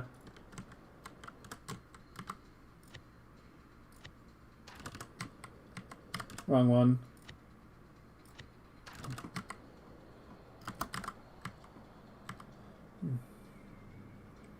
Why don't I have input belts? Because it's not my fucking blueprint. That's exactly what I'm changing.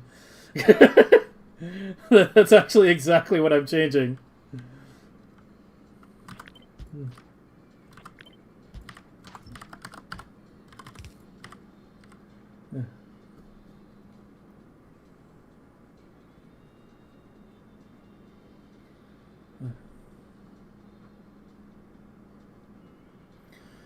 Final hand blow on the green energy wedge? Kinda. I don't know. I mean, like, really, the only country going, like, full steam on green energy is, well, China. But China is just going full steam on everything. Like, they're building solar, they're building nuclear, they're building coal. Like, they're building fucking everything.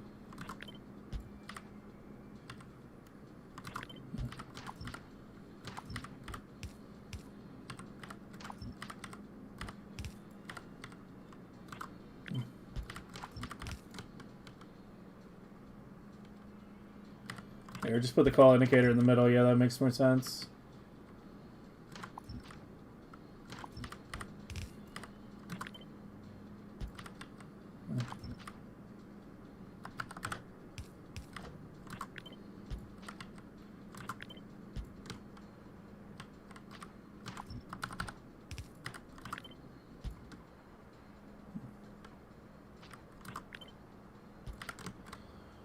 Okay, there we go. Now we have a proper blueprint.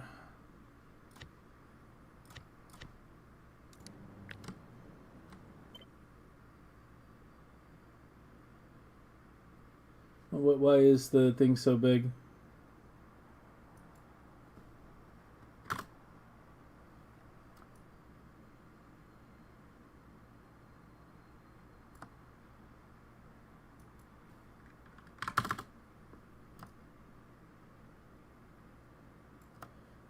Subtract what? 2? So 98.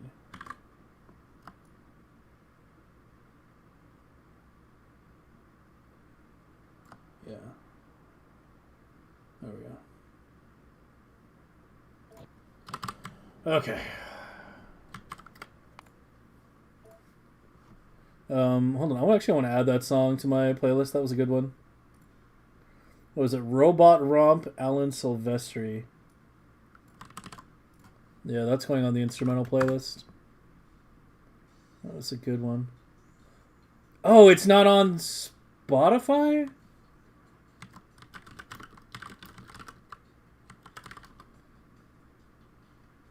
Oh, that's a tragedy, man.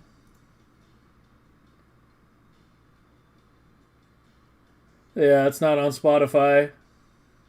What a shame.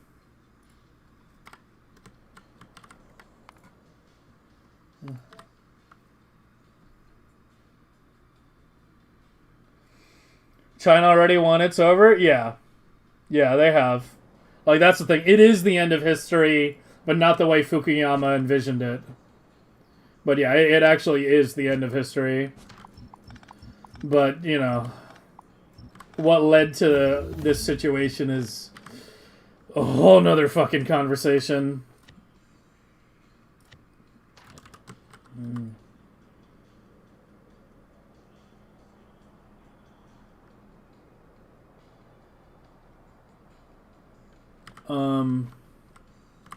Here, let me just remove the fronts. I'm gonna redo that.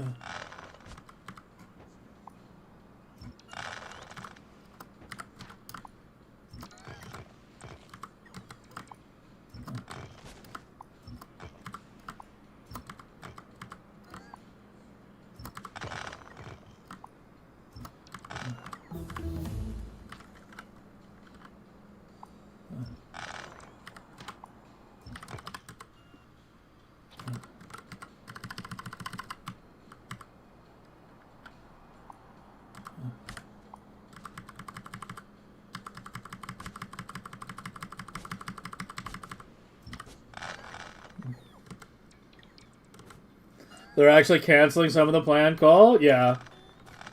Yeah, they went, like, way overboard. China has the largest energy surplus of any country.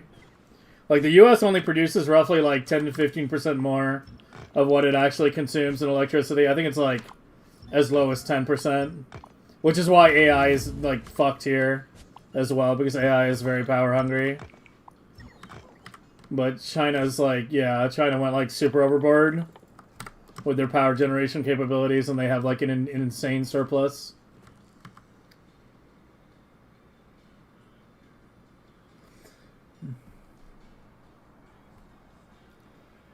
Your commonality is cursing on the street when random. If you look at the electric car, the returns are photovoltaic. Yeah. You overheard your little brother's father talks about wind and solar scams. Scams for what? Wind and solar companies?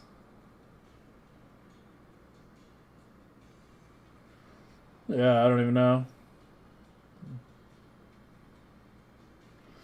Which China one? The imperialistic one or the newer capitalistic one?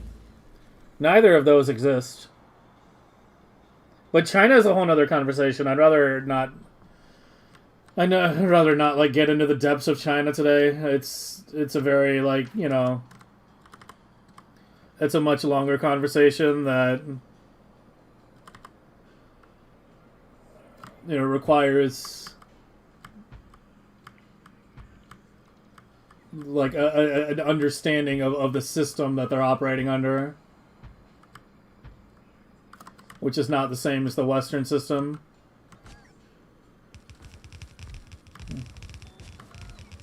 I have to do a bunch of underhands if I put the belts first? Yeah, that's fine. Well, actually, yeah, you're right.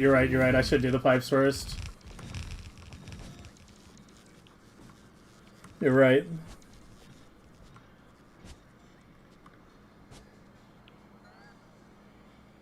After China will be Africa? Not necessarily. I mean, there are parts in Africa that have potential. But Africa is still heavily ravaged by colonialism and neocolonialism. You know, they're still in the process. Like, the thing is, like, even when actual colonialism is gone, the remnants, the effects of it remain. And those take longer to get rid of.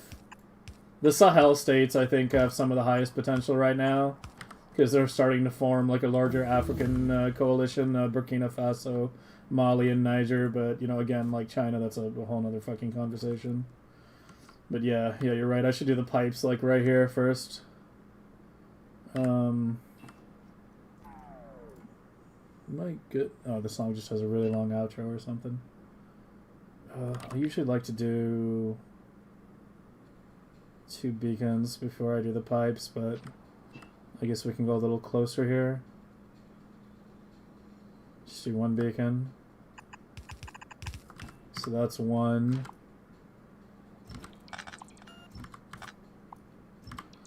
Yeah, we gotta finish this today. I mean, I've been doing a good amount of work while we've been talking, but... Yeah, we gotta finish this today. I don't want to have grade science still on the to-do list tomorrow, man.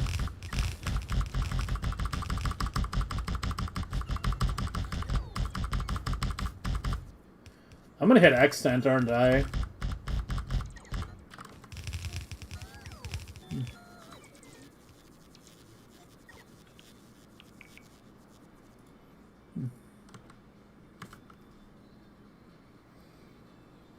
Alright, got another 0-point request.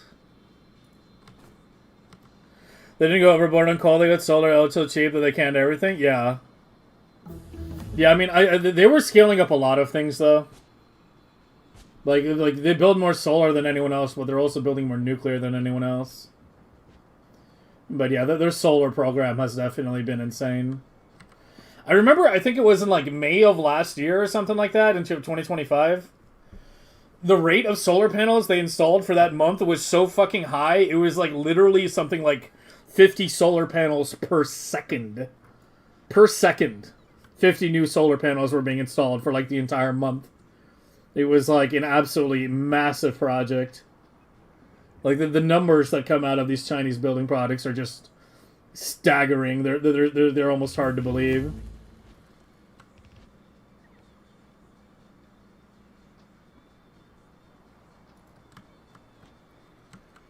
Africa also has brutal geographic problems? Kinda. The geographic problems aren't the main issues facing them, though. Yeah, we did break extent. That. Alright, let's do the piping first. I'll cut it, like, right here, so...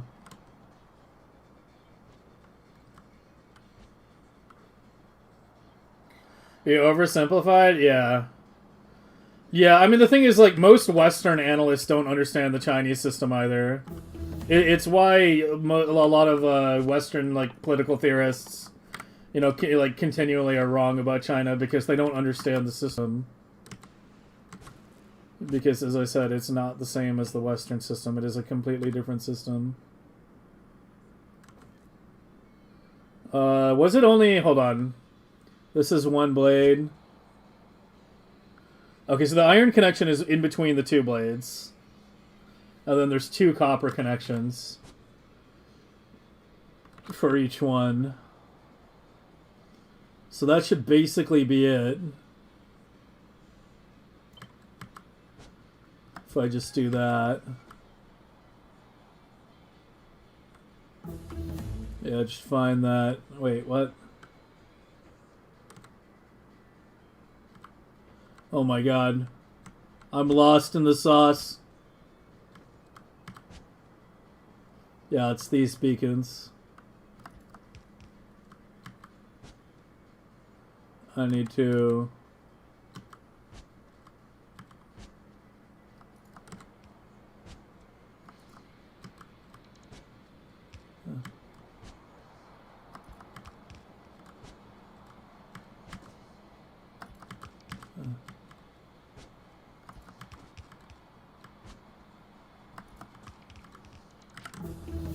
Okay.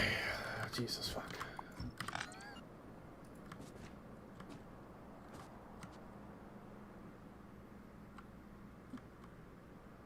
Watch walking the streets of China like it's like normal government. Yeah. I mean, the scariest part about all that, you know, all the Android shit are the military applications. It was always a military project at its core. I missed a belt.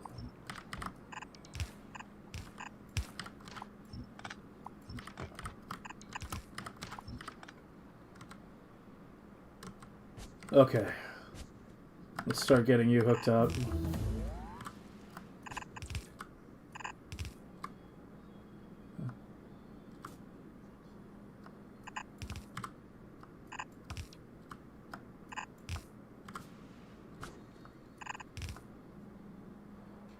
You should copy paste that part too.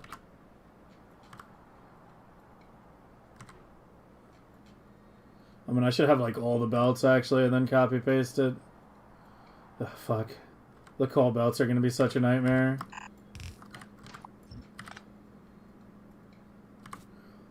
Yeah, but let me at least have these parts in.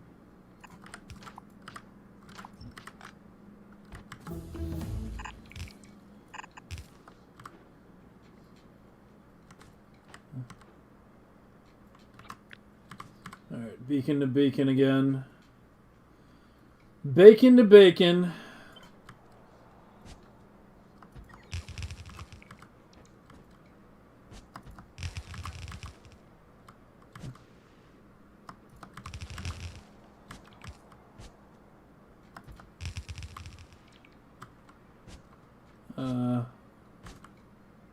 I don't know what happened there.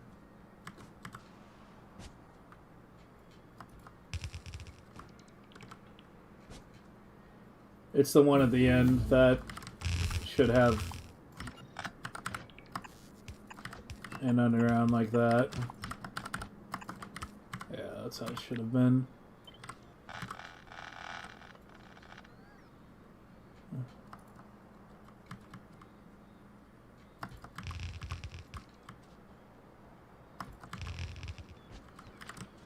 Okay. Been playing the 1.02 more than the new logic stuff is actually adding stuff is sorely needed. Definitely gonna have a good time. Nice. That's good to hear. Military androids are good. Yeah, you know, I'm not talking about androids. I'm talking about like the dog robots. And, you know, just using AI to like potentially control drones and shit.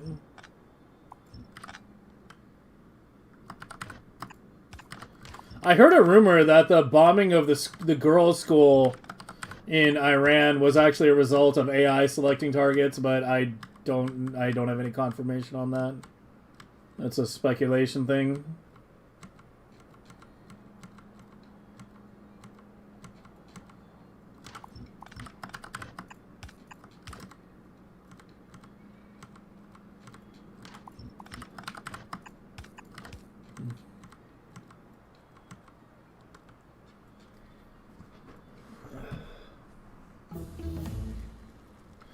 Low population, everyone idle, just bots doing all the work, endgame?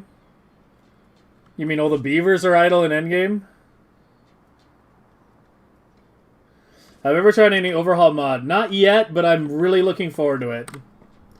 I am really looking forward to it.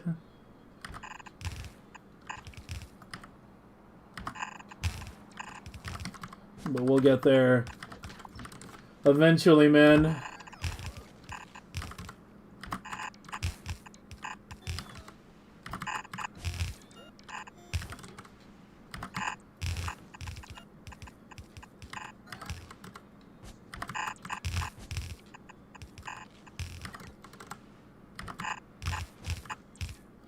I missed one call input. Yeah, I mean it's fine.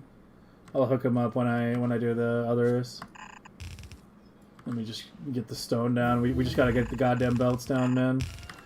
Like, gray was the only project I had to do today. I did like a little trees and then started working on gray, and like some of the discussion definitely slowed me down a little bit, but really not that much at all.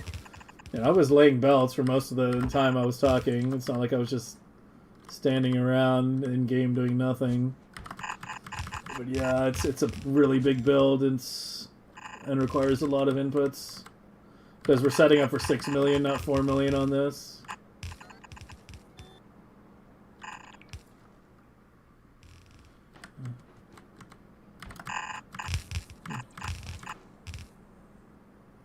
Someone scream at me if I miss an input. I don't think I did, though. I connected coal belt.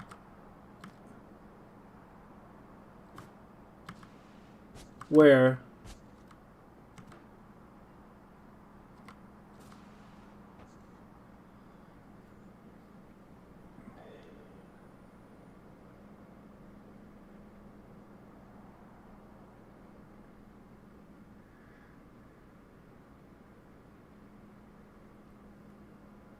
An IC podcast is specialized in proving hoaxes on AIBS that the information for the AI's high school bombing mistake was correct targeting. Yeah.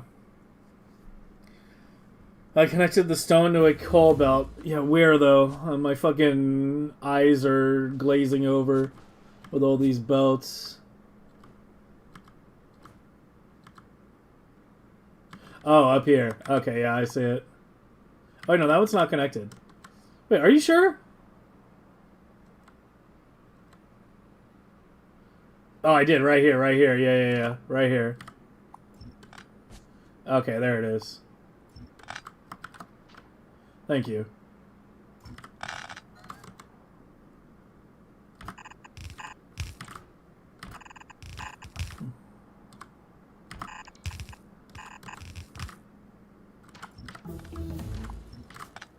You just run it backward from here. It's less likely to make mistakes if we do it that way.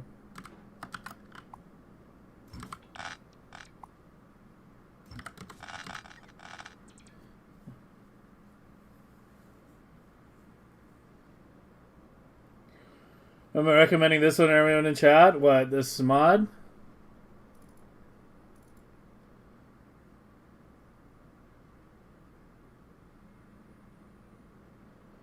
Everything is crafted as it is spelled?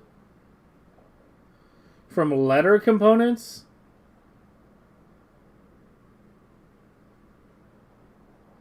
Oh my god, dude.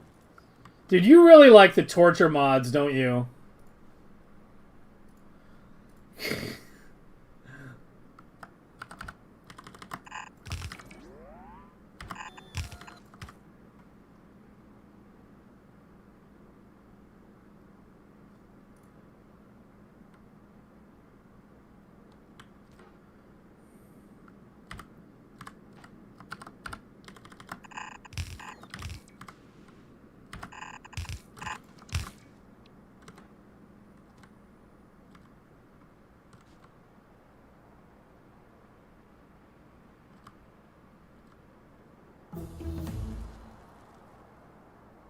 There's so many belts, like I feel like I'm still missing something, but whatever. Ugh.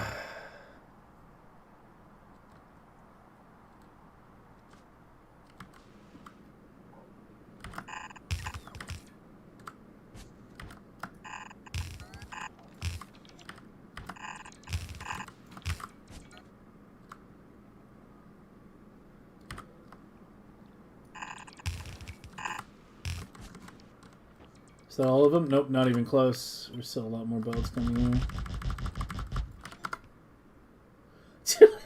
Look at the size of this fucking build. Like, what am I doing with my life? Like, oh my god. Like, holy. This is actually the biggest build going down right now. Yeah, this is bigger than the blue science. It's like as big as the red and the green combined, but it's way more inputs than that. Ugh. Gonna be hooking up belts all night long. That's all endgame megabasing is. Hooking up belts, man.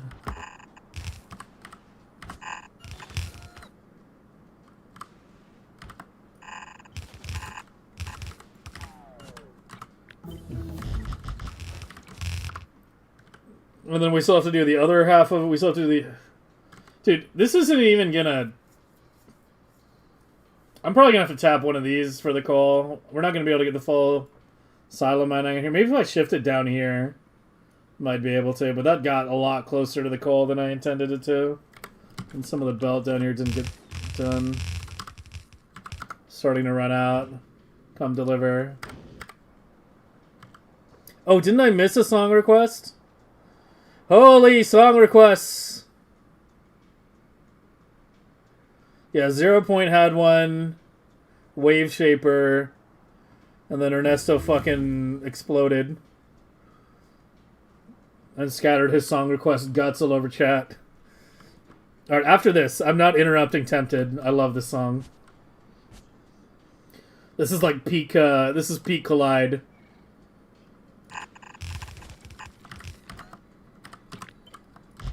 So after this one...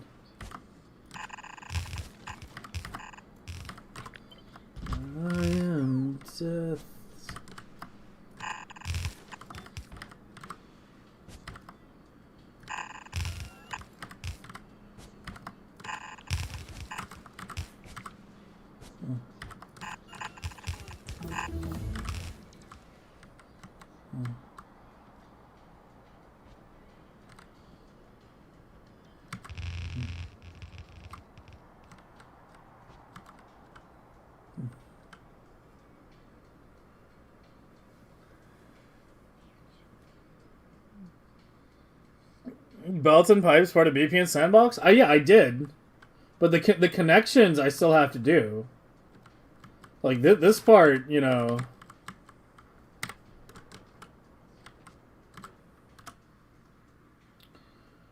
Novice endgame silo mining.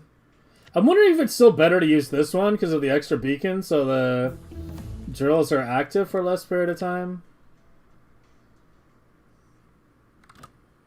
I don't know. Just fucking do this one.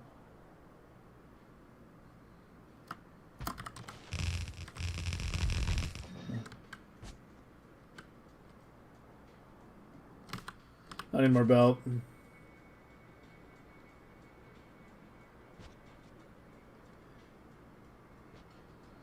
It's just one song? Oh. Okay. Yeah, that's the one you kept wanting to request. I don't think I've heard that one, actually.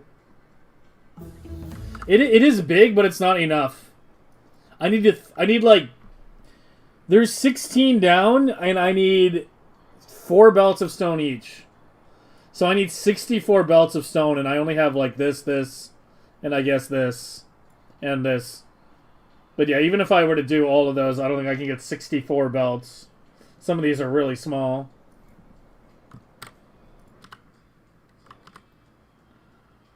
Bring me the belt. It's coming from down below, isn't it? Yeah.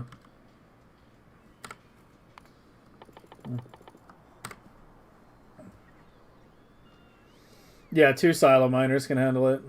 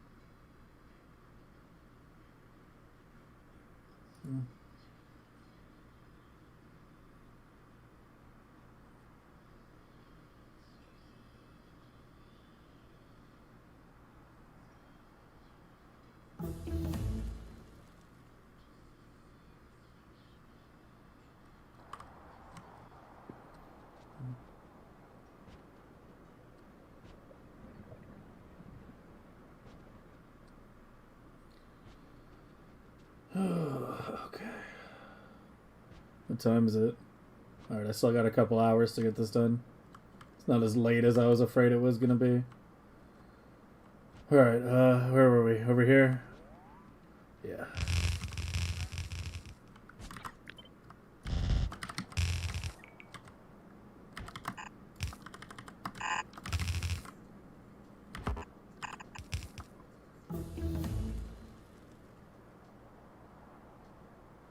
Well, maybe we should go off this one.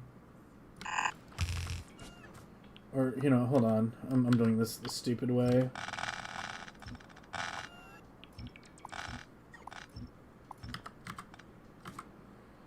Let's figure out which ones are going up and which ones are going down first. Like, you're definitely going down.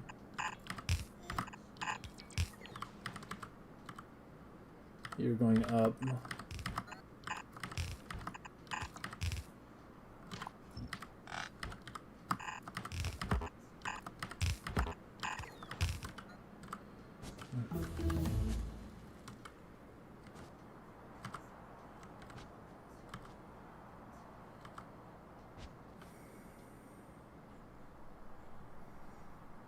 Let me just stand here for a second. Yeah. Yeah, late game Factorio and speedrunning Factorio are... There's definitely some whiplash, and I definitely know what it's like. Because we went straight from the hamster shit to this. You know, remember, a little over a month ago, I was speedrunning. And now we're doing this shit, so... There's definitely a little whiplash for me.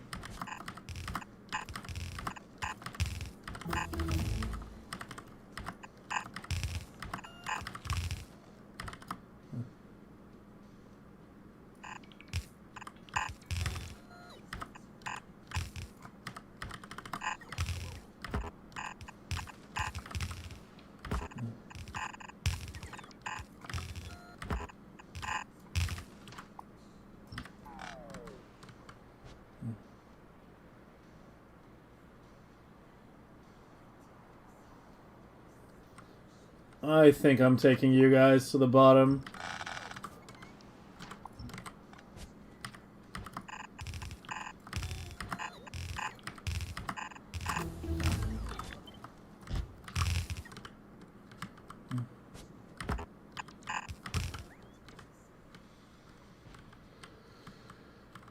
Okay.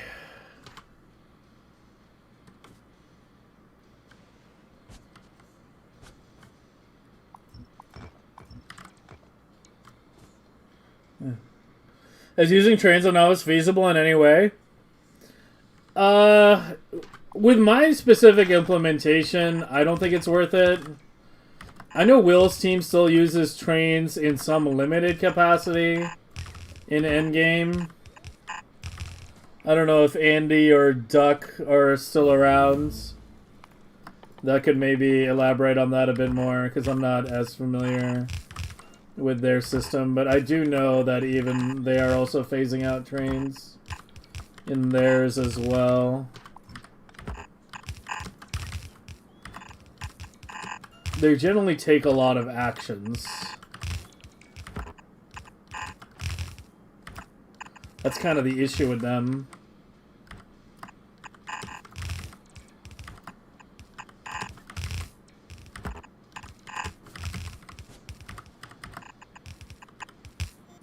And they're not multi-threaded at all.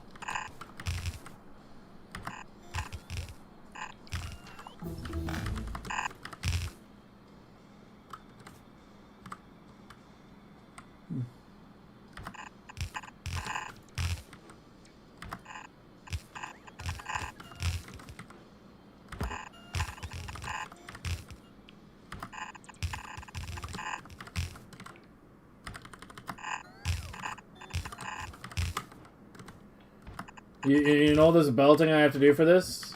We do this 3 more times.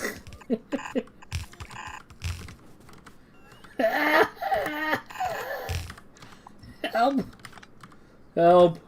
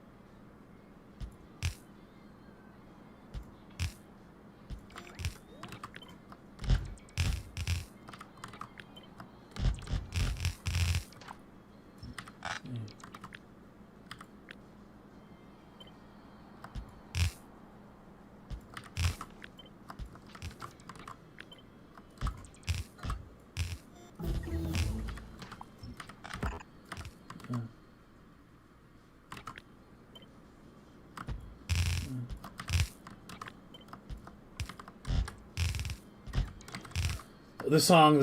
I'm forgetting the song. Okay, after this one. Fuck. I'm so bad. Worst streamer ever.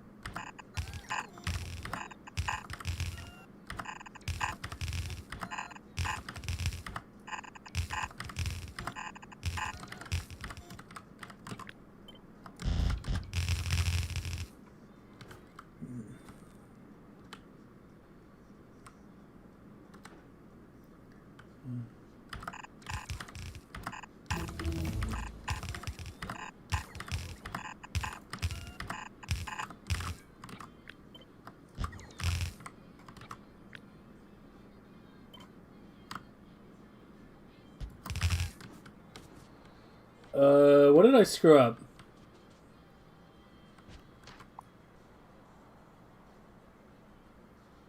Oh, I did 32, not 36.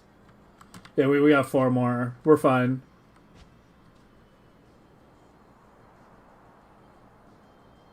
Yeah, shit, I missed one on the top. Okay, you just come to the bottom now.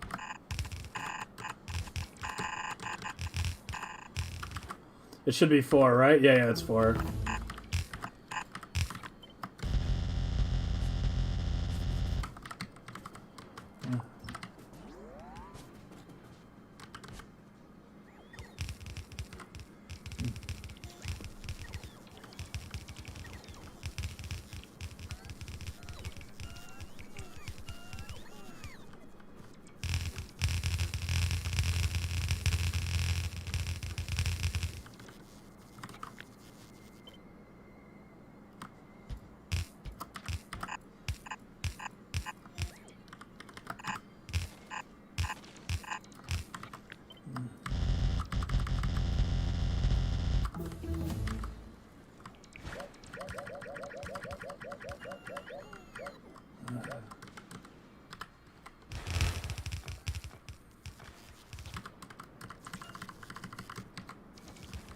I need to go place nests. Biter check.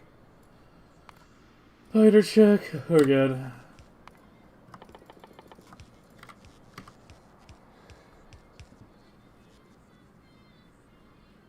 Could you just copy the thing? It's different belt connections all the way up.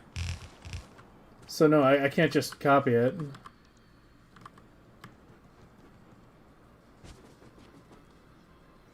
So close to that coal? Yeah.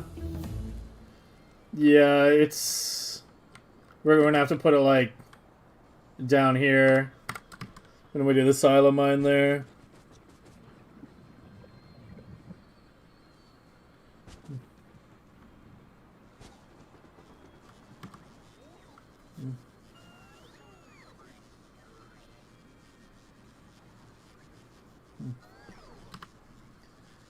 I need to go place these. One of them only has 30 minutes left.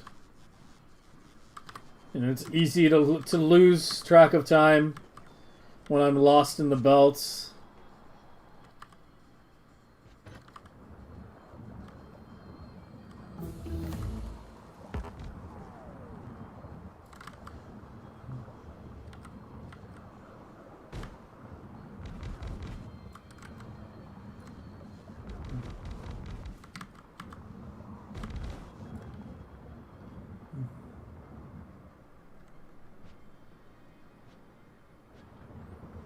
Some overhaul mods? Overhaul or just Megabase mods?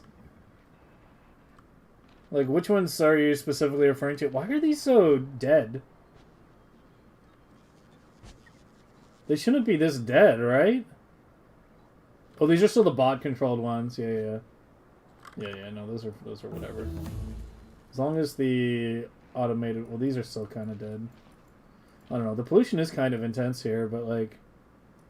Isn't it supposed to... Is this what it's supposed to look like?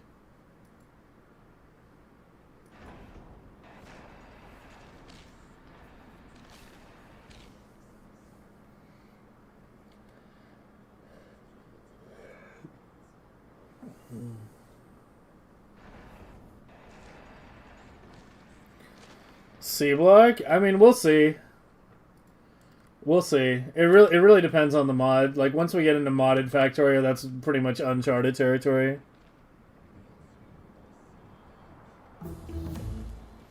Why are you so dead? You were embarrassing me in front of chat? What the fuck are you talking about?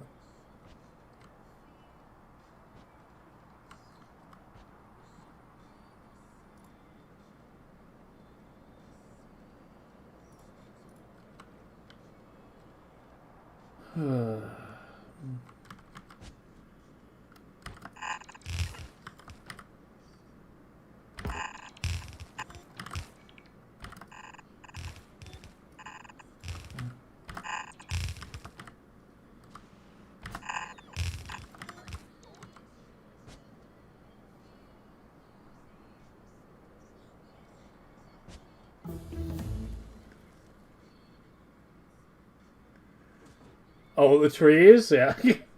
Yeah, you fucking... live! You're making me look bad. Yeah, I don't know. I don't know. I could maybe set the timer to cycle faster, but... That's supposed to be the timing for constant cycle. Yeah, like 7, whatever. So maybe it is fine? I don't know. Every time I look up here to see if this pollution is dipping below that green or getting above that, and it's just constant. So I think we're actually at like an equilibrium point right now. And I forgot the song request? Okay, you know what? I'm going to pause the song. Sorry. See, I keep forgetting. Oh god, I have to scroll up so far. This is the real problem with me forgetting song requests. Alright, 0 point first, Wave Shaper.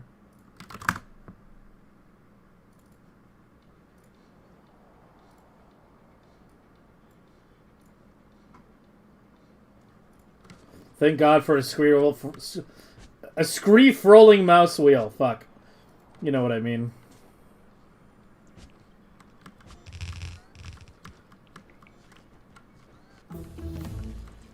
That's like one of those things that I could just never go back now.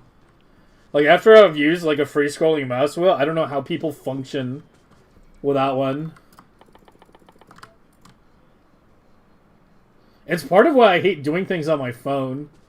Like, I can scroll so quickly, like, on my PC, right?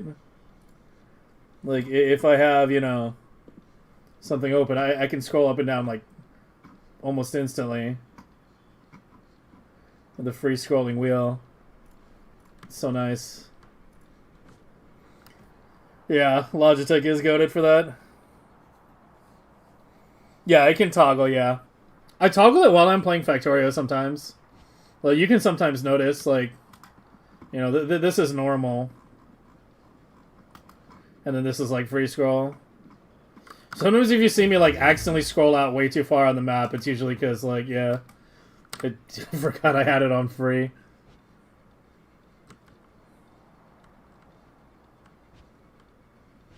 Oh, I use it constantly. I use it constantly, man. Scrolling through articles and documents and shit, yeah. Oh, yeah. Give me that. Okay, let's cut you for now. So that if I accidentally hook up power, it doesn't suddenly flood the system. Okay, so that's one stone. Let's do second stone now. We don't need as many belts. Yeah, maybe I should do the belt connections first. For stone. So that we know how many we need.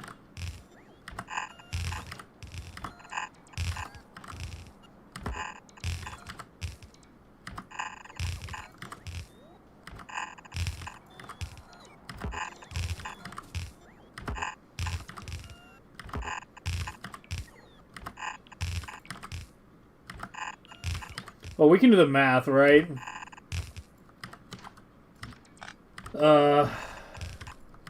64.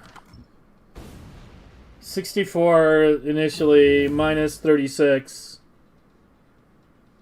is going to be what? 28? We need 28 more stone belts, give or take.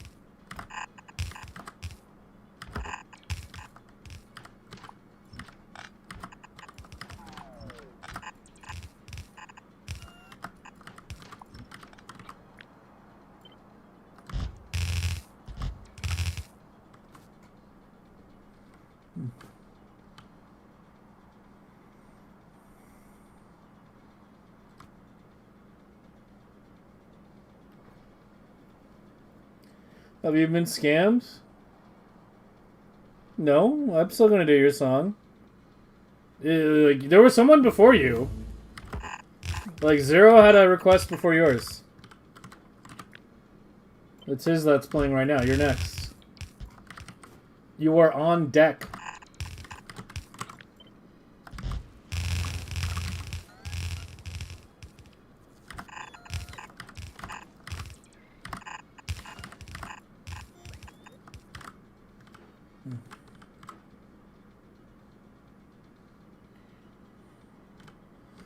Sorry, Timo, I can't read Cyrillic.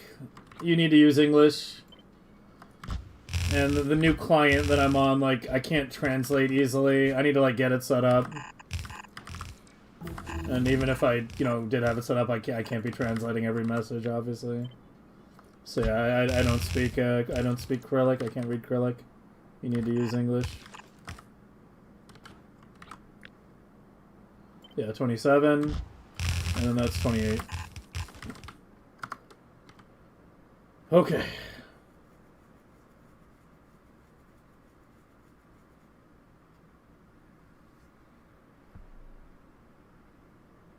I can't read what you're saying, Timo. You need to use English. I can't like. I can't have non-English in chat because I have no idea what you're saying. You could be saying anything. So yeah, please use English.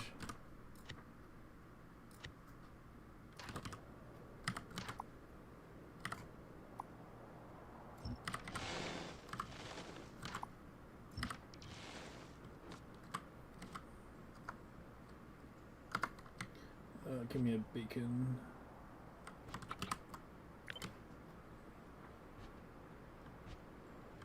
Like Carpenter Brew? Yeah. I mean, I don't know. Someone requested a song the other day that was apparently an AI song. And it wasn't like, you know, like an amazing song or anything. It was just kind of like whatever. But I would have had no idea it was fucking AI if someone else hadn't pointed it out. Like, I'm not familiar with AI music at all. I don't know, like, you know, what it sounds like. So, yeah, that was a bit of a shocker.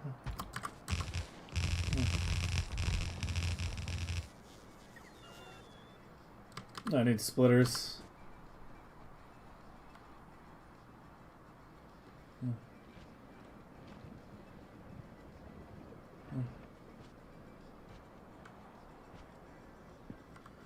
Hey, Iceberg.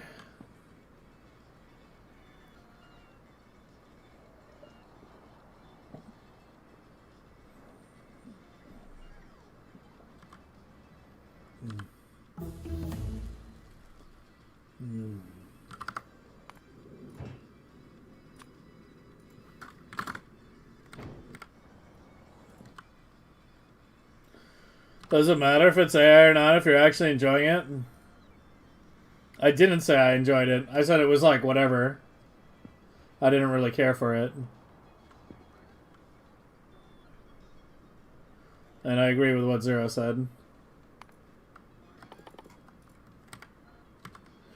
I feel like I'm not in danger of being like seduced by AI music though, in general. Like, you know, if someone requests something and it plays and I don't notice, that's one thing, but that doesn't mean I'm like getting suckered in by it, right? So I'm getting suckered in by it if I add it to my playlist. And I don't feel like I'm in danger of doing that because, yeah, it has like a very like...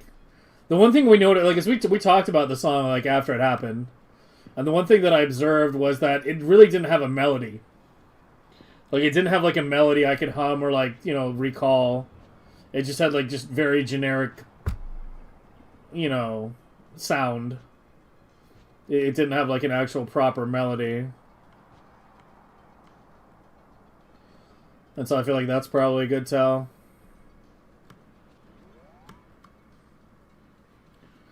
I'm wondering if I should have just split it into 32 each side. Here, let me pull a few belts away from this coal patch. So just pull 4 away from this side. Add 4 more to the other side. That's not hard. I mean, that's just a quick copy paste, cut paste.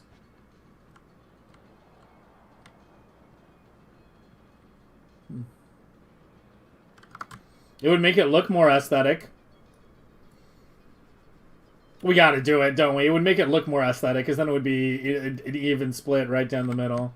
Yeah, let's cut 4 belts from the side. We gotta have the aesthetics. What are you gonna say? I mean, like, as I just said, in my case, like, I like listening to musically complex bands. Like, if you listen to the bands that I listen to, you like, you know, like TBM, Marshall, Collide, you know, Churches, etc., etc. I don't think I'm in, like, any danger of, you know, listening to AI music that sounds like any of those. Like, the song we listened to was pretty far away, you know, from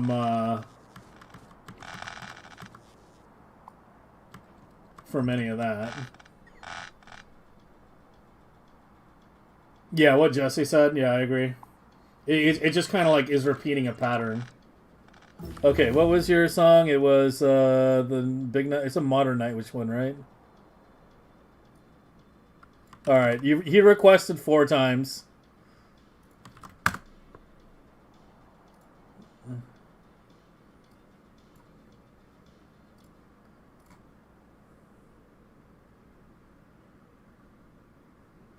With Richard Dawkins? Huh? What is Richard Dawkins doing with Night Witch? What?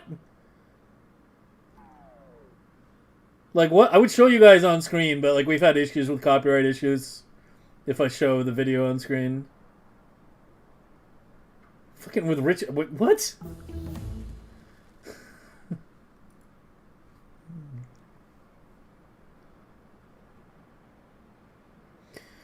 Hypothetically, say AI music is something considered to be same level. Would you care if it was AI or not? I think I still would.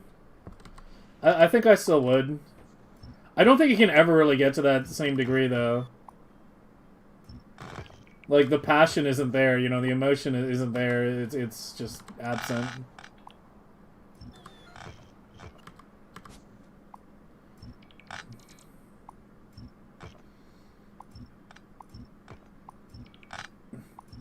I mean, as like a big sci-fi watcher and sci-fi fan, I like even have a problem with us calling, like, you know, the bullshit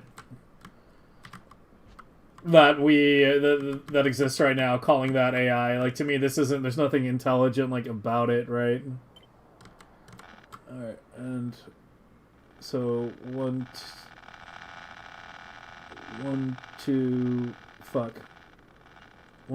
two, three, 4. That should do it. A machine can never be horny or spiteful yet.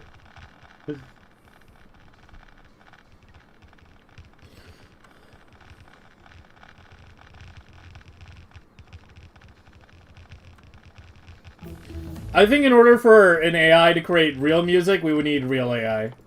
Not the bullshit LLM crap that we have right now. I think for AI to, like, create music on the same level of humans, we'd have to actually create, you know, a machine that can truly think and feel. Like, what we have currently, like, you know, it's not even remotely close to any of that. It's just a pattern recognizer. It just sees the patterns and then it tries to, like, cut apart the pieces and then rearrange them, you know, to create something.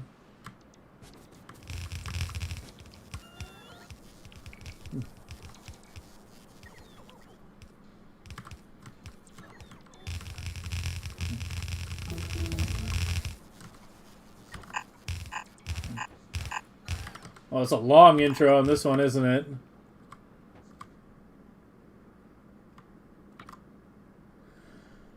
I care about complexity. I care about people making it, doing something. Yeah, I agree with it. I agree with what you said. I was just saying that, like, the music I tend to gravitate to does tend to be, you know, wait, what did I do? I need to move it in a little more, don't I? Yeah, this was, like, right up against the edge here. Yeah, I need to move it slightly further in. How much further into a line? 1, 2, 3, another 4? Okay.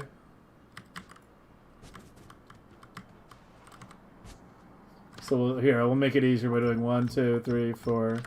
That's where it needs to align.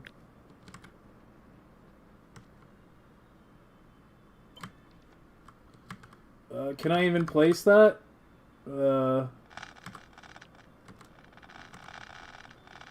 Place it remotely.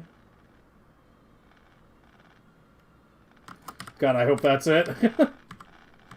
I think I nailed it.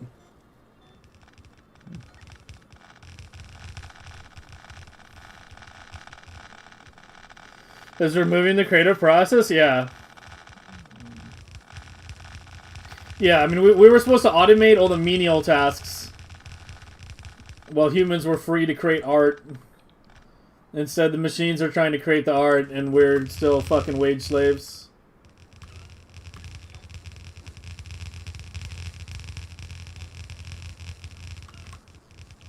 Bouncing back to what we were talking about earlier for a moment, like, that should be, like, the single biggest warning sign to anyone.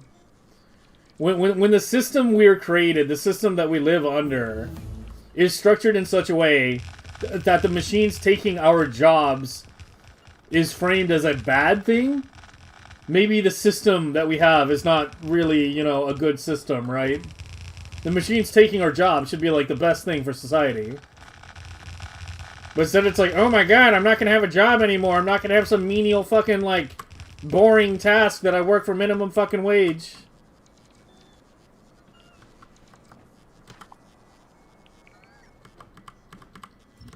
Like, that should be the biggest wake-up call to anyone. That's one of the sharpest contradictions.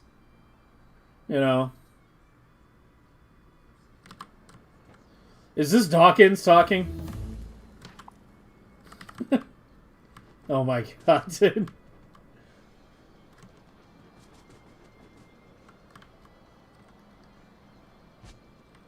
Alright, so the midpoint is actually here.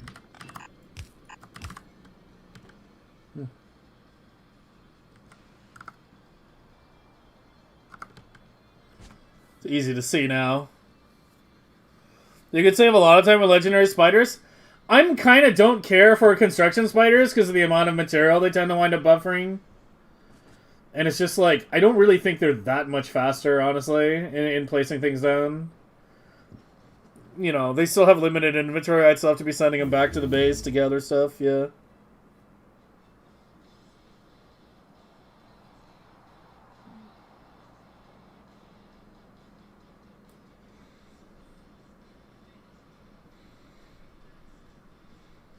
Oh, they're starting with the beginning on this song. They're starting with Big Bang and planetary formation.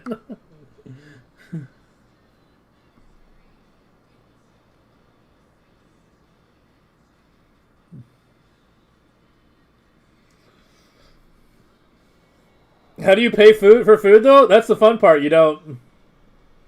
You're supposed to die.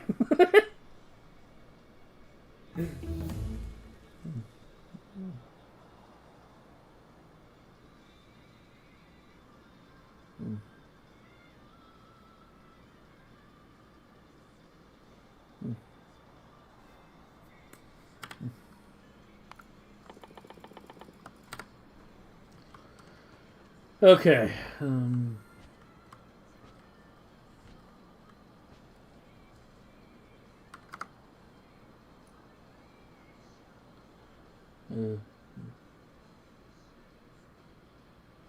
It's nice and clean looking, at least. Alright, let's get second stone and then call. I might run a little later today. I don't want to, but I might. Okay, so you're gonna go up, then across, then down. We'll run the belts backward. It'll be easier.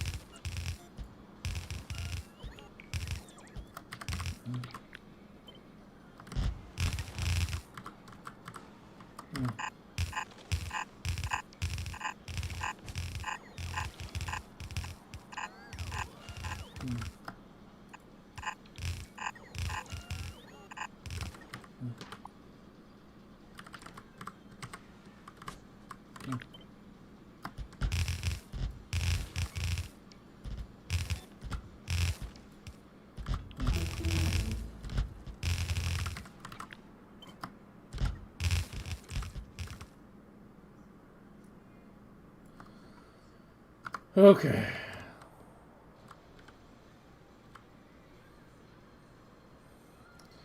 I'm almost wondering if I should just go to that one. I don't know. This one is closer.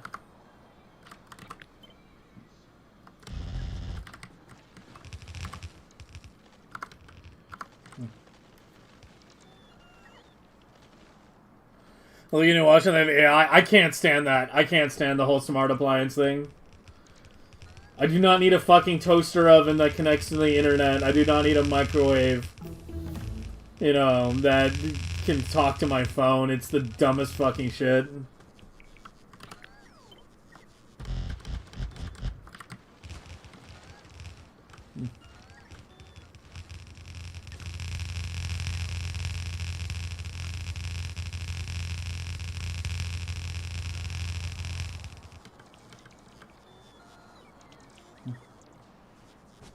Did a creationist write this song? This? I mean, the song started out, like, basically talking about the Big Bang, so... I don't think so, but... I don't know.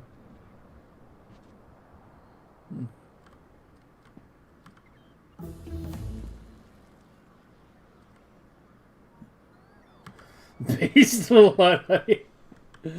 I'm actually, like, super in favor of technological advancement for the most part, but yeah. Technology's a tool, man. Technology's a tool. Like, it's a tool just like any other. Like, you know, I use the hammer analogy a lot, but it's a good analogy, right? You can use a hammer to build a house, you can use a hammer to bash someone's skull in. Technology doesn't have an allegiance, it's how we wield it, right? And right now we're just wielding it for maximum intrusion, data collection, surveillance, etc.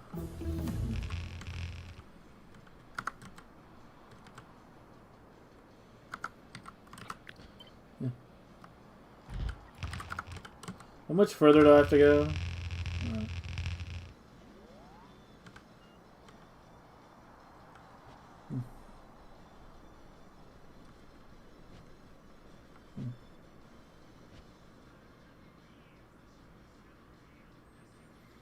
Is it a big defiant and a big shorted to the ground?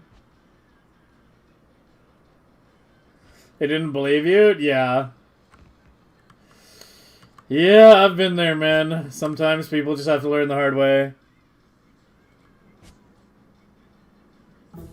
That's a long song? Yeah, it's 20 minutes.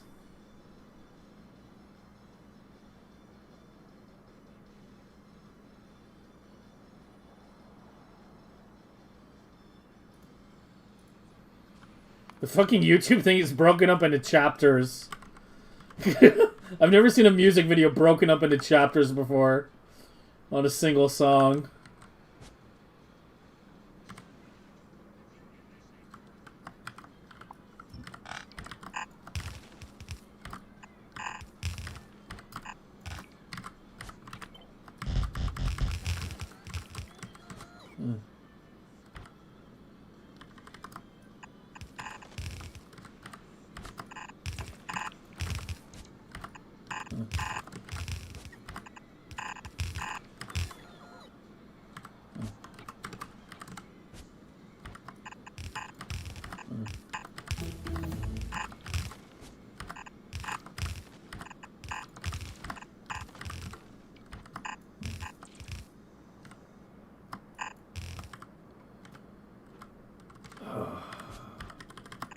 We still have to do... there's a chance I might not finish this tonight. Like, we still have to do coal after this. And the coal's gonna take longer than the stone. Because I have to underground it past the fucking stone belts, man.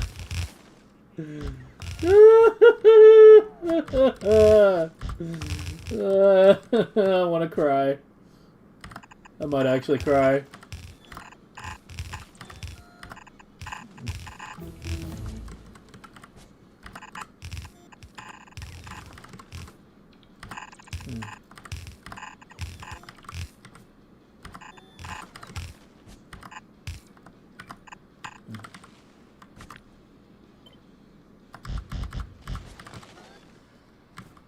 Yeah, this is Nightwish.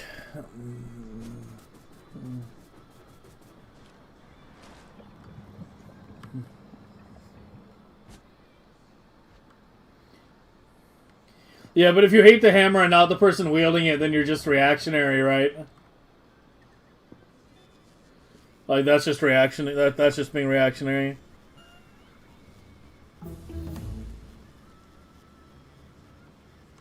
Did you plug it in and test it while there's a short to the ground? Yeah, that's gonna end well.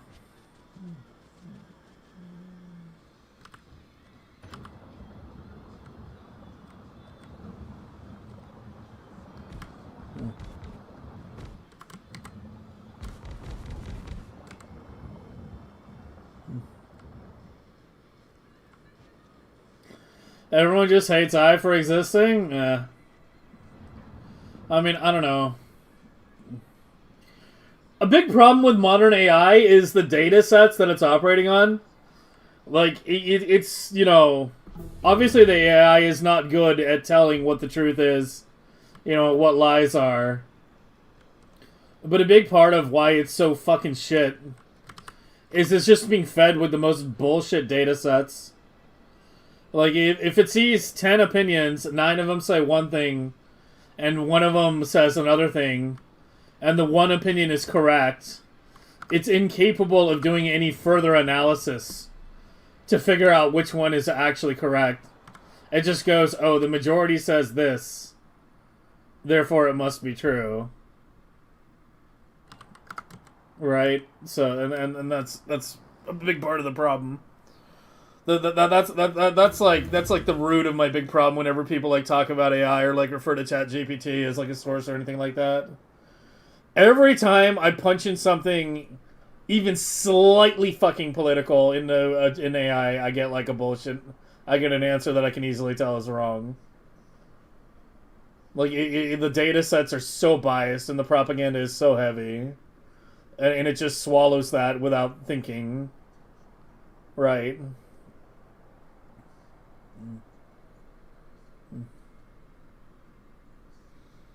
Yeah, there's also the fact that that it uses a hell of a lot of power and water to deliver something that is of questionable value. And both of those things are things which are becoming increasingly short. Right? Like, power wouldn't be an issue if we had actually embraced nuclear power in the West. But we didn't. You know, we're pussies and we're scared of it. So, yeah, like, we have a power problem, and then the water problem is just something that, you know, is a result of the trajectory we have as a species right now. But it's also a very localized thing. Certain areas are going to have big water problems, certain areas will not. It really depends where you are. Why don't I use trains? Because they're not efficient in late game. It's better to just belt things across.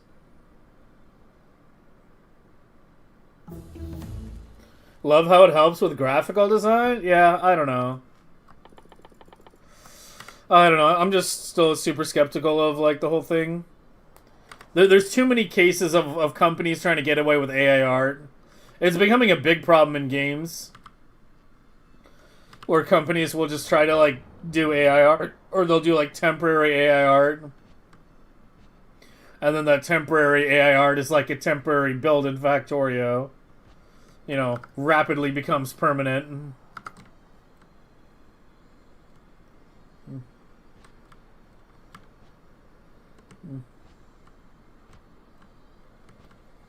How much you throat AI and how much how made up your job is. Oh, that's good. Yeah, I like that.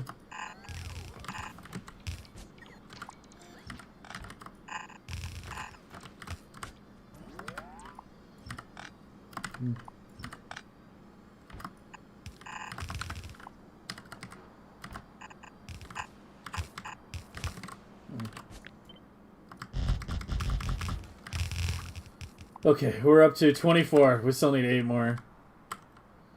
So a couple of them are going to be unused. I'll take them from the right, I guess.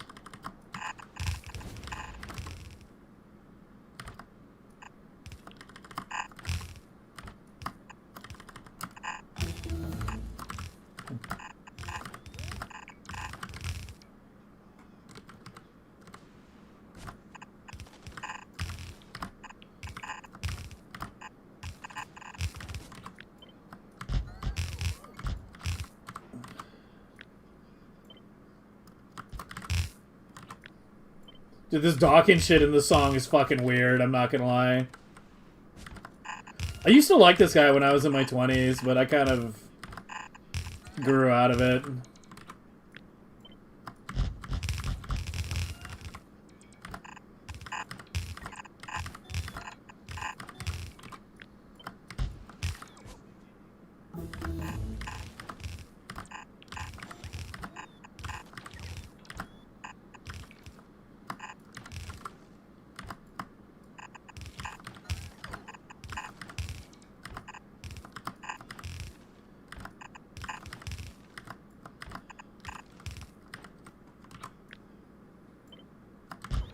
I might have gotten one too many. Yeah, that's one too many. Okay, that's fine. Just fuck that one.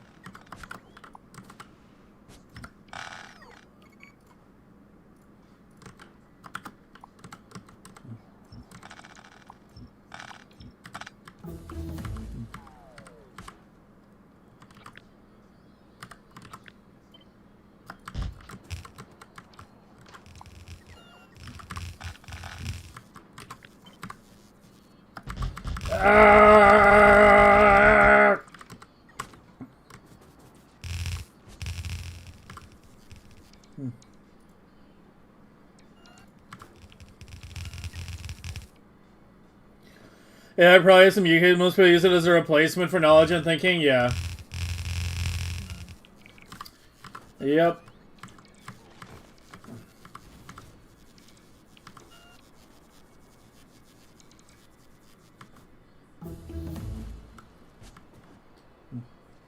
I don't want to have AI medically diagnose me, man. Like, holy. I'll pass on that. I'll pass on the AI doc. I'm out of belt internet. Yeah, I gotta send you to get more.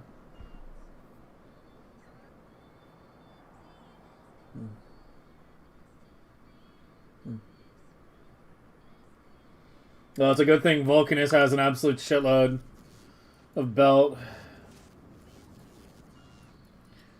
The OG belt factory's still going strong.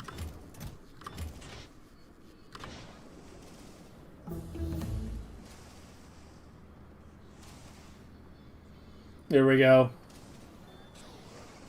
The bots have been summoned.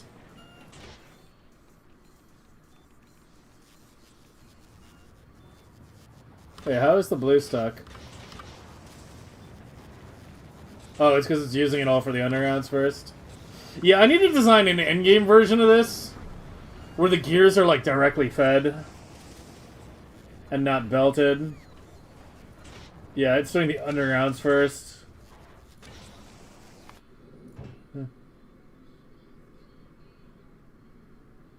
Yeah. Yeah, now it's getting there.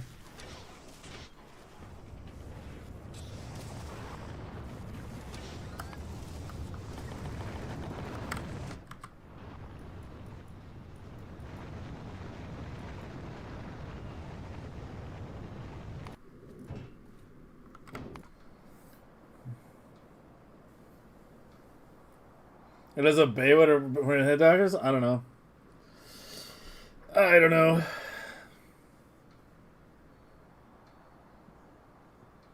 I'm skeptical.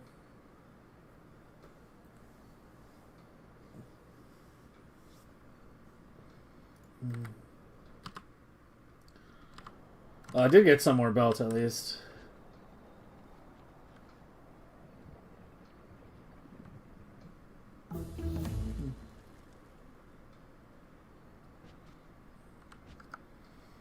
Yeah,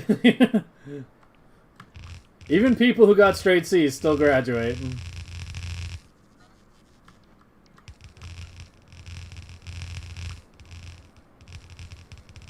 I don't know. I've known good doctors and I've known bad doctors.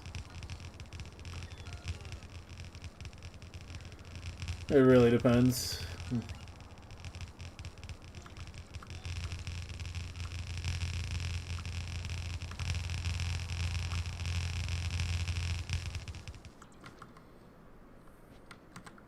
This forest is so dense and orderly because it's where the trees were extended to before.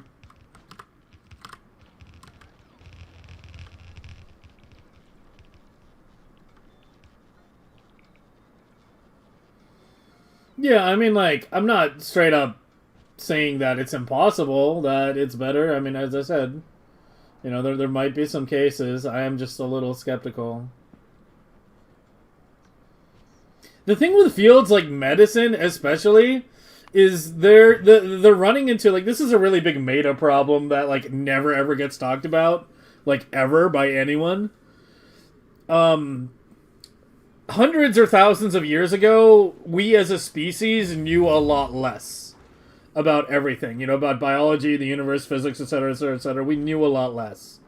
You know, it was relatively easy to be a philosopher or a physicist or a biologist back then compared to now, because the amount people knew was very little. It's why a lot of, like, the smartest people back then, you know, dabbled in multiple sciences. Like, they made, you know, progress in multiple areas because there was so much knowledge to be gained, and the level of knowledge at that time was so low. But these days, the level of knowledge is so high. You know, we have compensated for it as a species by hyper specializing. You know, we just get people just specialize further and further and further in certain departments. You know, technology, like programmers, like you get these, like, you know, not just generic programmers anymore. Programmers who are specific in one language or specific in, like, you know, programming one kind of thing. You know, you get these doctors who are all specialists, you know, just in, like, one organ or something like that. Or even just a special aspect of that one organ, and becoming super experts in this one tiny field. And even with this hyper-specialization and adaptation, we have, you know, not consciously done as a species, but has emerged as a reaction to our material conditions. We're starting to run into the limit in some fields where the amount of knowledge you need to understand in order to be at the top of that field is starting to become a very significant percentage of the human lifespan itself. Like, you know, medicine, I think, is by far the best example of this, where people will, you know, go to medical school for, like, years and years and years, and, you know, sometimes won't even be starting their practices till they're, like, in their, like, late 30s or something like that, because they've just been studying and studying and studying for so long. You know, whereas other people have been working for decades at that time, you know, in other fields, like, they're still warming up. They're still in the preparation phase. And these phases are just getting longer and longer. This is, like, the one thing where eventually there is going to have to be a technological solution of some kind to take some of the weight off of, you know, the massive burden of knowledge that's only going to get larger as these fields further develop. But yeah, that's just an observation.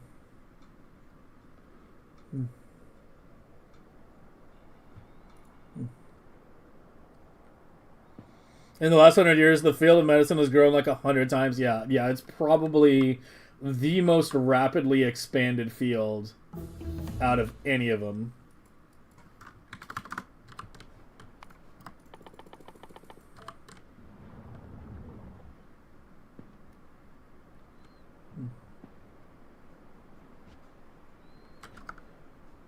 I keep losing where I'm at. I keep forgetting I don't have the belt yet.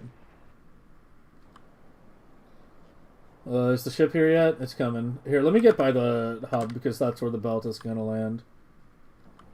It'll be faster if I'm over here.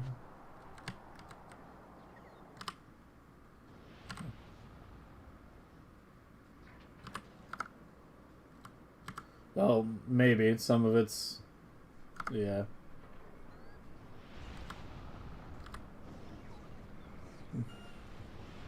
Would it evolve to get a bit... yeah, we're kind of, like, in some ways hitting the limit, hitting our biological limits. Like, in certain fields. Like, once you're spending, like, you know, a third of your fucking life, like, not even practicing your profession, but learning about your profession so that you can practice it better. It's like, we're starting to... this is a real problem, you know? This is a real problem, but these are these kinds of these enormous, like, meta level problems that, you know, no government is equipped to handle or really talks about. Like these are much larger things, and the solutions will likely be emergent and not planned.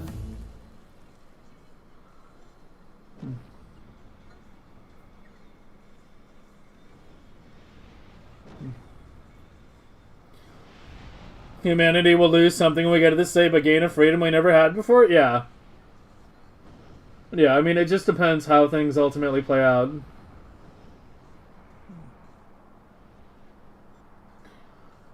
But yeah, I mean, don't worry. We'll get to that Star Trek future someday. Someday, maybe. Maybe.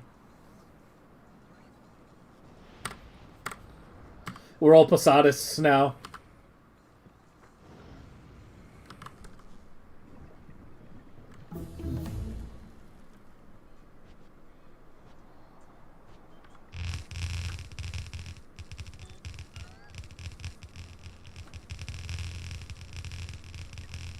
We're already there. Debatable.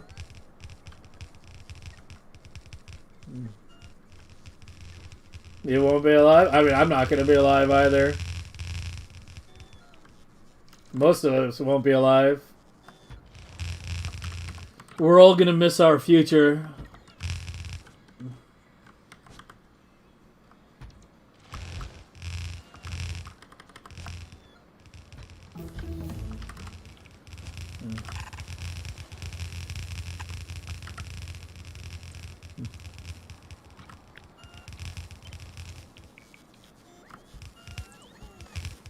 How many of you ever fucking watched Pantheon?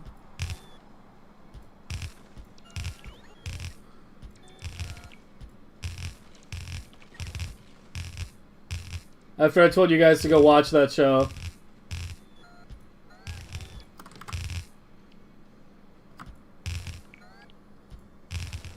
A few episodes. You got work to do, man. Second season is where it really kicks off. Oh my god, I don't have belt again. Dude, the amount of belt and stakes down here is, like, insane.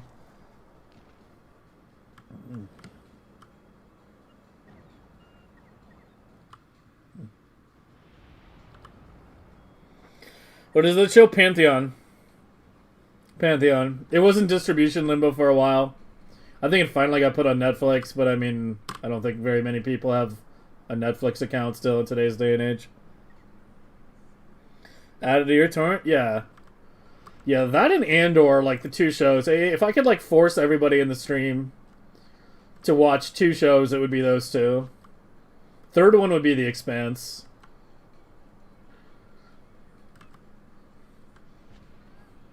If I could force everyone to listen to the Blowback podcast before they're allowed to participate in political conversations on the stream, too, I would do that as well. That should be mandatory listening for anyone.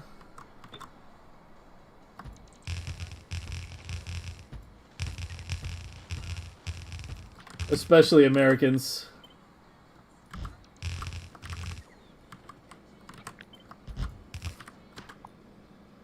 Okay.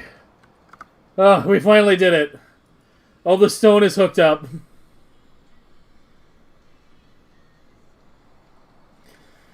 Would it make sense to have corner blueprints? I actually did have them last time I did a Megabase in 1.1. But yeah, I mean, I just kind of use copy-paste right now. Just put it on now? I would if I could. I would if I could. How many drones are there in total? 10,000 logistic, 4,000 construction. But I need a dial to back down the construction.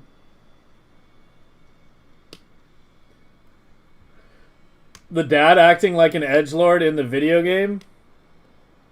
Yeah, the first couple episodes of Pantheon can be a little, like, awkward to get started. But trust me, the whole show ties it in really well.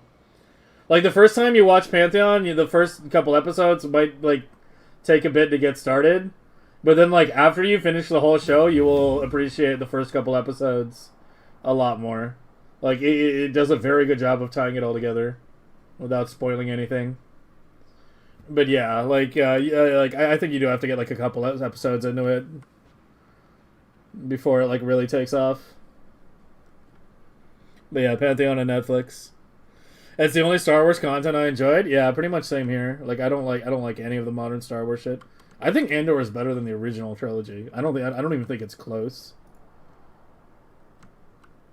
I don't think it's even close.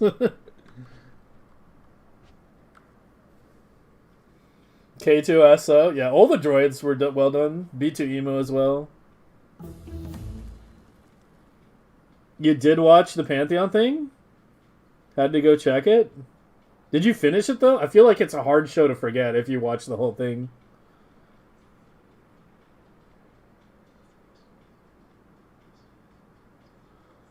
Twitch doesn't mind if you do no category thing and don't save the VOD. I don't know if I want to risk it though as a as a partnered streamer. If I was like some like just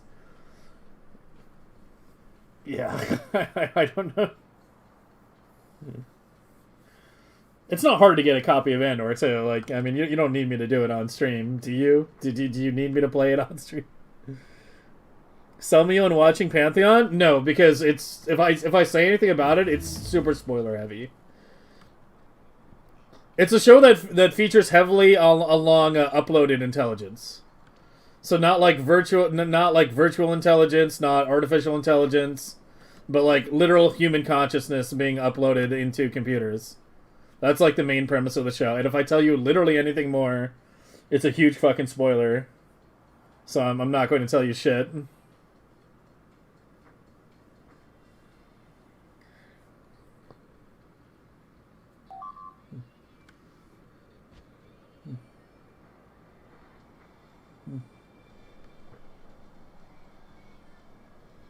Was it mentioned we can enjoy spending 130 or 11%? It truly shows in the TV show that you literally take your hobby and make it into a career, then surpass current and become the pinnacle.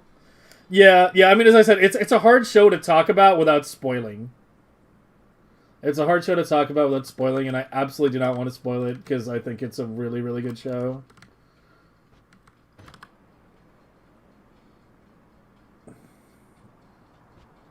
Yeah, there's a season 2.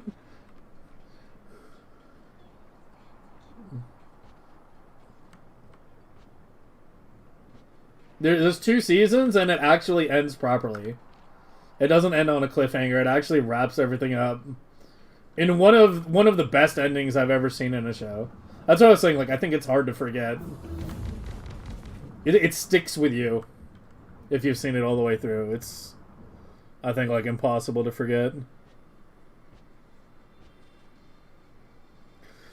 At a very weird spot in the game, you rush through the planets, get to the victory, never plan is underdeveloped, and you're procrastinating hard. Any ideas? Abandon everything, go to Vulcanus, build up properly there. Then redevelop the other planets properly with, the stuff from Vulcanus. Yeah, that's literally what I would do if you were to give me your save file and tell me to, like, save it. Yeah, just abandon everything, go to Vulcanus. If it's really that much of a mess. New Invincible about? Yeah, apparently Season 4 is out. I still need to watch it. I don't know. I'm a little tired of, like, superhero shit, though. Invincible just kind of turned into just another superhero movie, or superhero show. Like, it started as, like, a somewhat subverting show, but, like, all these subverting shows just kind of just turn into just straight-up superhero shit, like, after a certain period of time, it seems. Okay, we gotta do coal. Maybe I should do copper and iron first, actually.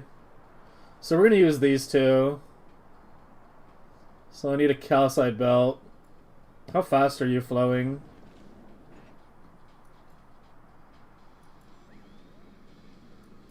Somewhat.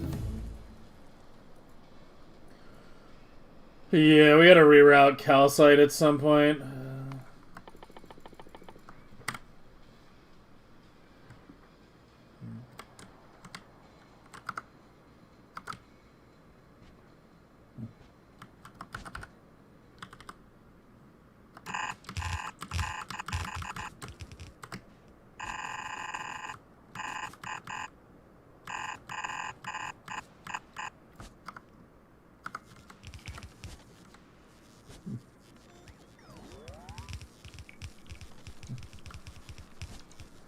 Willing to download Andor? Andor is not just the best Star Wars show, it may be the best show I've ever seen. Like, I may actually consider it to be above The Expanse. I don't know. That's a hard... It's a very political show. It is filled with historical references. Like, I pick up on something new every single time I rewatch it. Where I'm like, oh shit, that's a reference to something that, like, I didn't pick up on, you know, the previous time I watched. It is filled with references. So it's like, the more history you know, I think, like, the more you'll appreciate it. But even if you don't understand a lot of history, it's still a really, really, really good show.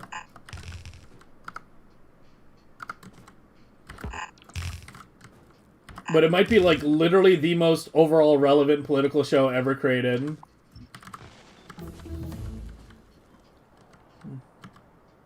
Yes, I have seen BSG, and I do enjoy it. They flubbed the landing. They really fucked up the ending of BSG. Like, it could have been so much better. The ending was so weak. But, yeah, like, the bulk of BSG was amazing. Like, the majority of it was really good. It's just... It's very clear that toward the end of it, they just had no idea how to end the show, and... Yeah. They really flubbed the landing.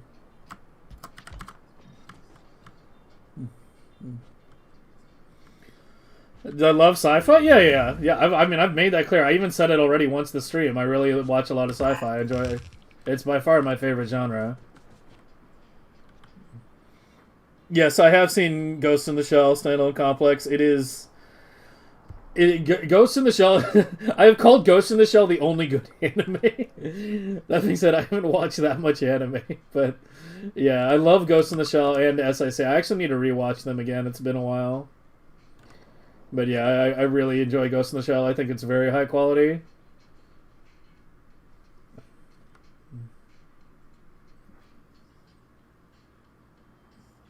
Like, both the movies, the first and... I would say the first and the second. First is obviously better, but yeah, SIC was just amazing. I was really disappointed when I finished watching SIC. I was like, there's no more episodes? Like, I want more, man. I want more.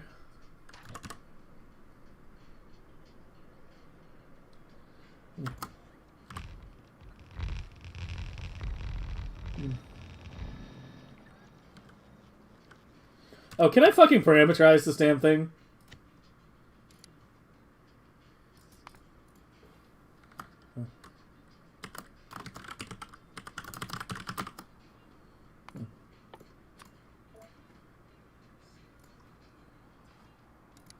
Did it not save? Oh, I need to check that first, don't I? Yeah, there we go.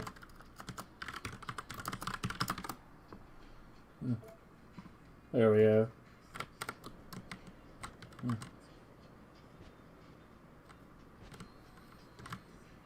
Andor is, like, better than great. Andor is, like, unfucking precedented. There is no... Like, no Star Wars show has a right to be that good. Like, no Star Wars show... Yeah. Really has a right to be that fucking good, man.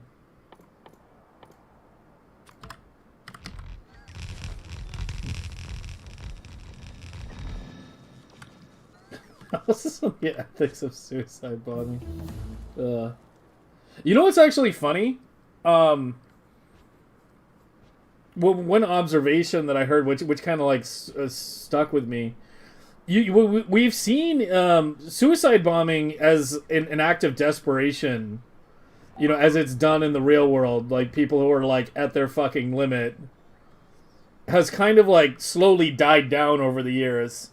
And we've kind of noticed it has a corresponding increase with the prevalence of drones. Because you no longer need, you know, in order to get a bomb into a place that's hard to get it to, you no longer need to strap it to somebody. You can just fly a fucking drone. So we've actually seen a big drop in those kinds of attacks with the rise of drone warfare.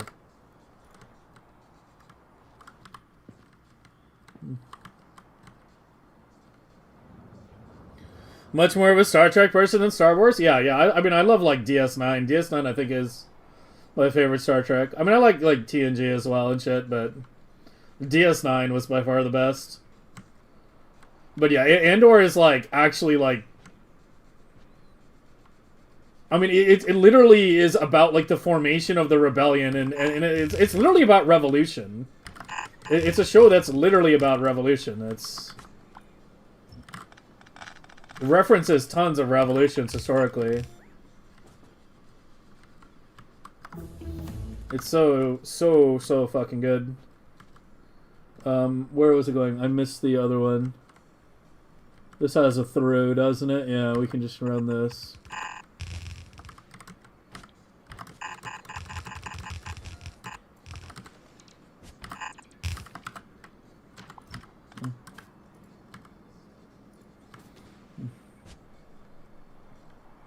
Voyager had some good episodes here and there.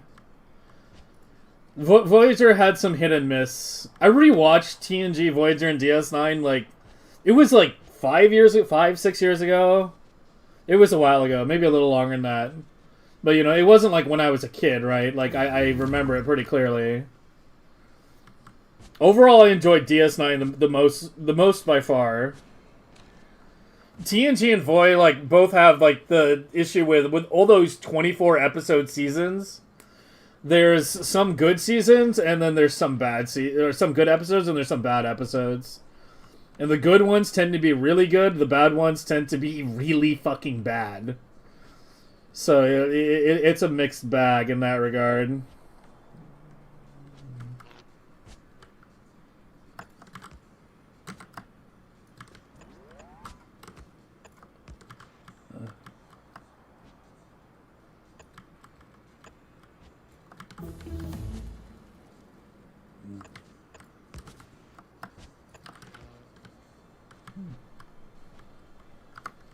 What's that still flowing?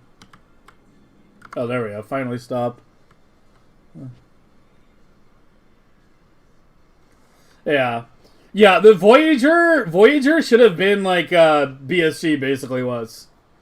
The Voyager should have been like, instead of episodic, it should have been, you know, just more and more desperate, the ship getting more banged up, you know, getting repairs. Like, you know, the two episode one they did where they just reset everything, you know, with the time travel at the end of it.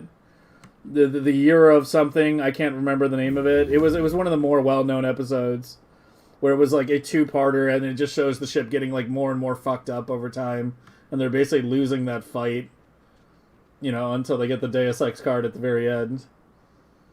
But like, that should have been all of Voyager. Is the entire show should have been shit like that. Okay, it's time to do the call. We have reached that point. Well, I guess I still need to hook up the pipes.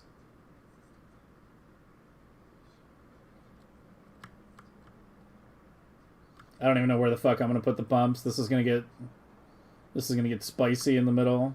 At least there's room in the middle. Okay, let's do the pumps first then.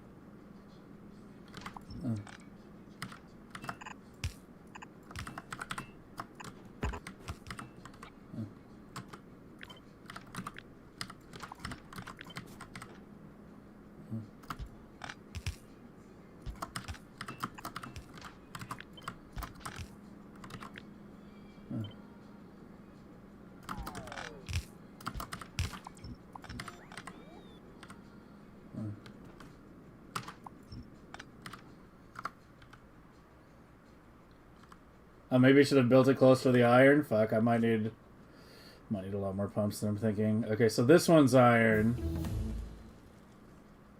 Yeah, this one's iron here.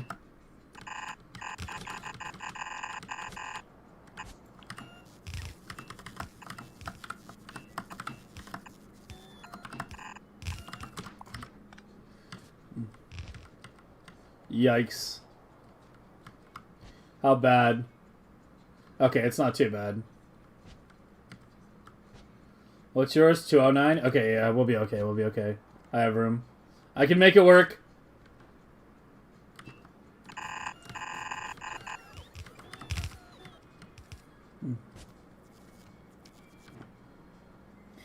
So the Foundry Charlie Spanish side, it's the most UPS efficient? Yeah, correct.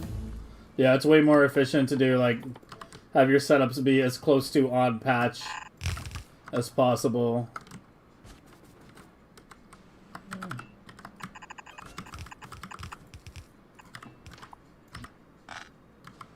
Then to be shipping everything in.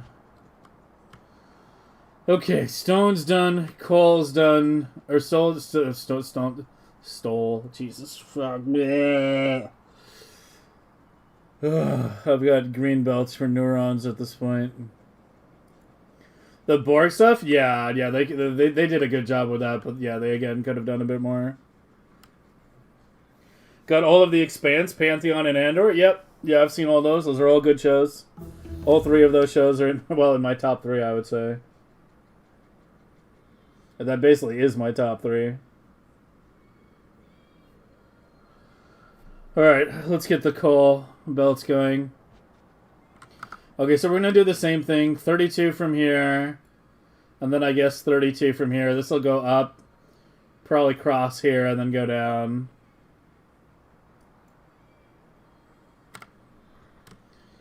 It's not technically a bus, actually. It's just belting. Buses have a kind of a specific definition.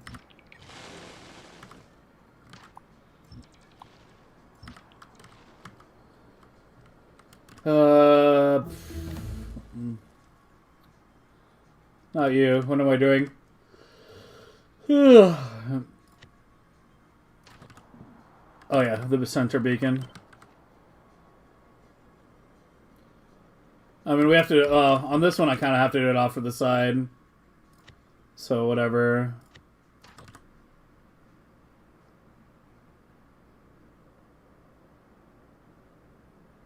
Yeah, we'll just do it, like... here or so. Most of the belts will come around to the right.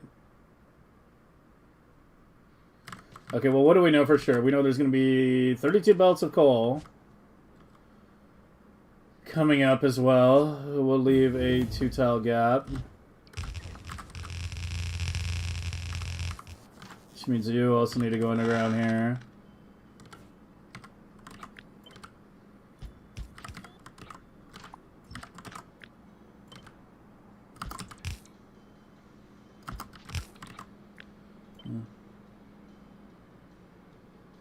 What?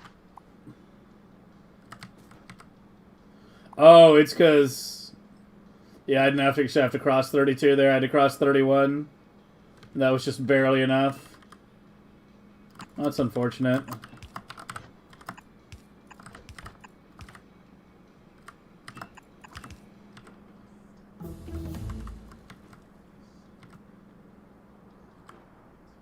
Okay.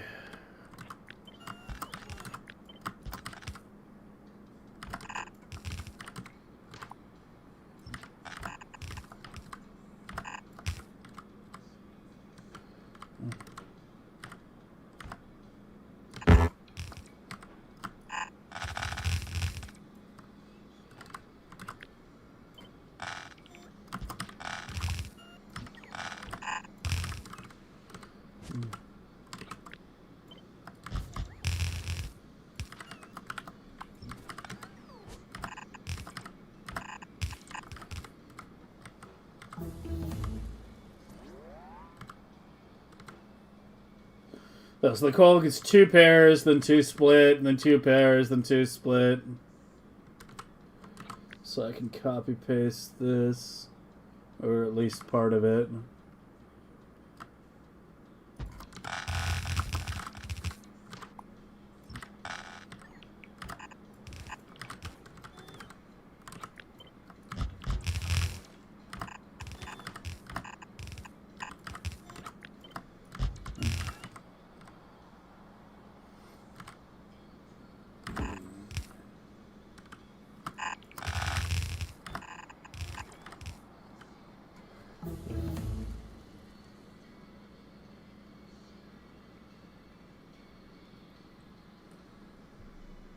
Is that like a deep mine mod? What, this? It's not a mod. It's just...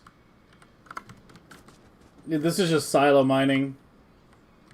It's just a kind of a little degenerate technique in order to get way more out of a patch that you can normally get.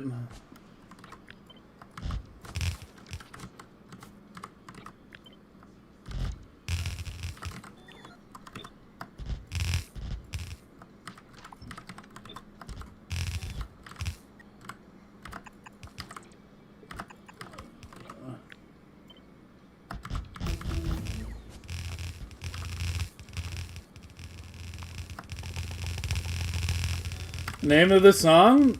Kill the Lights by The Birthday Massacre. You have good taste, by the way. This is one of my favorite bands. And you're going to hear a lot of them on my stream. They tend to show up on a lot of my radio stations and playlists. Yeah, the Birthday Massacre. Kill the Lights is what you were looking for.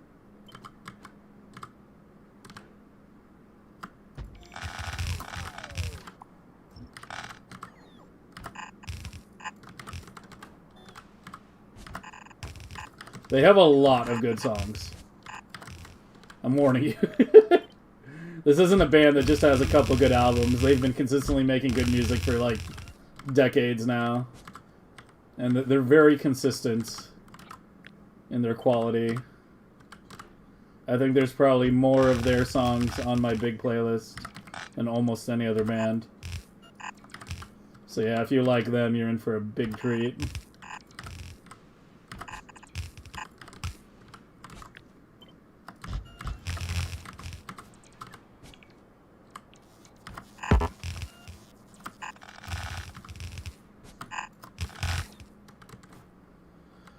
Haven't missed one, have I?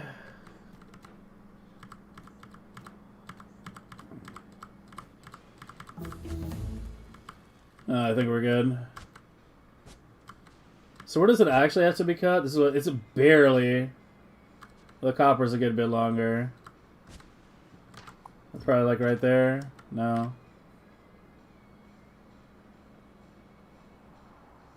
Wait, how is that still?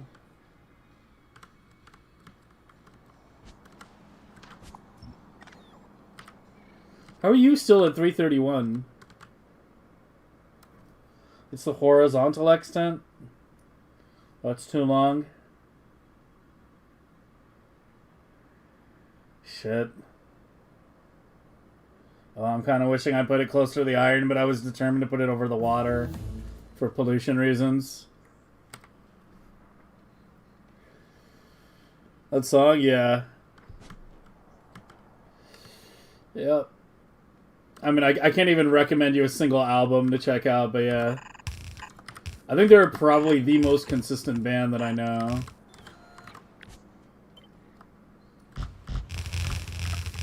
Like, it's hard for me to decide, like, you know, what my favorite band is. What my absolute favorite is.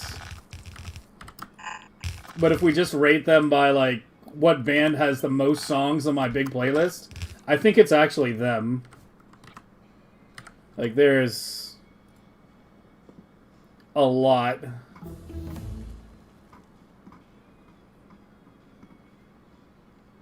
Like, Metric, Churches also have a lot, Nightwish has a lot, Serenia has a lot. But yeah, if we get to, like, TBM... wait, it'll be under B, not T. Yeah, there we go. Yeah, so from 102 to 76. Okay, there's like 30 songs. And I might be missing a few as well. So yeah, as I said, you will probably hear them almost every day, depending on what station I'm playing. They have a tendency to creep into a lot of stations.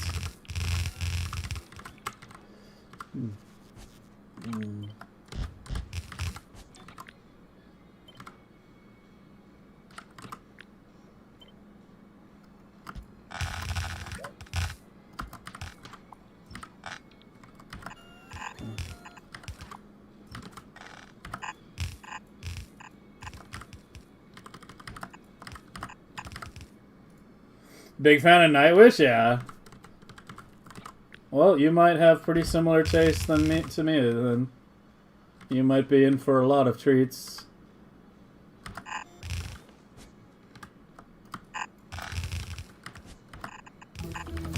This was 32 coming in, right? I didn't miscount? Okay, just making sure. Is the brick wall DI on this? Yeah, here.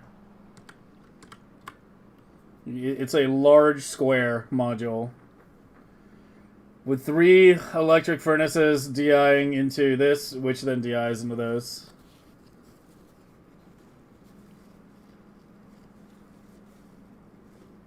I messed up the pipe crossing for iron and copper. Okay, I'll check it in a sec.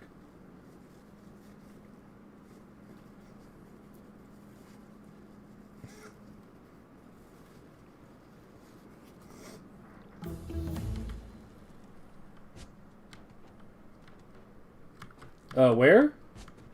Where did I mess up the pipe crossing? What's SPM? 4 million, but it's, or 3.9 million, but it's mining prod only right now. We've been just running that. What's the legendary item setup? What do you mean? Yeah, I'm not sure what you meant, Black Mind.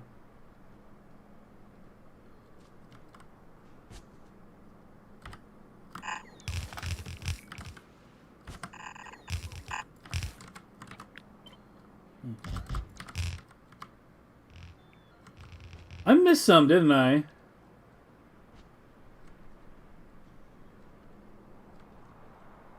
These should both be expiring at like the same time.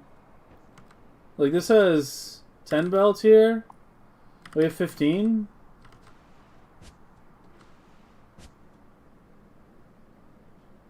I have to have missed some, right?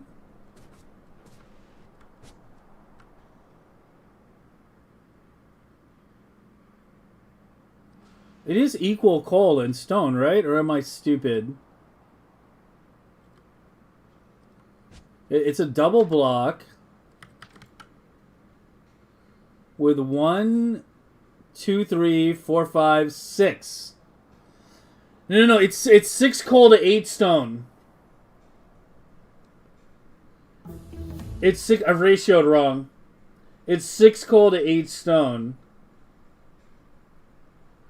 For every block, the block ends. The block ends here, where my character is currently standing. Up there, like in between these two. We have 1, 2, 3, 4, 5, 6, 7, and then 8 stone. And we have 1, 2, 3, 4, 5. Yeah, it's 6.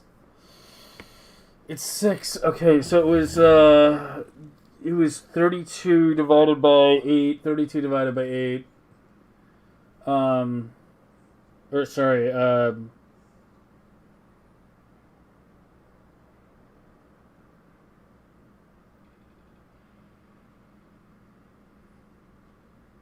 It's 8 double blocks total. No, it's 16. No, it's 8 double blocks. It's 8 double. It's fucking confusing because it's a double block design, not a single block. Yeah, this is 1, 2, 3, 4, 5, 6. Yeah, it's 8 double blocks total.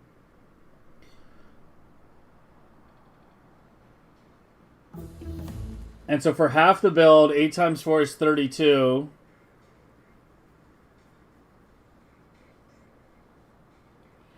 But 8 times 3 is only 24.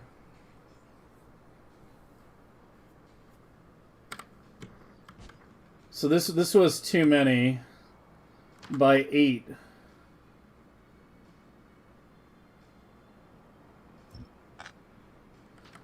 And we still have to tap 2 stone patches. Because I need 24 plus 24 is 48. Coal patches, sorry. And I can't get more than 36 out of 1. Yeah, so this part is wrong. How do I build my quality items? I have a quality factory on Vulcanus. This is basically it right here. We have a couple quality ships that cruise around doing asteroids. We have LDS Shuffle. Legendary stone comes from legendary calcite.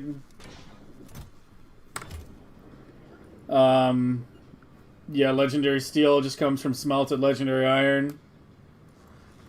We do the blue chip shuffle as well to get good blue chips.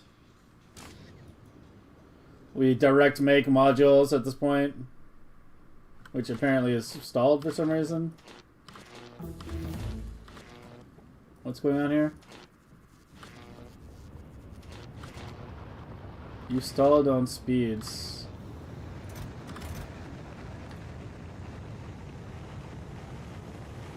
What?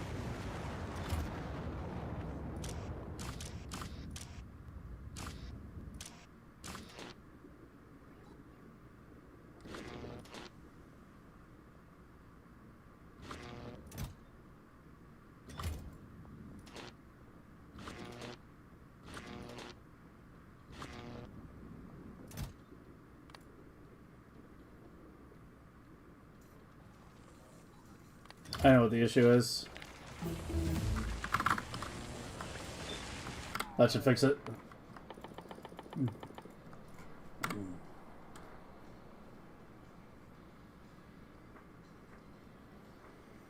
For 1 million S-Man Prometheum? Yeah, I mean, the Prometheum will be running in bursts. It's not going to be like a constant 4 million Prometheum till the end of time. It'll be like we buffer up, run Prometheum at 4 million, then we switch to something else while it rebuffers, you know.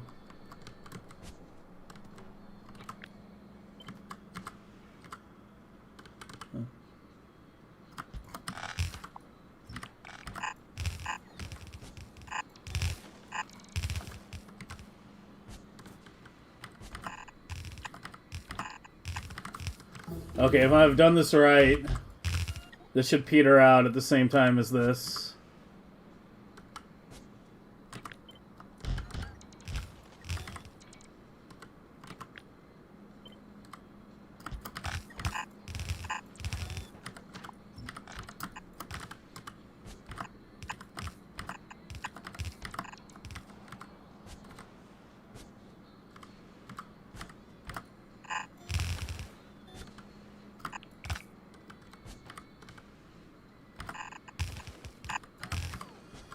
Yay. Okay.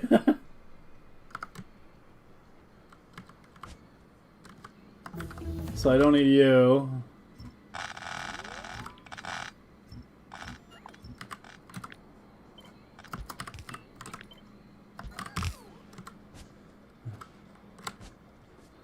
Congrats on your streak, Budgie.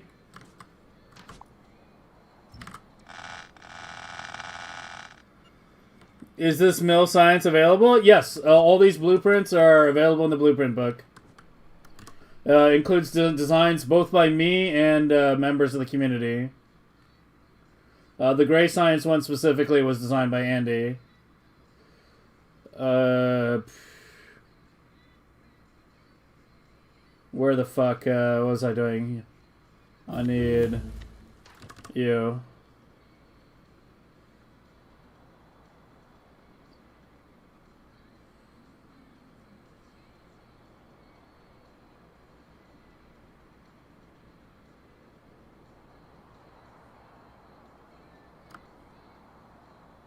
Yeah, I mean, most of them are just going to come around the right.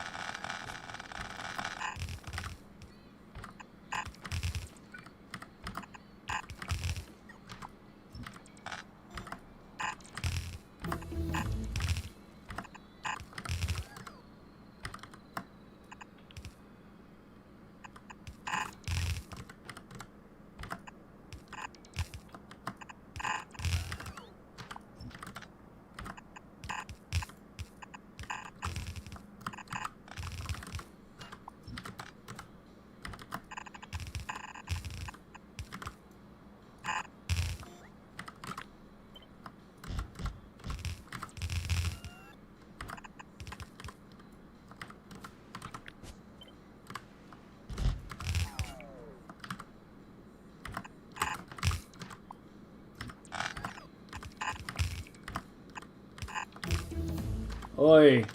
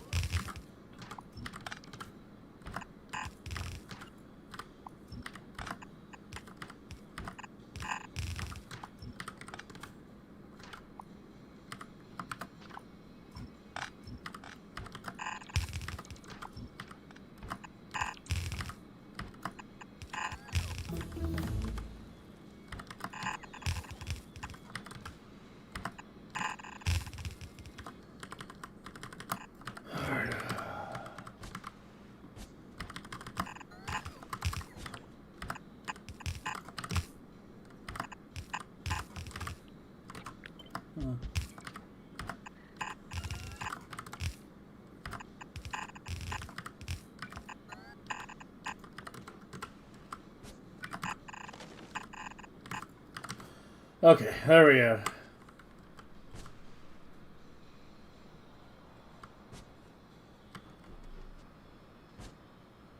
Any more shit? Can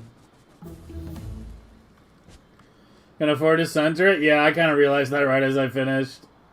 I don't know, maybe we'll clean it up later. I just need to get it down right now. I've been trying to end streams at like 4 a.m. consistently. Because it just helps with, you know, me getting to sleep before the sun comes up and then getting a good start the next day. But I also want to get the military science done today. So, yeah. Maybe I can get all the bells without silent mining? No. Almost, but not quite.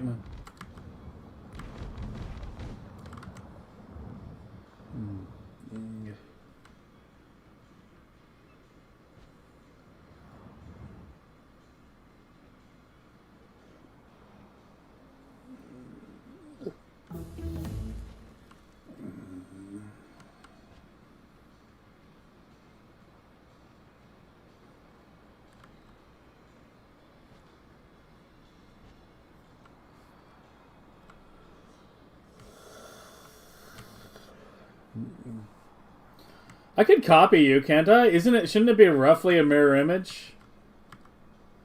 Top to bottom? Right? I should be able to copy you, right? Yeah. Yeah. I should be able to just copy it. It all lines up. Holy, these belts are gonna look amazing. Look at that on the minimap.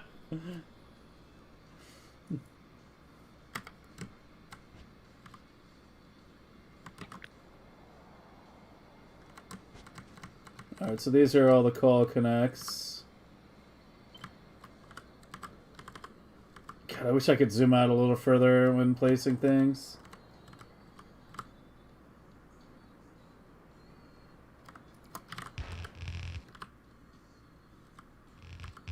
Yeah, there we go. We got 5 fish.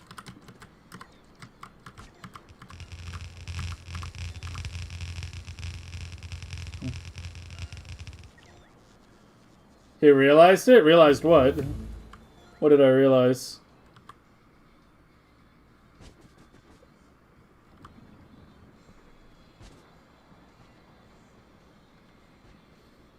I mean, yes, of course I realized it. I know exactly. Yes, I am the great realizer. That's me.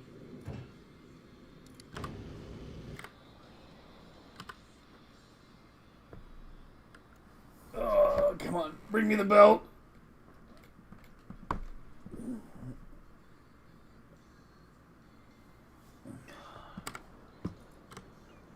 Oh, there's a mod for further zoom? Yeah. I'm a little bit of a purist right now, though. That I can copy paste it? Oh, yeah.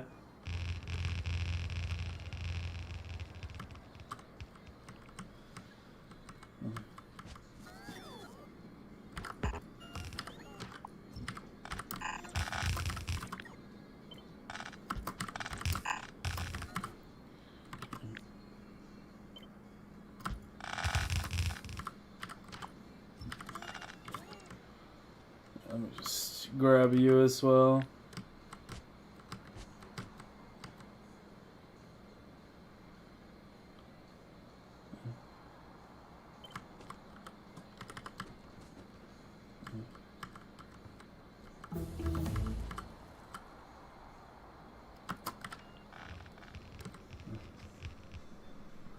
Yeah, this save is 100% vanilla right now. Not even a single mod. Not even research queue. I have clicked 3,000 times to get mining prod at this level. Weep for my mouse. For I don't think it will survive much longer.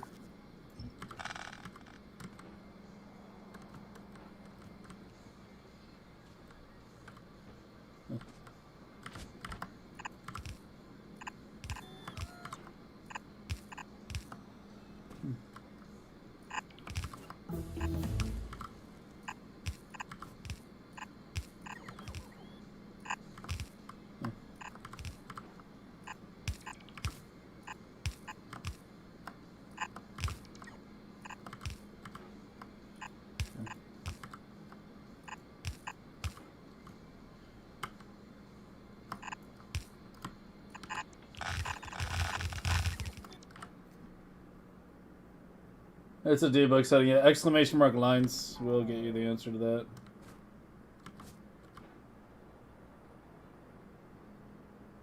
Wait, do I have... Oh yeah, it's... Wait, what's going on? Something's weird. Why is there one extra connection? Oh, this is 23. Okay, we're good, we're good, we're good.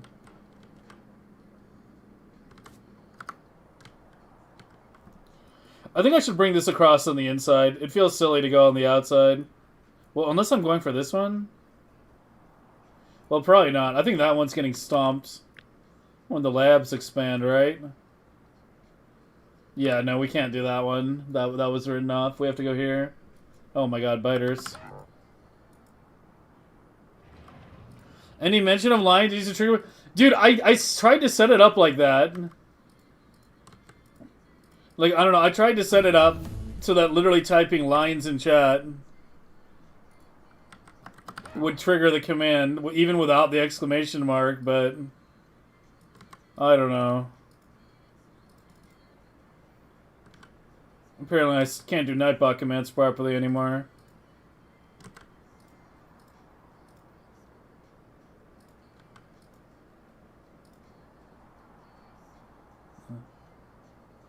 $4 million on mining prod only. But we've been on mining prod only for a while now. Once this gray science is set up, we can do more. Well, I mean, I guess I could do like robot speed right now or something. I could do anything that doesn't take gray.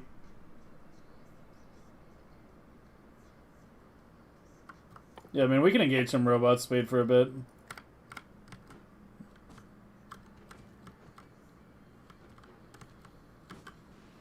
Alright. Yeah, I think I bring it across here. So it's like here, and then we go to this one. So give me a 24 belt gap. So one bigger than that. Leave 2 squares. One bigger.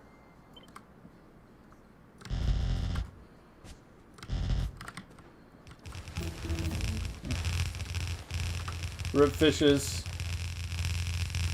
I don't think there were any fish in there.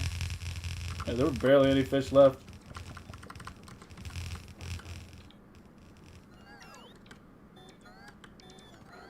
Yeah, the mining prod only takes 30 seconds per level at this point. Your SPM scaling outscales mining prods increase pretty considerably.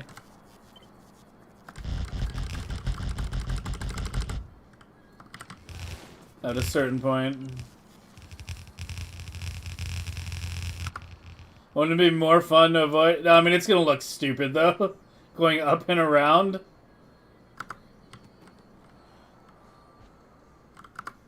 Have it come in below.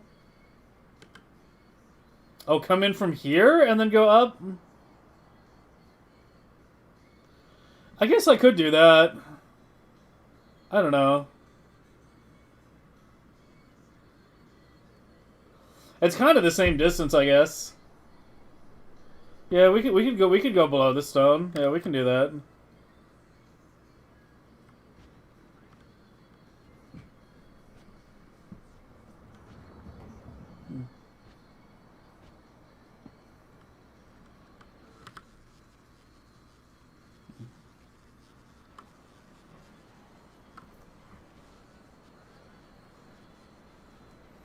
Then do the direct gear inserted belt. Well, I'll set that up before I do the next purple and yellows. Because that's the other thing that's a lot of belts. But yeah, this is probably the single biggest project of the run in terms of doing it all at once. Because red, green, and blue, I did the 4 million SPM worth, you know, at once, right? Like, this is 4 million. This is 4 million. But the red, green, and blue are much smaller builds. For purple and yellow, I did only 2 million at a time. But for gray, we're doing 4 million again. So yeah, I'm out of belt. I need you to come with more belt.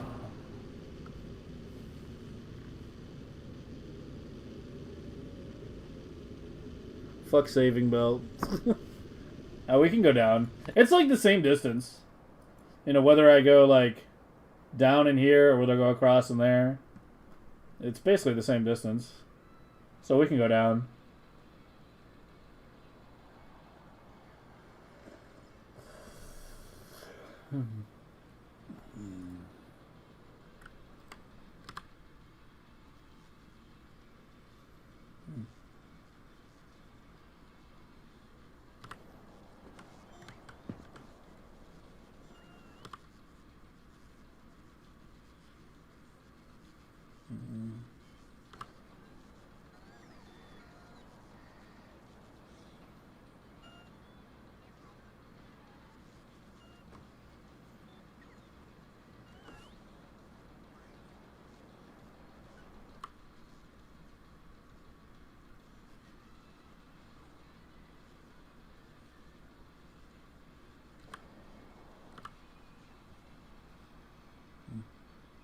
There you go.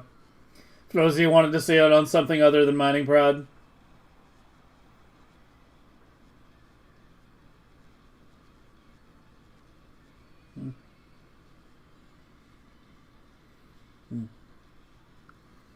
Nice flat line.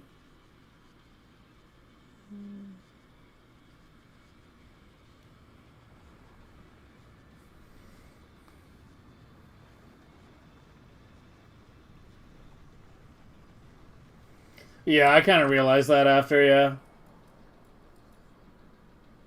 Could have done this here. Well, then we would have lost the aesthetics.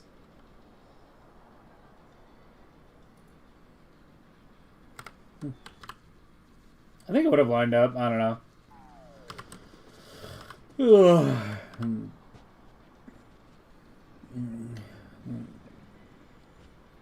It's not bottlenecking. Yeah, I need research prod 70 to actually hit 4 mil.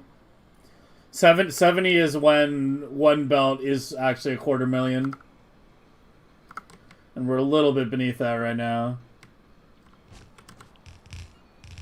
But I can't do research prod yet because I don't have the gray science done. And that's what we're trying to build right now.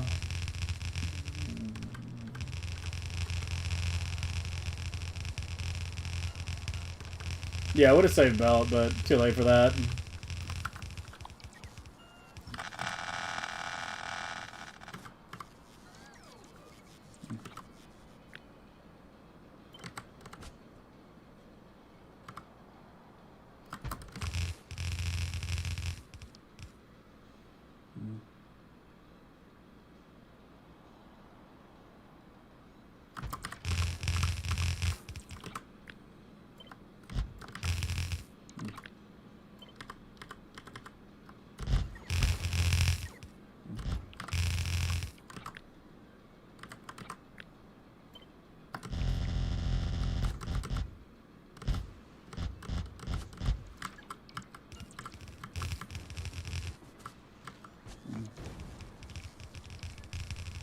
This is within temptation. You are correct. What color is Prometheum? We call it black. Military is gray. Anyone who calls military black science is objectively wrong. Dude, there's no way I already used up 5,000 belt. Haven't listened to them in a decade? Well, that's a shame.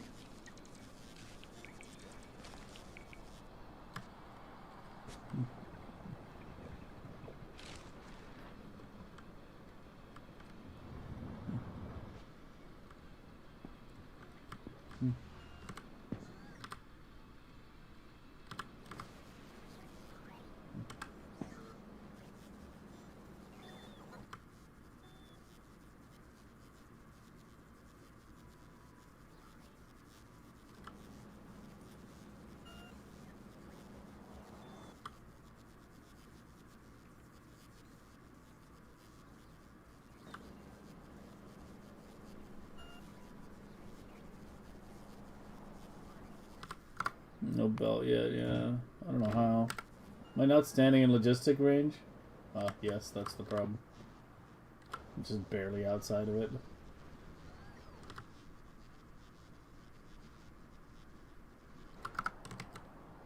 Here it comes.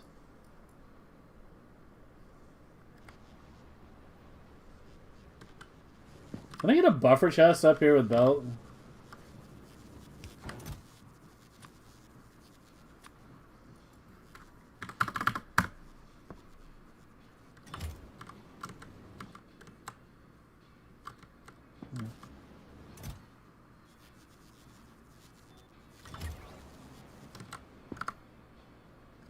Why aren't you requesting anything? You have belt. Oh, there we go. Now it's coming. No, it's producing fast enough on Vulcanus. That's not the issue. Yeah, I mean, it's literally going burr. I mean, just look at the number.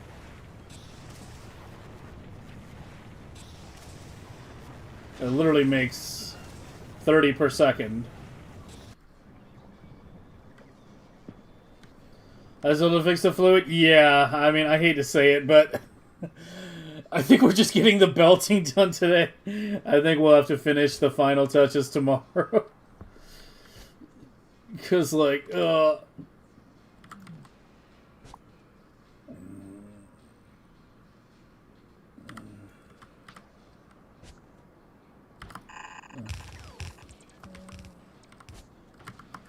well, let's get what we can done.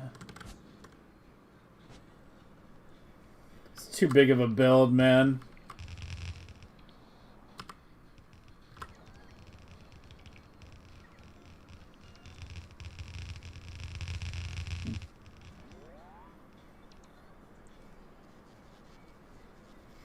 Yeah, I'm a big on synth metal specifically.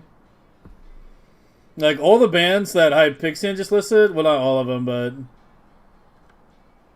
I know like half of those. Camelot and Nightwish specifically. I fucking love Camelot.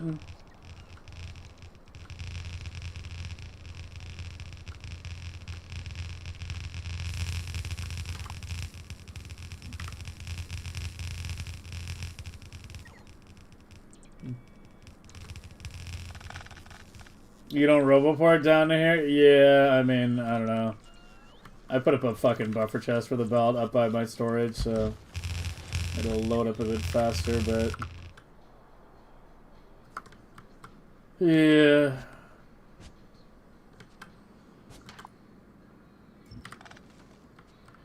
Alright, we'll give it a couple squares, I guess.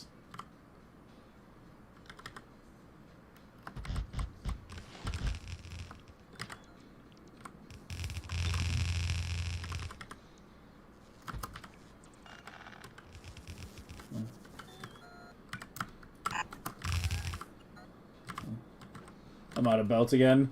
Dude, it's so much belt. It's actually so much more than I'm thinking. It's like 20,000 belt, man. I need you to go get more. Ugh. Per electric furnaces, as many as possible.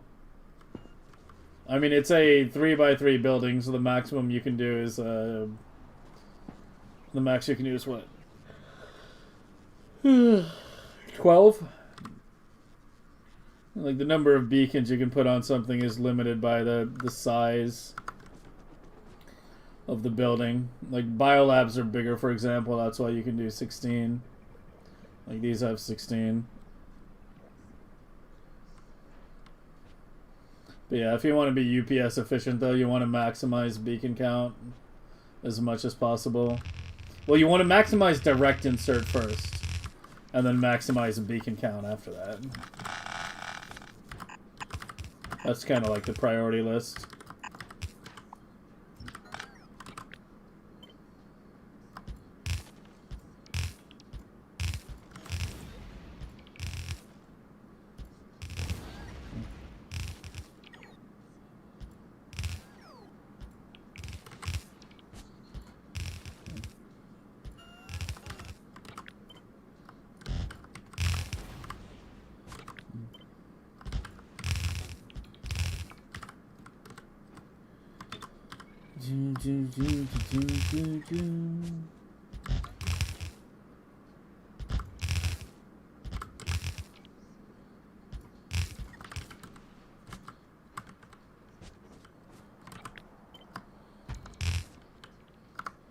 Where are you? Over there?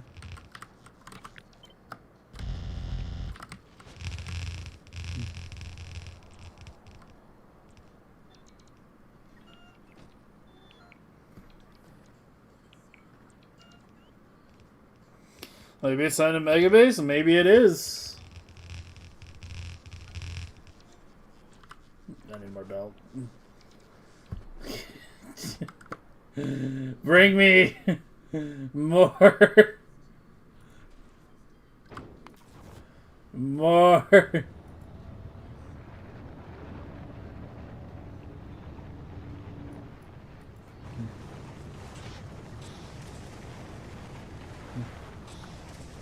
I mean, it does go burr.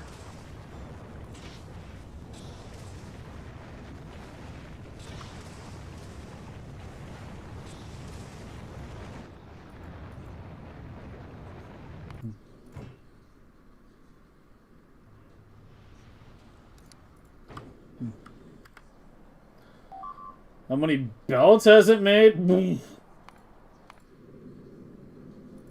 That's a dangerous question.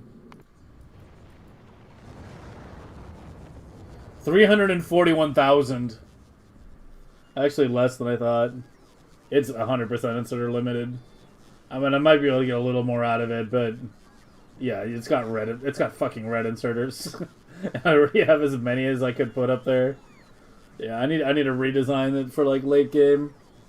This is the same design I used last year. It's the same design I made like super early on in like last year's Megabase. Turns out it was enough for the entire run, so I just never did a better one. Same thing kind of happened with this run. Slapped it down super early. It's more or less, you know, what you need, and yeah. I mean, it still technically is enough. Could probably stand to put the buffer a bit higher, though.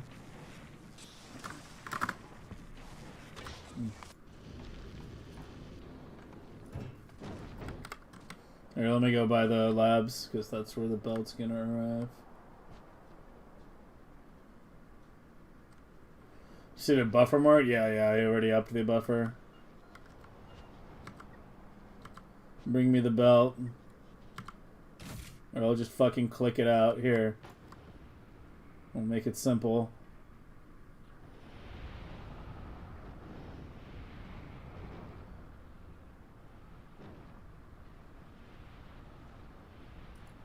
Oh, it's probably wavering now, yeah. I think I need some work on electromagnetic. I don't know if it's a ship problem or a production problem. Might be a bit of both. But yeah, we have some stabilization work to do.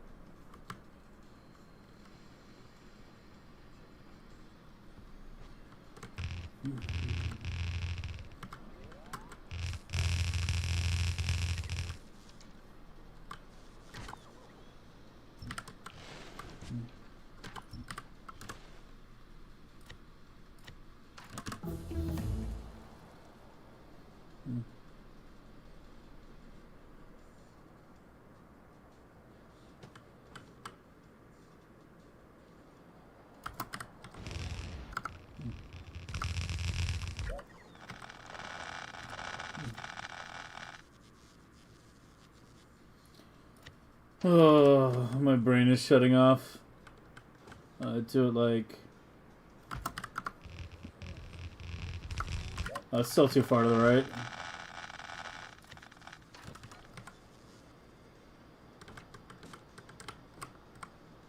Do it like... yeah, just do it there, whatever. I'm out of splitters too.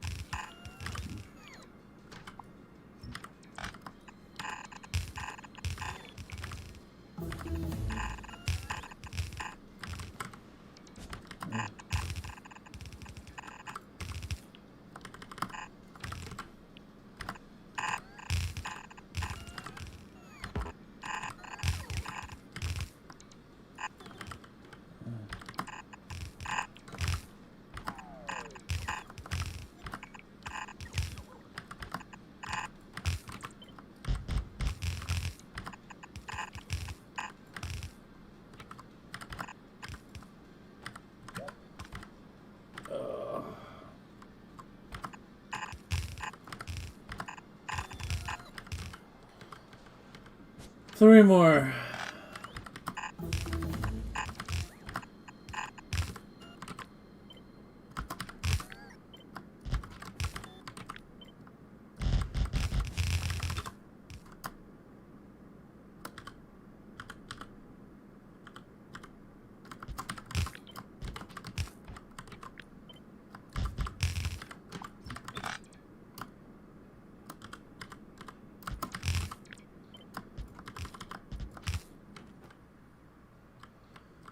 Alright, splitters.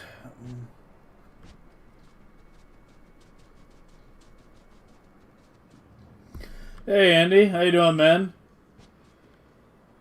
You're missing out on your build deployment. You got here just at the end. Well, maybe not at the end. We'll be doing a bit more tomorrow. The comb has fully taken over. Yeah, I mean, the balloon was an interesting idea, but we wound up doing it just like we did Gleba. You know, one belt and then just rows going out. Like, same principle. Feeder belts up here and then just rows. Yeah, like, everywhere you see comb. Did a bunch of this earlier today. Did a lot of tree work up here. Still have some more to do in the middle. But yeah, we're on full comb. But yeah, it's your build getting deployed right now.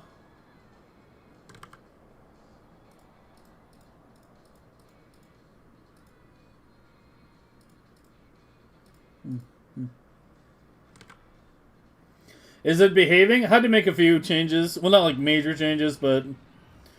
You put your damn combinators in line with the fucking input pipes.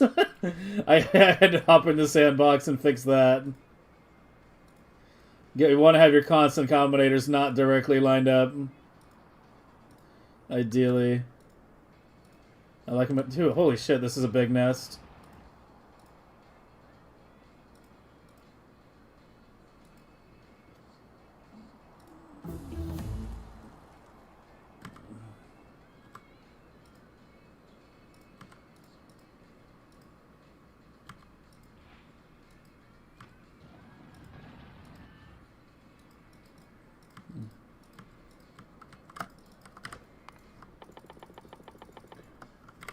But yeah, I really like the ballooning idea, but yeah, I mean this works fairly well as well.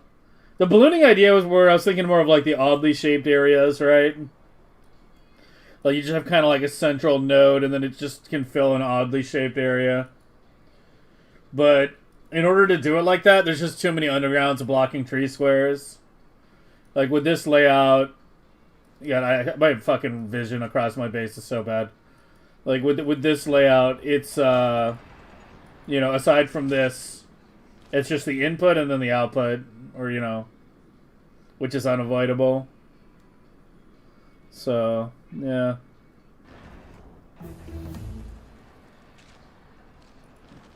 We did the tree overlap tech though, so that was good. We have a slightly denser tree layout than is normally allowed. So I was happy with that. It worked out well. Am I looking to change it on the flying battery ships? Is there anything to be done that improve them? Oh yeah. Oh yeah. Like there's going to be a Prometheum ship surgery day, maybe this week, depending on how the rest of the scaling goes. I don't know if we're going to be making like major changes. Okay, this is going to have a bit of a rough trip from Aquilo back home. If it literally has to... I don't know, this ship might just die. I mean, I don't know, whatever. It's not my problem. The other ships are fine. Yeah, the other ships are maintaining rockets at Aquilo orbit, but the stacked version cannot maintain rockets in Aquilo orbit. It's kind of rough. I mean, I think can get it home. I just have to be, like, super careful. The rocket turret range is pretty enormous. At Legendary. We'll worry about that tomorrow when the Prometheum ships are back online. For now. We have more work to do. We need a handbook of standard practice? Yeah, I mean, that's what I'm trying to do with the blueprint sheet. Like, there's a reason, like, you know, it's everyone's blueprints, not just mine anymore. Is because we needed, like, some place where it's just, here's all the current good designs regardless of author. So I've just kind of turned the sheet into that. I try to label things the best I can. Corner above me? Yeah, I haven't done that yet.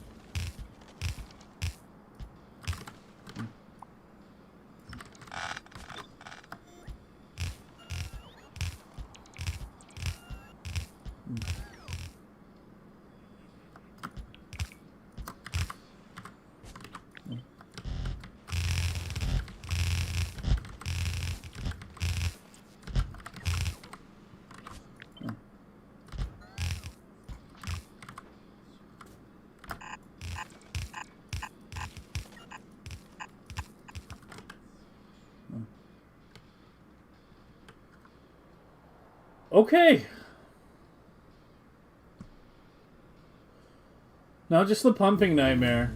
Okay, I think the copper is very little. We might be able to get away with even one pump there.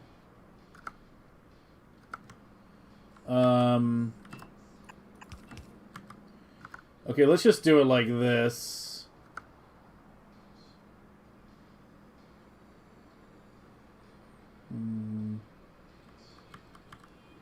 Let's do it like this for now. Maybe I'll change it later. So you need to be your copper.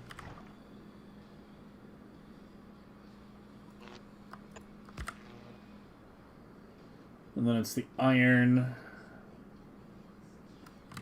Okay, move you like down here.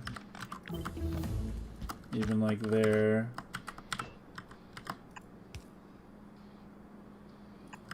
Give me maximum length. Here as well. So this is the part we might be having pump issues. We'll start with 5. And then we'll see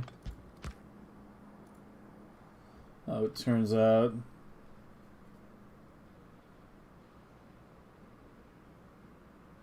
Yeah, it's still 363. Oh, this is barely overextended now.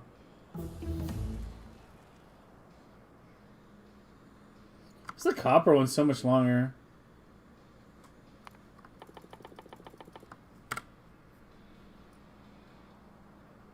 Maybe I don't have it in the middle. We shift it downward a bit. And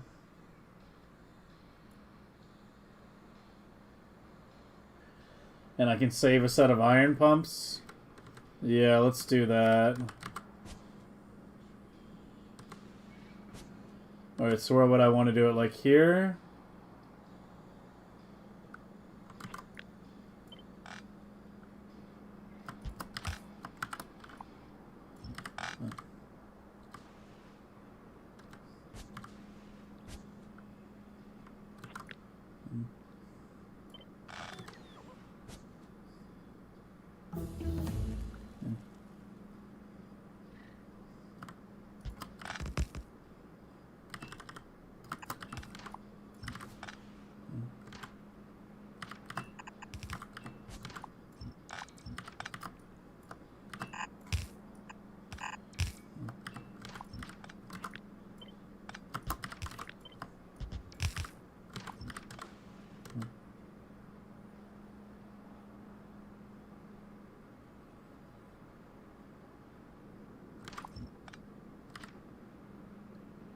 Still 331?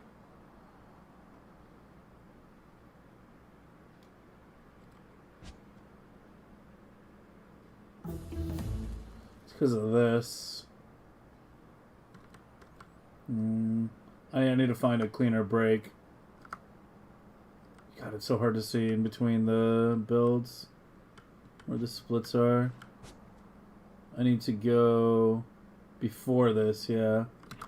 It needs to be right before that. So put you like down here or something, right? No, it's still 331.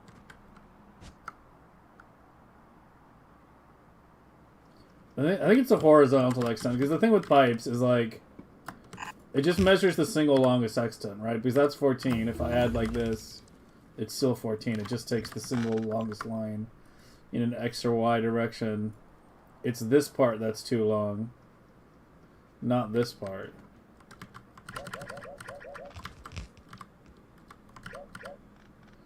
So the pumps are unavoidable. So let's just stick him in the middle, because that's just more logical in general.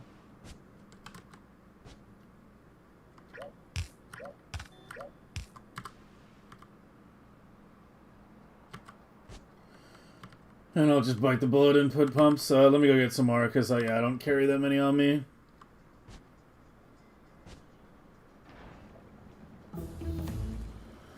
Storing biter eggs into soils from Gleba? Storing biter eggs into soils is fucking terrible. Have you looked at the launch capacity for soils? It's like 17 soil per launch or something like that. Versus, 500 biter eggs. No, soil is not, worth it.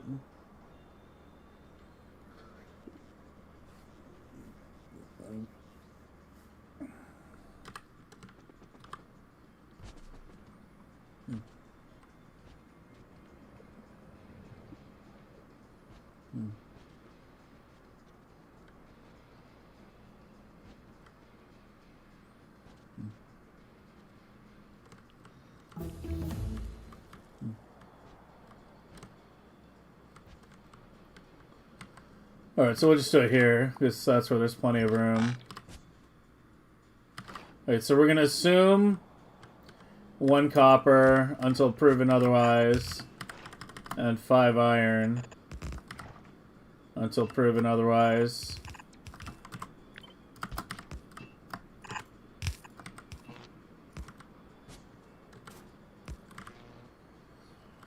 Alright, that should do it.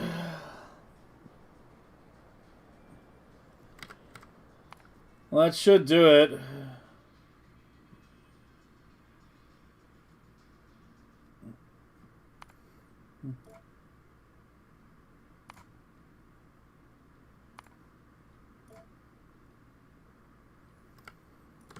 Splitters at call? Oh, yeah.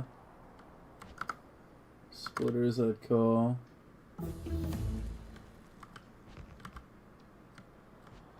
Alright.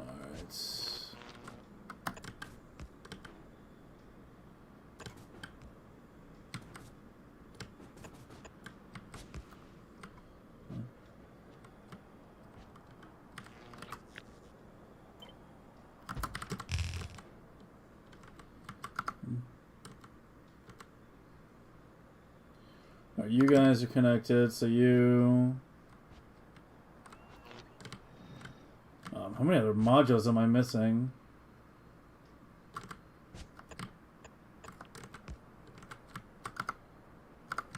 Then you...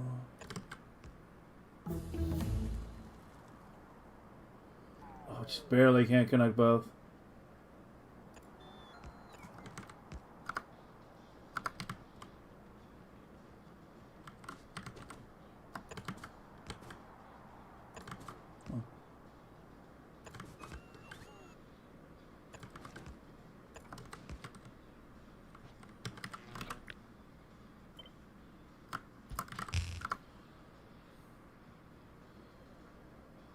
Okay. Moment of truth, I guess. I'm just going to turn it on real quick, regardless of what problems crop up. Regardless of what problems crop up, we'll fix them tomorrow, because, yeah, I wanted to end, like, half an hour ago. But, where should I hook up the power? Probably just here, actually.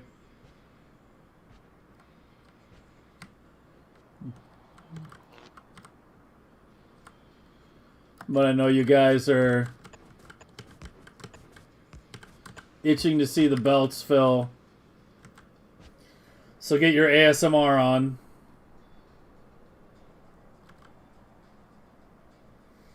Hit 4 million? Yeah, we're at 4 million for like mainly mining prod right now, but we're bringing the others up to that level. Just finally got an enormous military build done.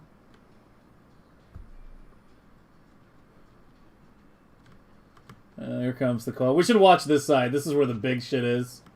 Yeah, there we go. This is where the big rivers are. Exciting? Let's be honest. This is what you guys are here for. The rivers of resources activating.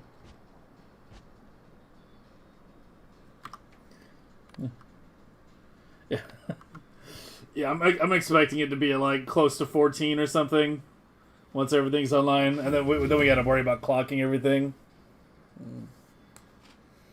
Yeah, the human insight, the politics, the music, and the rivers of stone,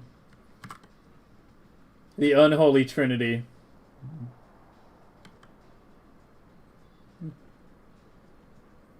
We got to set up trees down here too.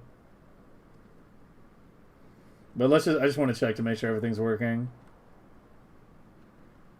And then tomorrow we'll actually set up the trees before we activate it. But let's just make sure there's no major problems. So we have single unpowered beacons in each one. I didn't even change the power poles. How did that happen?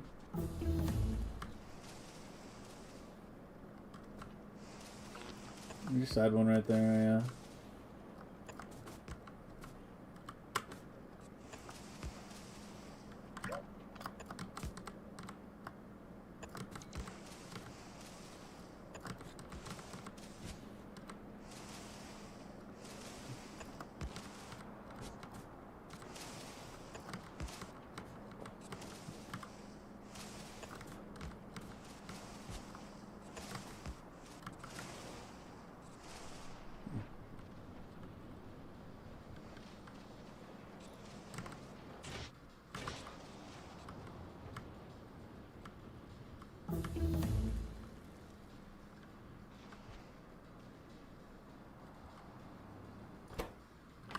Showing nades. Iron. It's just an iron shortage, yeah.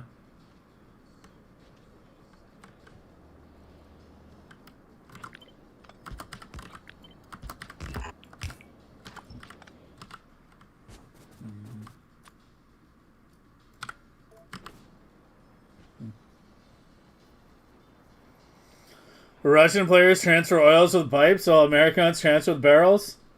Is this is this an IRL joke or a Factorio joke? I can't tell. Because if it was an IRL one, it was a pretty good one.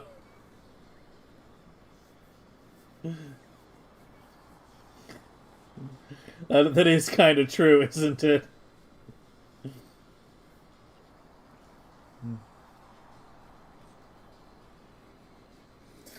Although really, it's not barrels; it's tankers. You know. But yeah.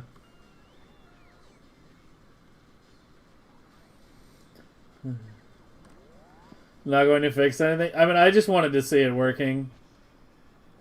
I think we're good now. A few more pumps, but yeah. It should be good. This is the top, not getting enough iron now, yeah. I need a lot more iron pumps, I think, yeah. Yeah, so we just need a ton more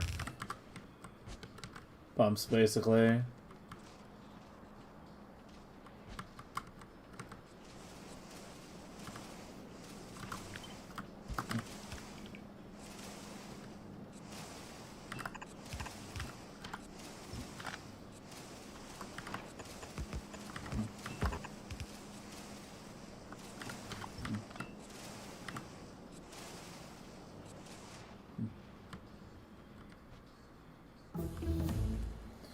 But yeah, it looks like I didn't screw up any of the belting. We just gotta worry about the fluid throughput. And then we can see it finally mix with the blue. Is it just Fieldcraft? Yeah. I mean, you could do the math if you really wanted, but I just put down 5.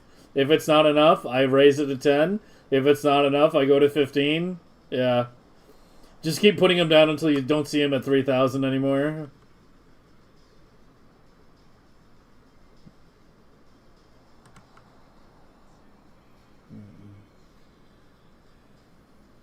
I can wiggle it? Yeah, we'll do it tomorrow. We'll do it tomorrow. I mean, it's a fucking minor miracle. I even just got all the, belting done today, man. That was so much belting. Like, look how big that build is compared to everything else.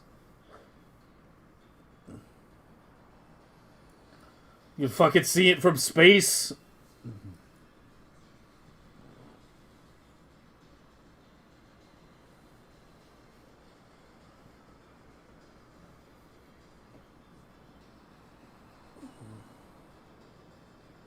This thing's down to 68k. Yeah, even at 3k mining prod, it's not lasting much longer. It's getting real low. Alright.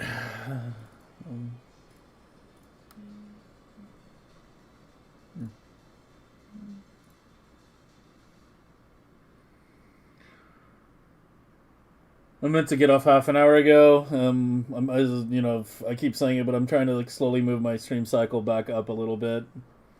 Did get started at like 9 today, so hopefully we get started a little earlier tomorrow. I'd eventually like to get back to, 8 a.m. starts, but who shall we raid today? There's no one that I know on, at least not Factorio players. What about non-Factorio people? Mucky's playing Timberborn. But we raid him all the time.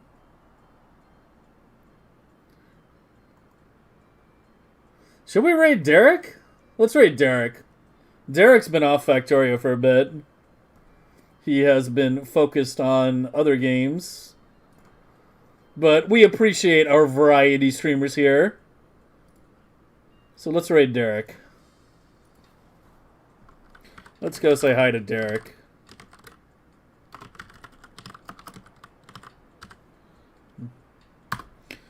How much does one miners produce a second? Yes. A lot. So one miner produce a second. With speeds in it, 9,000.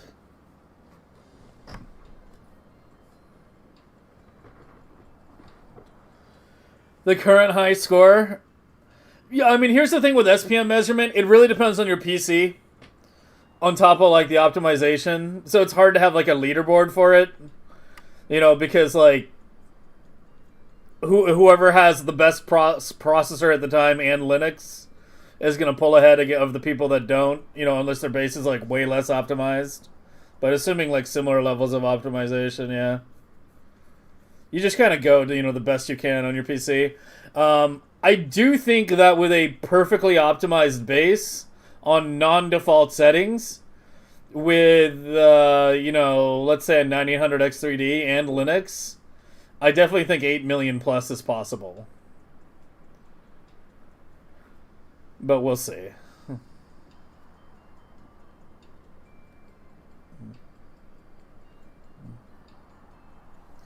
Anyway, go say hi to Derek. I'll see you guys tomorrow. Have a good night.